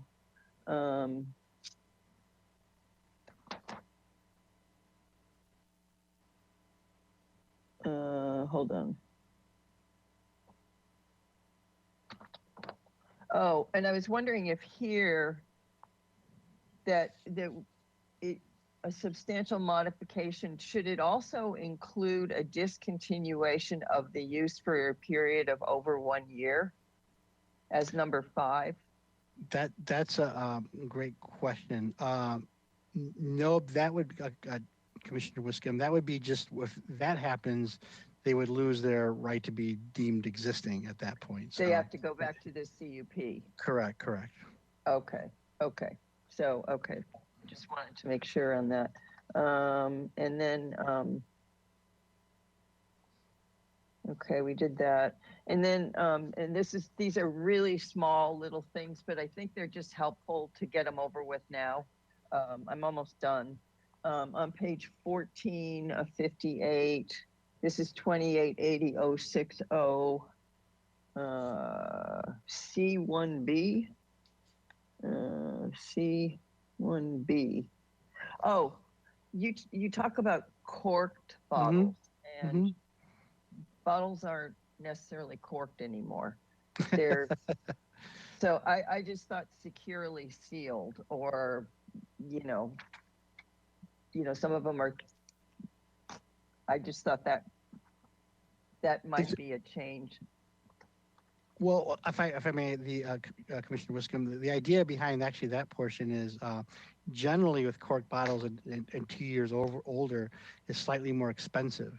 So that's the basis behind there versus the access to chronic overuse or abuse of alcohol. So that was the idea of why that's in there. So you're saying that you're restricted to cork bottles, is that right? We're restricted to cork bottles. Yes, exactly. Oh, interesting. I did not pick up on that at all. I mean, you can buy some pretty expensive wines with twist caps, and you can buy some pretty cheap wines with twist caps. So yeah, Okay. Commissioner, we've seen that a lot. That's something we could absolutely change, should the commission want to. But that was that was the purpose. Okay, I totally missed the meaning of that. I just thought it was kind of an antiquated term for a wine bottle these days. So, and let's see. Oh, and then I think my last thing is on page 15 of 58. We're at 28-80-070 required findings. And I just wondered, shouldn't a finding be added that the location of the facility is in an area of low to average crime rate, as defined in 28-80-060A and 31-85-075, and as evaluated for crime rate at the time of the application? That's Commissioner Wiscombe. That's an excellent suggestion. It really is. Part of us was considering part of the CUP process and the chief issuing the letter of necessity, but that could be, I see no reason why not to include that as part of a finding. Yeah, I just think it's important that you're not using a statistic that's, 6, 8, 10 months old, that's, maybe has a crime rate that's different from what it is today. So that's, that's the end of my questions. And thank you very much to Mr. Doimus and Captain Stoney for everything. Thank you. Thank you, Commissioner Wiscombe. Commissioner Higgins, questions of Mr. Doimus and Captain Stoney? Yep, thank you. The limitation on new facilities with a minimum of 500 feet from residentially zoned lot, you mentioned there's probably going to be some issues or questions about that. I didn't see a map delineating this limitation. It probably would be a little bit of work to do that, but if this comes back to us, I was hoping you could bring a map that shows 500 feet, from residentially zoned parcels along commercial strips. It's going to wipe out, my assumption is going to wipe out all of State Street above Solo or whatever, all the way to the top, all of Milpas, all of De La Vina, Cliff Drive. So it's really quite expansive, and I don't think you can really do anything about that because you couldn't make it 250 feet or even 150 feet and have any effect. So, but I think that would be good for the public to understand. Then in terms of the exceptions, the 10,000 square feet or the 10%, is that off the shelf from other cities? I've seen some cities do that. Yes, that's kind of separates the large Commissioner Higgins separates the large retailers versus the smaller ones. I did have a follow-up, actually, question for you on the comment about the 500 feet. Are you focusing solely on just the residential lot, or you're also including parks, healthcare facilities, or that's the one concern that? No, yeah, I don't need a total. I don't need a GIS exercise, but a Sharpie with the major streets, where with respect to the residential distinction, just to give some graphics around the prohibitive nature of that provision. Understood. And so we're not limiting this to people that make beer or wine on site for the breweries or wineries? No, that wouldn't, Commissioner Higgins, that wouldn't include that. So with respect to something like, what's the brewery over there on by the substation? Pure Order. They make beer and they sell it. So this doesn't include them. No. Okay, section 2880-060 in the coastal zoning, just this particular part, what's an unreasonable hardship?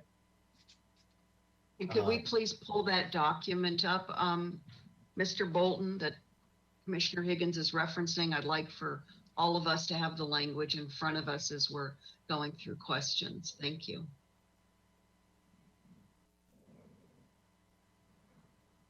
Can you cite a specific page in our packet, Commissioner, it's, to help Mr. Bolton? In the PDF. It's page 13 of 58, right at the first paragraph.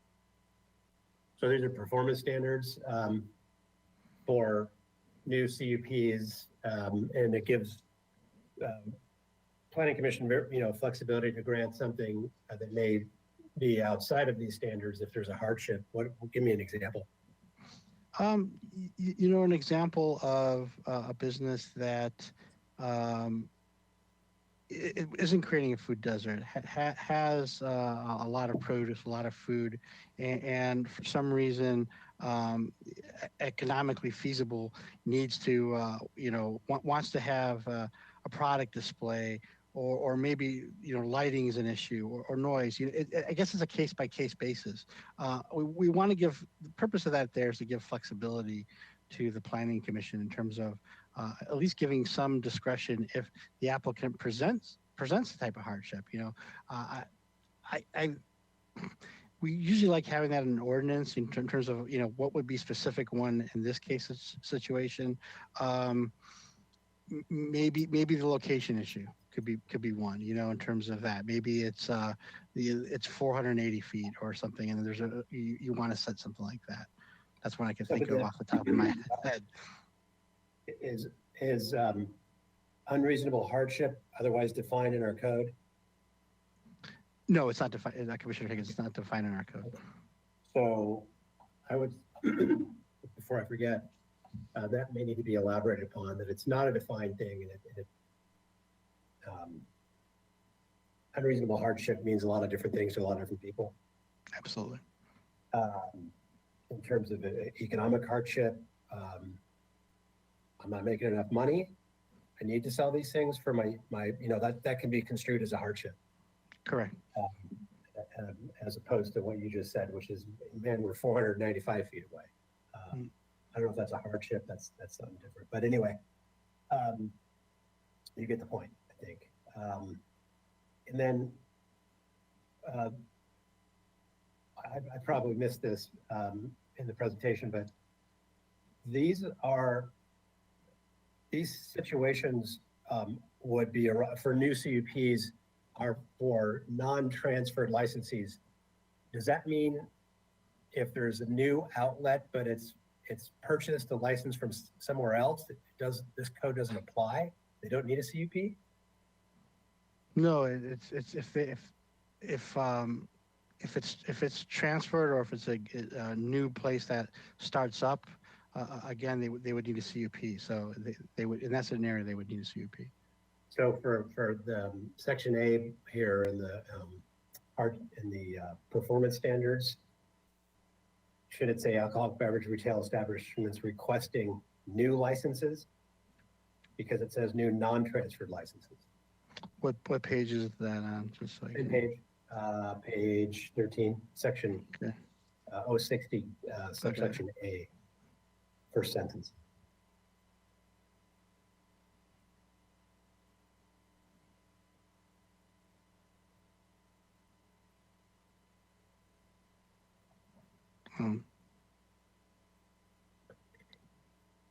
These yes. Oh, I see that. Yes, I see what you're talking about. That's actually, sorry, I was pulling that off. It should be yes, it should be well, new non-transferred, meaning that it's new and non-transferred. I get what you're saying. Non-transferred would be a good way. We'll go with non-transferred. We'll take out the new part. I see where that confusion is. In other words, if they're being transferred to another location, they still need a CUP. Correct. Okay, moving on to, I know the answer to this, but in terms of drive-through facilities, assume that this ordinance would take a backseat to further COVID-related emergency ordinances that would allow drive-through or walk-up type delivery. Is that not, that's not stated here, but that would have.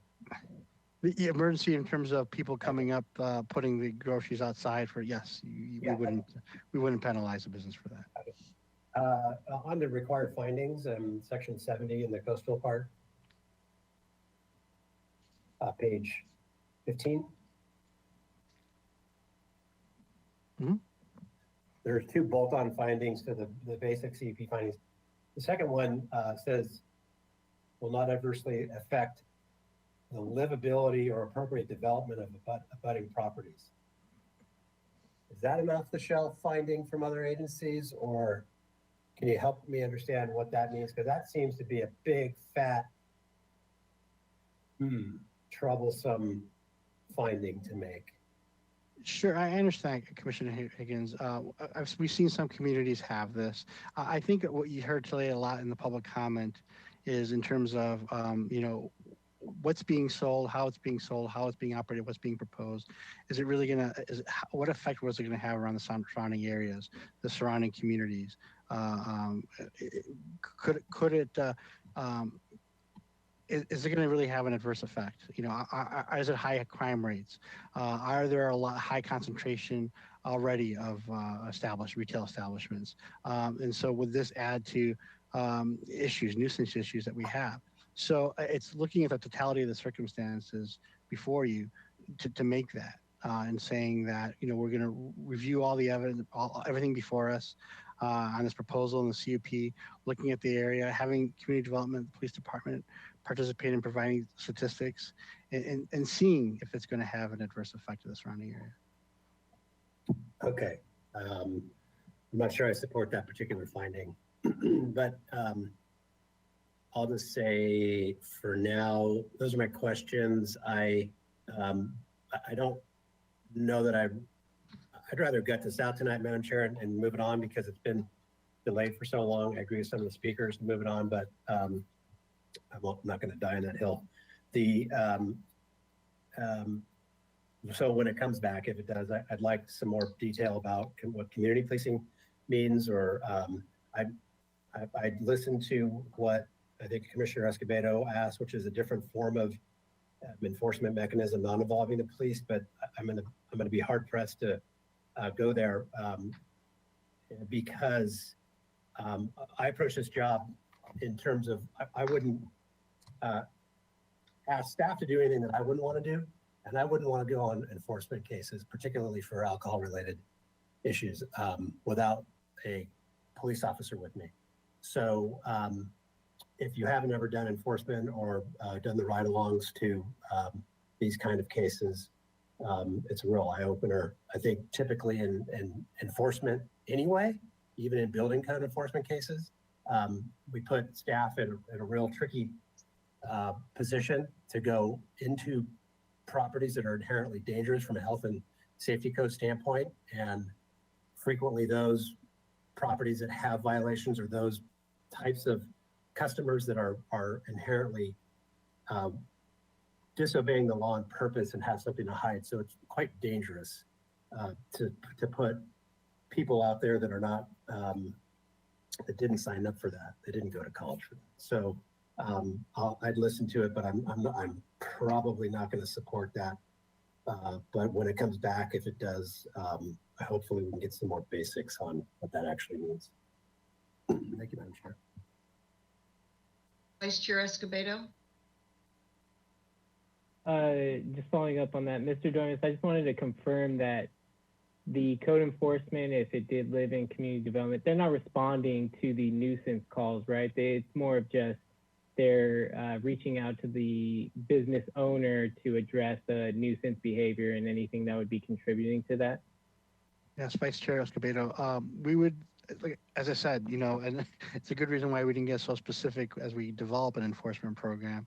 We would establish a relationship where let's say the code enforcement officer would be contacting PD, getting information, getting all this, or PD also making them aware of complaints and then going out to that business. They would never respond to an on-call emergency or other issue like that, but they would do the follow-up. Businesses have been getting complaints of not addressing a specific issue of, let's say, littering all around and all this mess is being caused. They would then be sent out there to deal with that issue. Okay, thank you. I just wanted to confirm. Commissioner Wiscombe. Thank you, Madam Chair. Just as a follow-up to this too, and Commissioner Higgins' comments, and I understand his comments, a code enforcement officer in the community development department could be someone that has had police training. If that, has that type of background that maybe doesn't want to be in a police department anymore. So that's my only comment. Thank you. Did you want to pose that question to Captain Stoney to flesh out or not, Commissioner Wiscombe? No, okay. No, I think thank you, Madam Chair. I think we asked Mr. Domas to come back, at least two of us did, Vice Chair Escobedo and I, to come back with that model to look at, and perhaps in the community development department, working with Captain Stoney in the police department as an alternative model to keeping it entirely in the Santa Barbara Police Department. So, and Mr. Domas agreed with that he would do that, I think. He's getting darker as the day goes on. The light in your office really isn't very good. I did, in case you couldn't see my head nod, I agreed to come back. Okay, I think that's fine. Thank you very much. Thank you. Commissioner Lodge, questions, please, for staff? Excuse me. Oh my goodness. Yes, thank you, Madam Chair. Matter of clarification. This word.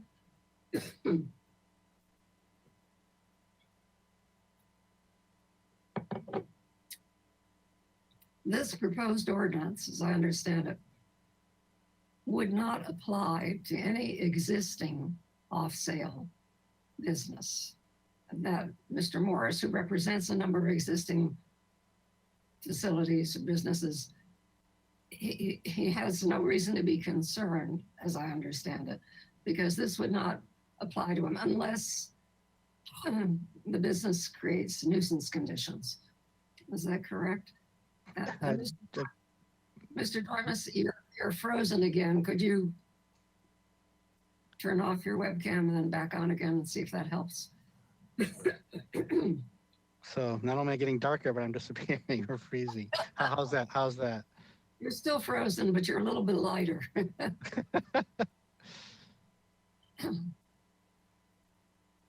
I need to contact IT. I've been having problems all day. I apologize. Am I still frozen or am I back? Now you moved briefly, but there you go. Okay. Commissioner Lodge, afternoon to you or evening to you. Yes, in terms of, obviously it applies to existing, but where the Planning Commission would deal with it, or the city would deal with it, is if they had, as you said, nuisance activities, right? So we can't create product limitations. We can't, talk about where they're located. We can't change their location and require them to move to somewhere else. If it's they're near school or anything like that. All we would strictly contact them if there are nuisance issues, and we would work with them, try to address it. And if they didn't, we would ratchet up progressive enforcement. Okay, so this is only going to apply, and I support it, and I wish that it would have effect on the existing facilities, because clearly there are all kinds of problems connected with them that I've heard outside of today's hearing as well. But given the number of, 141 off-site sale? 141 as of October 2020, correct. Okay. Is the city likely to see many new facilities, such businesses coming online?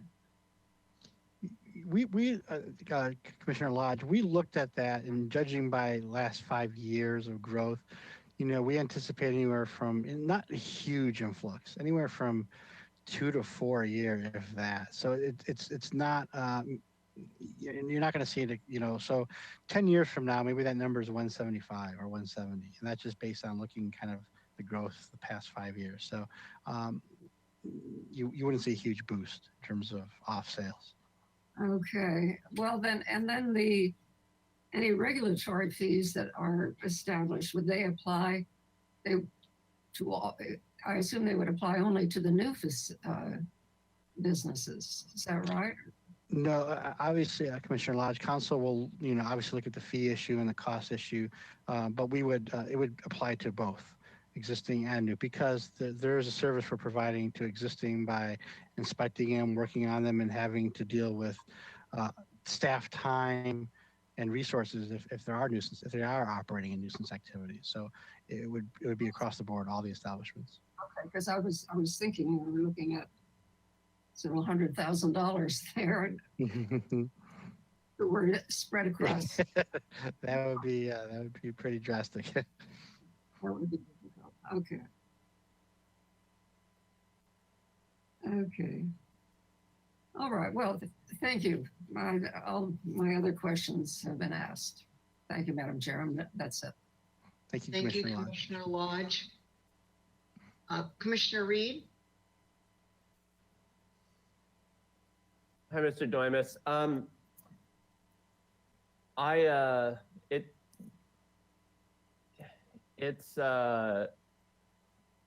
There's been some publicity down in San Diego. And it's in terms of they put their restrictions on off sale alcohol, and that trickled down to on sale operators, so that bar and restaurant owners were unable to sell their existing Type 48 full liquor licenses to third parties.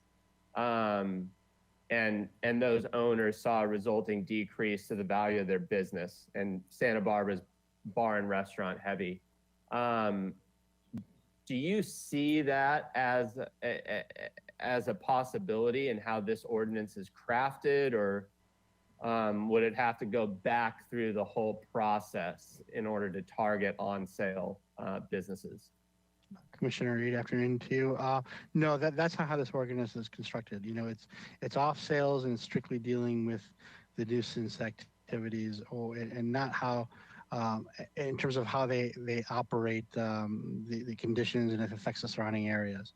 The only thing I could see is that what this ordinance does is at least it creates the administrative mechanism of how we deal with enforcement.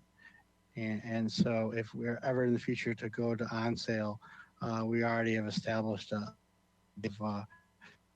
staff.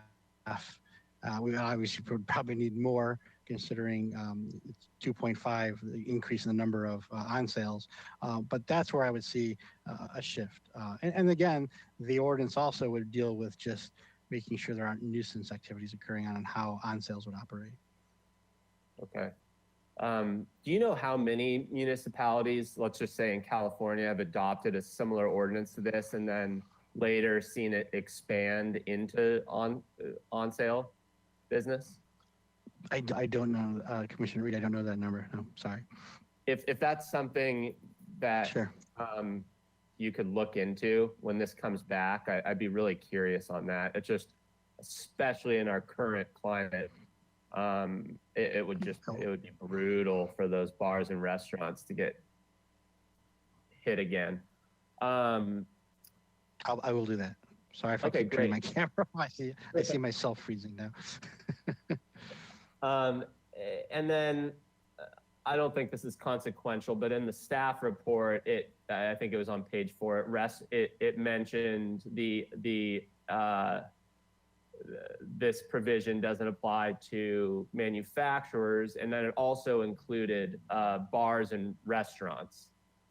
This is just in the staff report. I may have missed it, but then it might not be of consequence. I didn't see that the bars and restaurants included in the actual draft ordinance.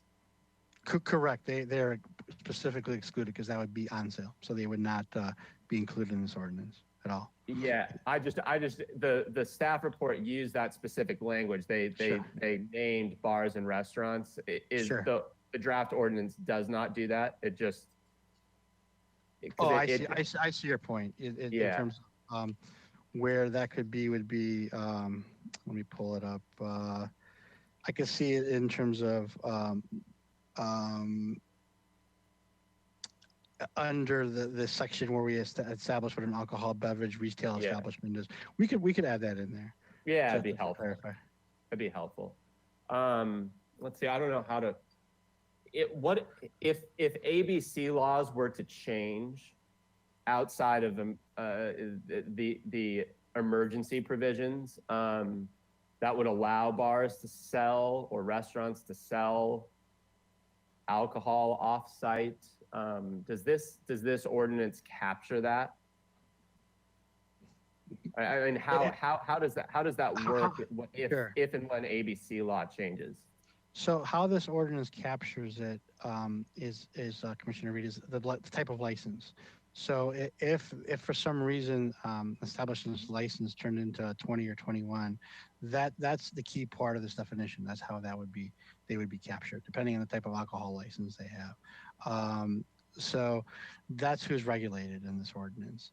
You know, again, outside of that issue, you know, this is a police power issue. So, you know, we are going to regulate, this ordinance regulates just the nuisance conditions. We're trying to prevent that around the establishments.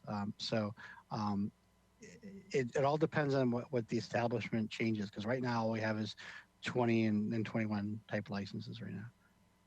Gotcha. In terms of the CUP itself, it's a standard CUP. Is the applicant would be responsible for all the staffing costs? I'd be curious if you could just give your best estimate on what that cost looks like, or what it's comparable to, and what the kind of the time period would be for the average off-sale CUP. Miss Brooke read my mind. She jumped right in. Certainly, Commissioner Reed. So we have, looking at this current year's fee resolution, which is subject to City Council approval and update every year. We have two categories of non-residential CUP fees. One is a minor CUP that's $11,000, and a non-residential use, standard non-residential use, not considered a minor CUP, is about $17,000. So that's to cover the entire staff review process through planning commission hearing, all the time involved in that, and then crafting the conditions, and then doing, if it requires some type of, actually there's a separate fee for the permit plan check. So that's just the application processing through to planning commission review and action. Okay. So these applicants can anticipate a cost in that range? Yes, generally right now from $11,000 to $17,000 for planning application fees. There may be other fees applied depending on what, you know, site improvements might be required.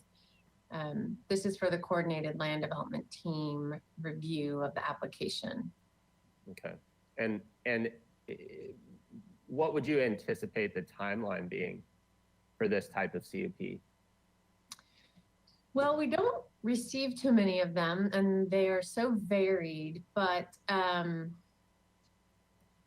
because sometimes they don't even involve many physical improvements, it's really all about operations. So it would really depend, but it's usually the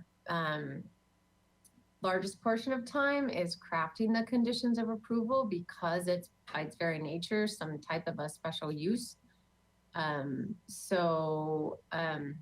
6 to 8 months generally from application submittal to an action by the planning commission.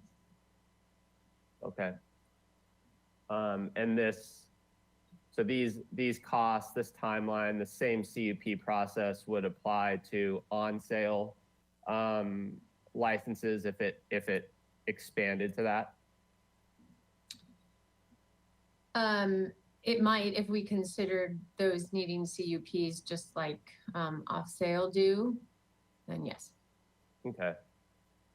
Let's see here. One of the public commenters brought up evaluating the success or failure of the ordinance, suggested a consideration of a trial period, sunset provision. Can you share your thoughts on that, Mr. Doimus? Sure, Commissioner Reed.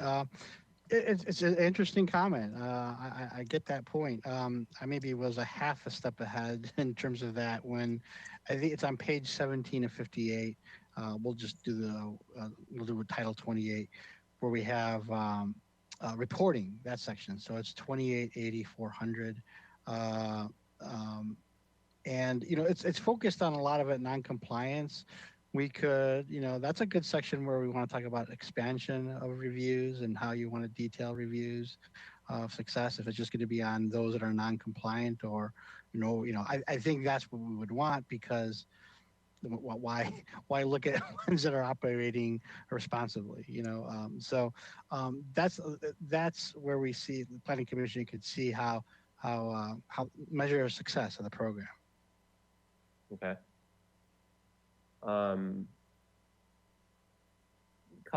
Couple questions or thoughts on the calls for service. This might be more applicable to Captain Stoney. But just thinking about differentiation between calls related or unrelated to alcohol consumption. I'm thinking about potential demotivation for a business to call the police in times of emergencies if those calls for service could or would later be used as evidence against them. I know that this is maybe I'm taking this too far, but I'd just like your thoughts, opinions on that possibility.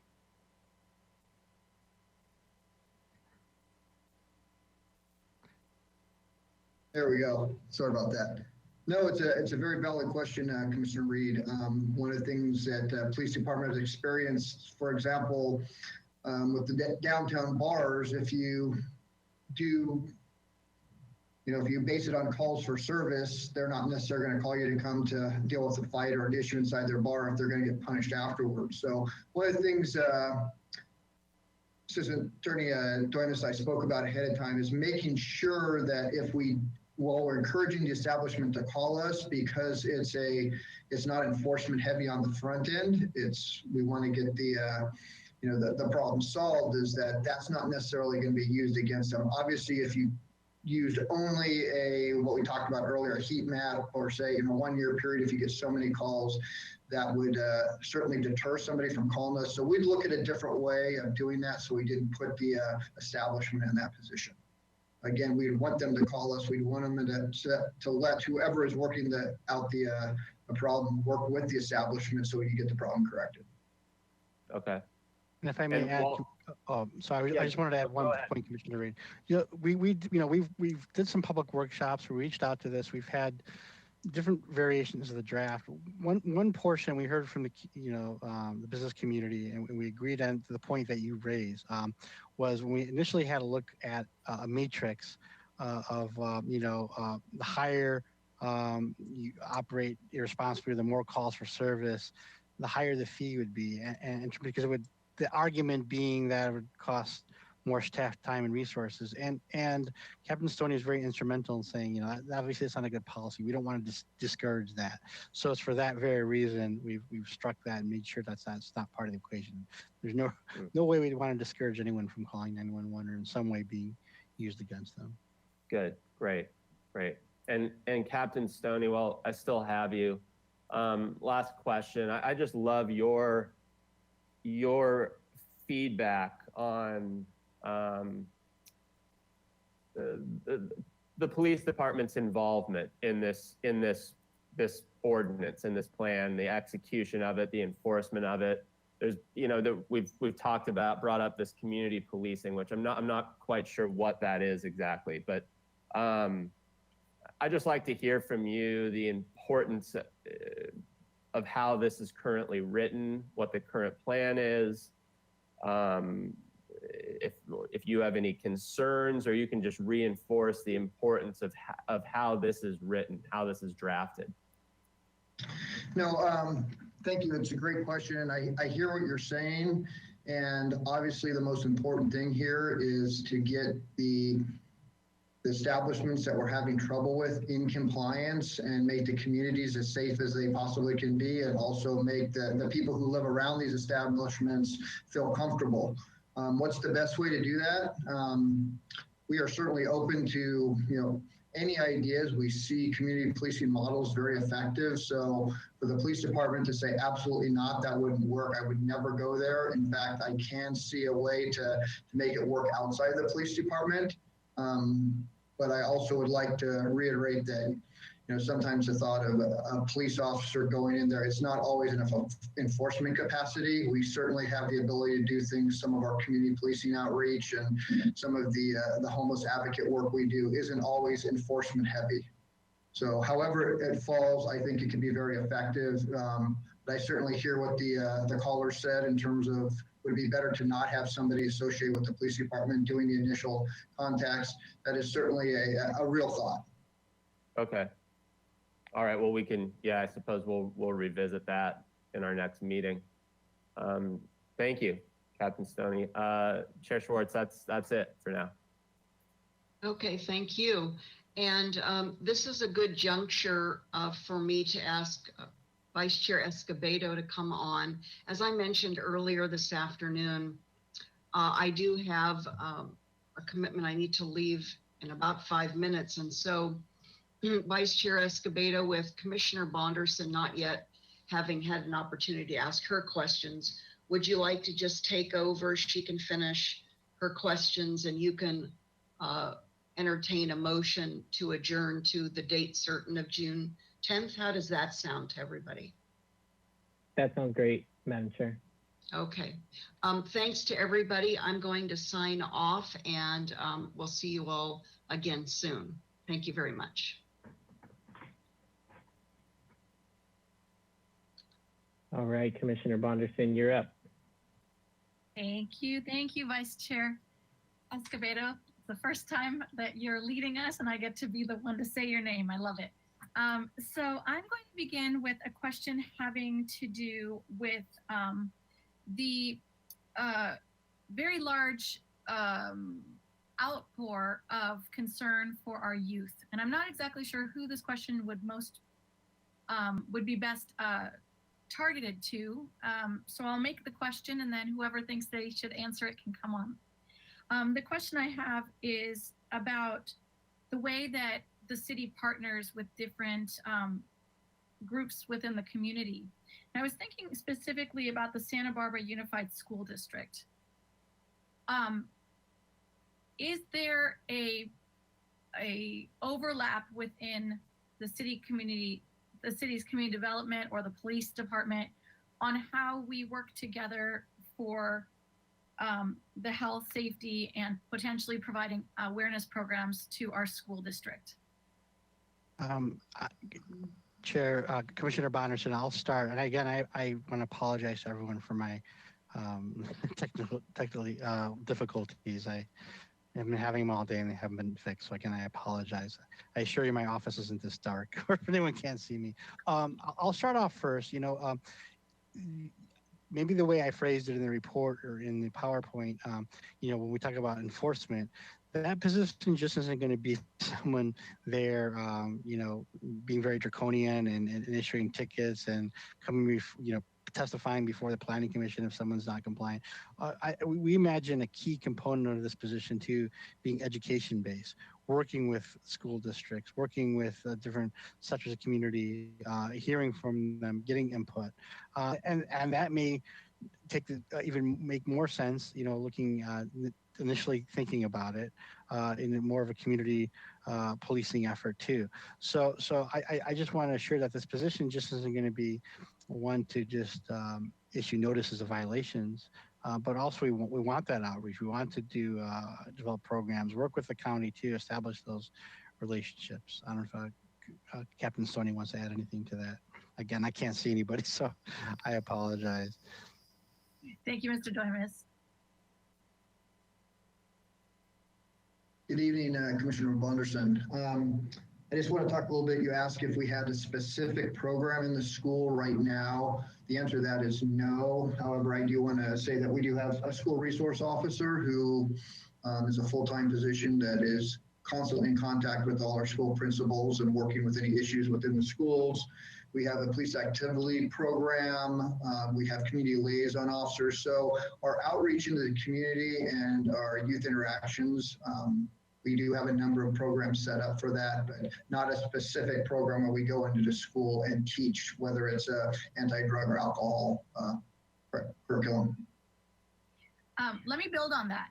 I'm very curious to know if there ever has been or if there is currently any discussion about making a course or a program that is, for lack of a better word, I hate the heaviness, but the use of a mandatory program that helps the youth learn and be aware not only of the rules, but of the health repercussions of early drinking and drug use and so on. Do we have that available? I mean, you said we don't currently, but can it be part of this project, this proposal? I'll start with a little history. We used to have a DARE program.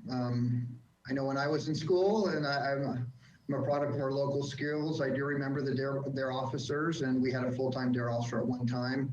That would be something that obviously would be in coordination with the school district if that's something that first of all, is that something they would like to have in the schools taught by a uniformed police officer? I've heard, mixed concerns about that, but at this point, I am not aware of anything that is currently in the works where having a police officer come into one of our local schools to teach a certain program. But again, I would never say no, but it's not something I'm aware of that we're actively working on. Thank you. I have to admit, I also remember those days with DARE, and that those kind of programs were not lost on me as a teenager. And so when I recently spoke with some youth about this issue, I was very surprised to learn that they don't have any type of mandatory education or even optional education. And I think that it needs to be part of the push moving forward. I don't know if you are in a position, or if the team is in a position to advocate for this as part of this proposal, or if it belongs in a different place. And I would also like to suggest, but I'm not limiting this suggestion to anything, that it may not necessarily need to come directly from the police department or with a uniformed police officer. It might just be part of a new way of educating the schools within. And if we can work together with the unified school districts, I think this is something that I've personally heard a lot of teenagers being very interested in and wishing that it existed, because they don't have the strength or the knowledge or even just the ability to voice their interests, their concerns, and their knowledge to their peers. And so I would love to help support that interest within the schools and help that awareness and education start within. Again, I don't know where it belongs, but I'd like to plant that seed, and if that's something you might be able to look into, and provide more feedback to us when we see you again in June. I will certainly do that. And I just want to express, I have a 13-year-old daughter, and I loved hearing the youth callers expressing their concerns about the alcohol and some of the signage they were seeing every day. So I think that's an excellent thing to look at. Thank you. Thank you. I'm really glad to hear that you're in agreement, because I think it's going to potentially help our entire community in the long run. My next question is very likely aimed at Mr. Doimus. We've heard a little bit about this from other commissioners, and I'd like to build on the concept of food deserts. Are you with us? I am. I can hear you. I don't know if you can hear me. Let me know. I just needed to make sure you were there, because you. But if I hear your voice, we can continue. So here we go. I apologize. I understand that looking at businesses that already are in existence is not directly affected by this particular proposed ordinance, but I am curious to look at those existing businesses from another point of view. And I'm interested in some of the issues that were brought up by our public commenters with regard to the percentage of the space within those facilities that were originally used for providing food or other maybe home items and supplies, that has now been transferred to a higher level of alcohol sales on the premises, and obviously a lot less food and non-alcoholic supplies.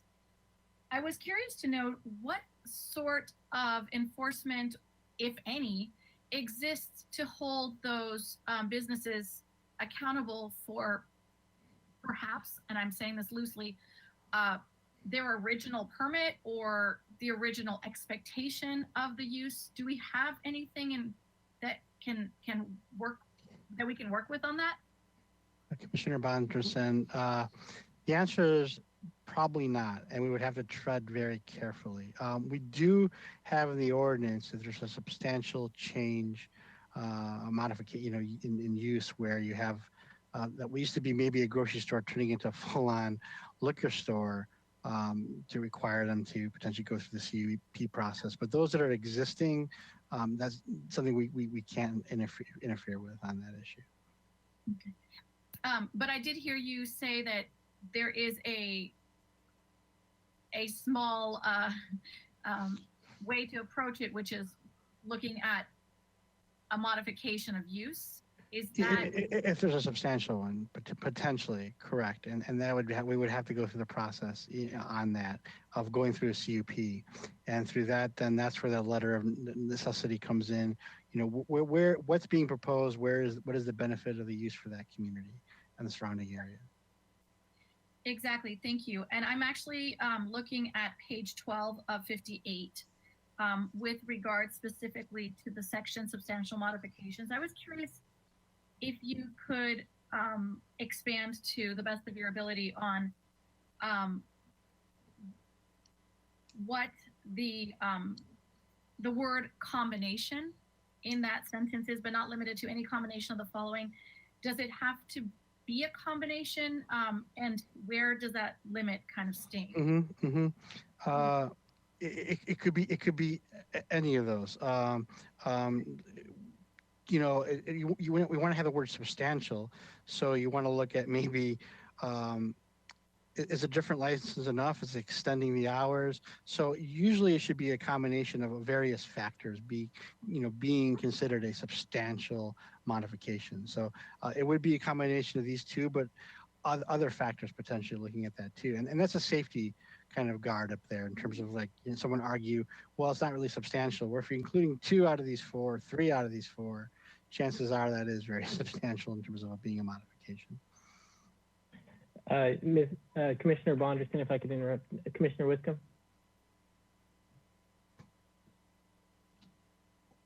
Thank you, Chair Escobedo. I just wanted to bring to Commissioner Bonderson's attention the line of questioning regarding the floor area plan that's submitted to the ABC, and I think this is a way, and Captain Stoney said they have access to those, so this is a way to see if there have been substantial changes or modifications to their operations.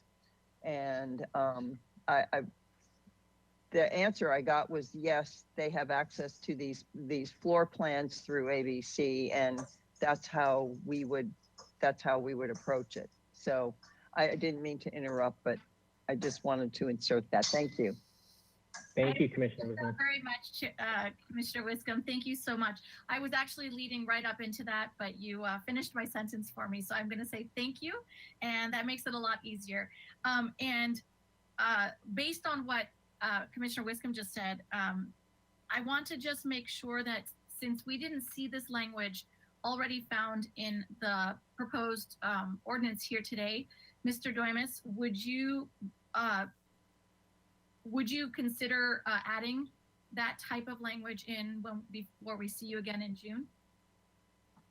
For clarification, what type of, Commissioner Bonderson, what specific type of language? With regard to the floor plan that the ABC receives, can we make that part of this from the city standpoint so they're not 2 separate entities? My suggestion is I will look into it, Commissioner Bonderson. Let me do some research. My only concern is the ABC issue, the ABC floor plan can be as a tool for us to investigate and see if there is a substantial modification. I just don't want it to be a source of approval, because that's a separate process, we're preempted from that. But if, you know, I could maybe think about using where an example of looking at change of floor space or floor area is looking at the submittal of the ABC floor plan. I can't remember exactly what the numbering of the document is, but I will absolutely look into that issue. Thank you, Mr. Goodman. I trust that you will find the best way of handling that. I'm not going to dictate to you what to do. I'm just looking forward to finding some way of connecting that to the city's language so that we can find a way to use it and use it as enforcement potentially, if that is what your research, your investigation leads you to. I'd love to see that in writing. And lastly, with regard to the same topic, this language on the screen, I wanted to know if we have a very specific definition within the city, whether it's here or elsewhere, about the word substantial. We don't have it here. As I mentioned earlier, that's why we looked at the language of combining the following, because it shows, when you do that, it shows a definitely huge change in the operations. It's not in this ordinance. I don't think, if I can recall, I don't believe it's anywhere else defined in the municipal code as well. Is that something that could be defined as well to help us with enforcement? Well, my thoughts in drafting this section was looking at these factors, and it's almost de facto a substantial change. I'd rather give the commission at least the ability to examine an issue, look at these elements that are listed here, or anything else that would render it and make a finding of why it's considered a substantial change versus actually strictly defining it. These examples, these elements are key ones or common ones you would see. Maybe something else would come up, but it's something I will be happy to look at too. Ms. Brooks, did you want to add to that? Sure, thank you, Chair, Vice Chair Escobedo. I've just, in terms of other references to the term substantial in the municipal code, or at least in the zoning ordinance, it shows up periodically, but there's usually context around it. So we have a definition of substantial redevelopment or something like that. And then again, it usually comes with a list of things that build up to become a substantial thing. So my experience with that word is that it's very specific to the context it's used in.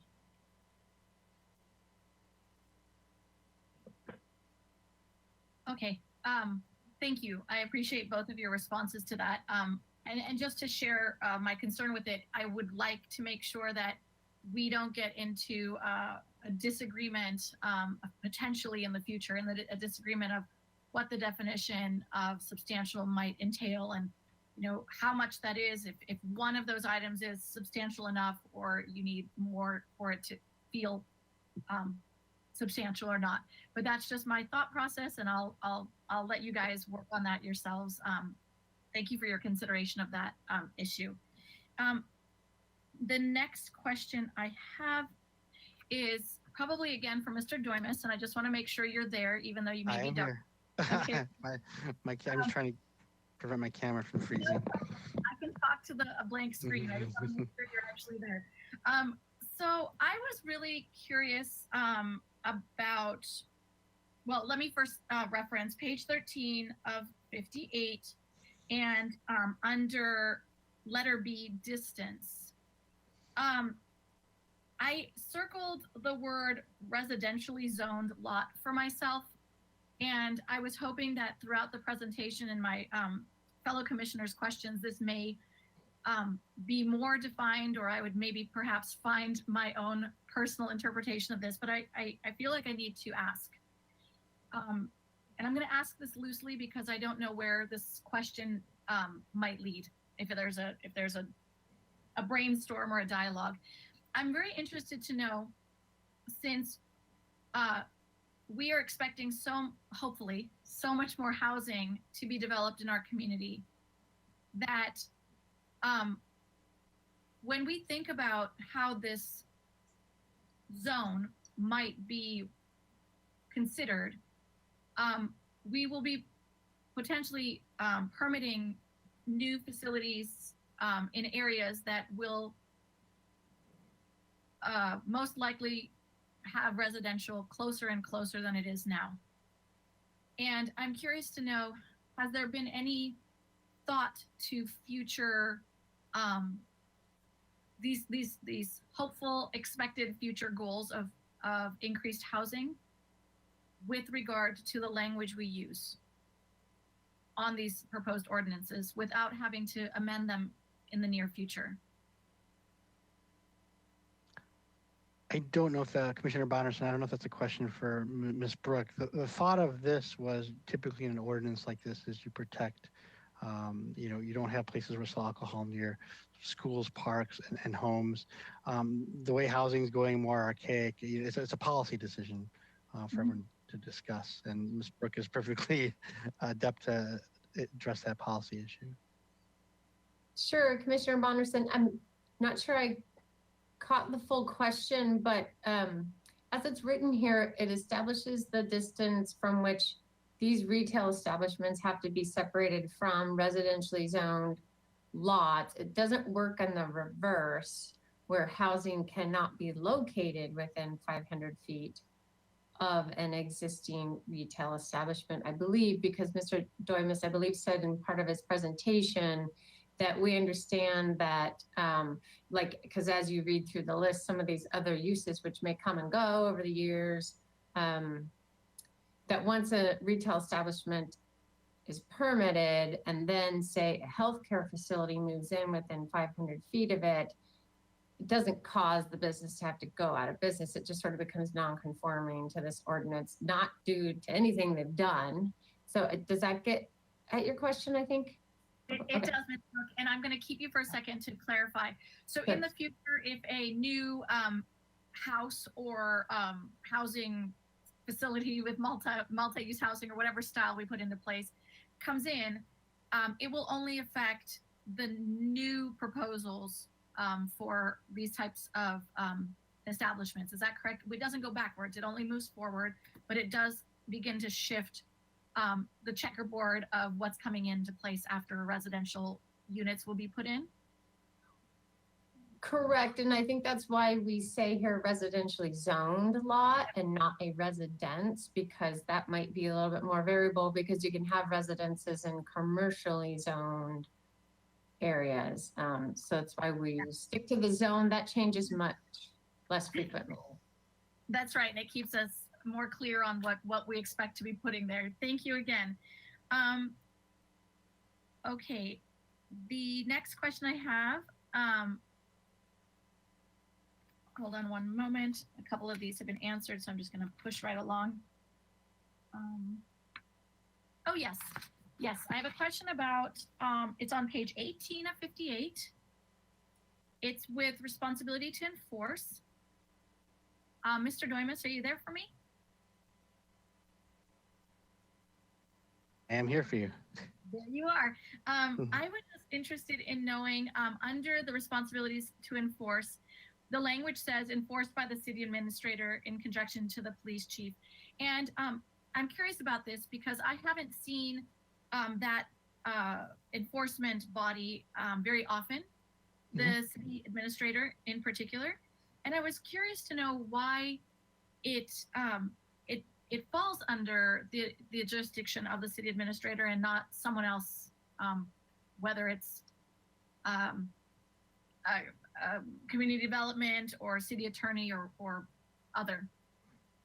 Well, Commissioner Bonnerson, generally most ordinances like these would fall under the city administrator and then delegated to a specific department. In this case, we looked at enforcement being under the police department, so that's why it's written that way. That's the reason. All right, very good. And in the event that we are modifying the way that enforcement takes place, would this language change, or would it maintain this language and just list the specific department, maybe in addition to or whatnot? Commissioner Bonnerson, it would probably change. It would still be under the auspices of the city administrator, but being under the chief of police would probably change if we look at it from a different perspective. Very good. Thank you. I appreciate the clarification, and I'm almost done. I have a question with regard to some of the data that was presented, and before we met today, I did a little bit of my own research to understand this better. I understand, and please correct me if I'm not presenting my understanding correctly, but I wanted to say my understanding is that the city has set a limit within their own body of decision making on how many permits they may or would like to aim to issue within a year, within a period of time.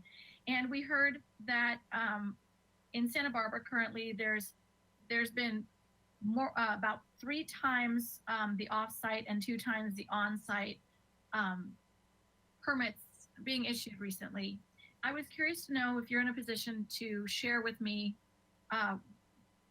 why has the city decided to exceed their own set goal for this? Commissioner Bonderson, I wouldn't know the answer to that question, so I apologize, but I would not know. Thank you. I appreciate the honesty. I was very surprised with those numbers, and I'm curious to know, A, why those numbers were set, and B, why were they ignored recently? Because I feel like going twice over or 3 times over seems like a lot. Do you know who I might be able to ask for that type of information? It doesn't have to be here today, but I would like to pursue that on my own, just out of curiosity. I'll get to you on that. I wouldn't know off the top of my head, Commissioner Bonderson. Again, I'm sorry. If you're willing to do that, I look forward to hearing from you. Thank you. Thank you.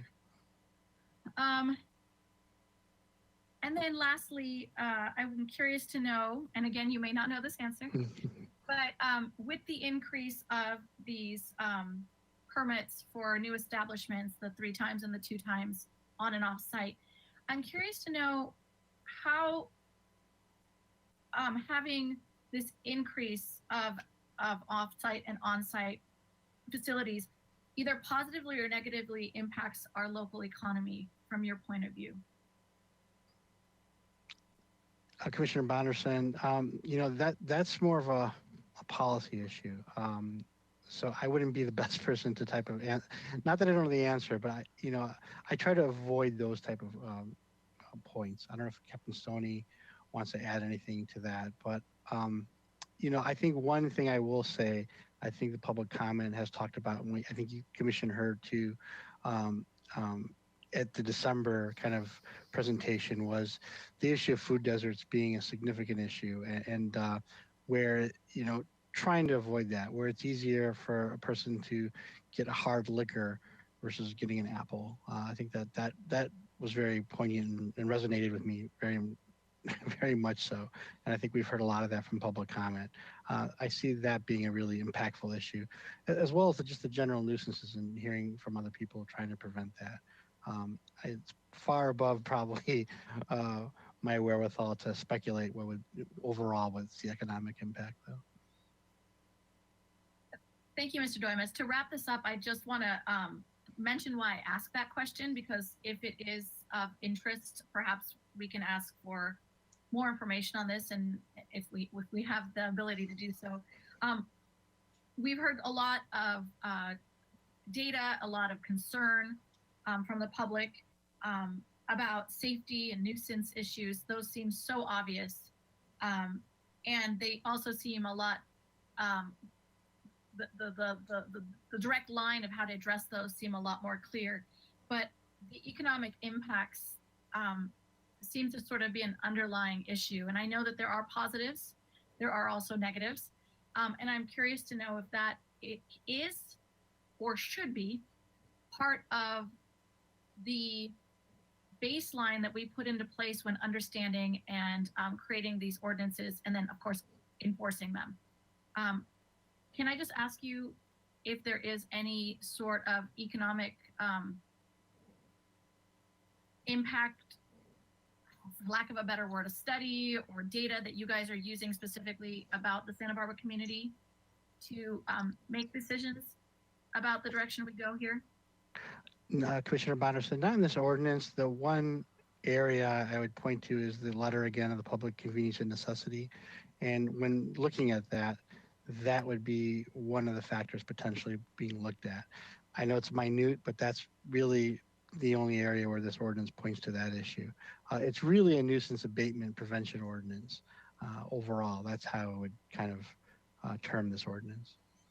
Well, I'm very grateful for that. I think that's exactly what we need at this moment. And I look forward to abating it and to enforcing it. So thank you so much for your time. It's been a very long hearing, and I know that you've been drilled in questions all day, but thank you so much for keeping your energy up, even if you're in the dark. Thank you, Commissioner Bonderson. I appreciate it. Thank you, Commissioner Bonderson. And I will bring it back. Thank you, Mr. Dornis. Thank you, Chair Escobedo.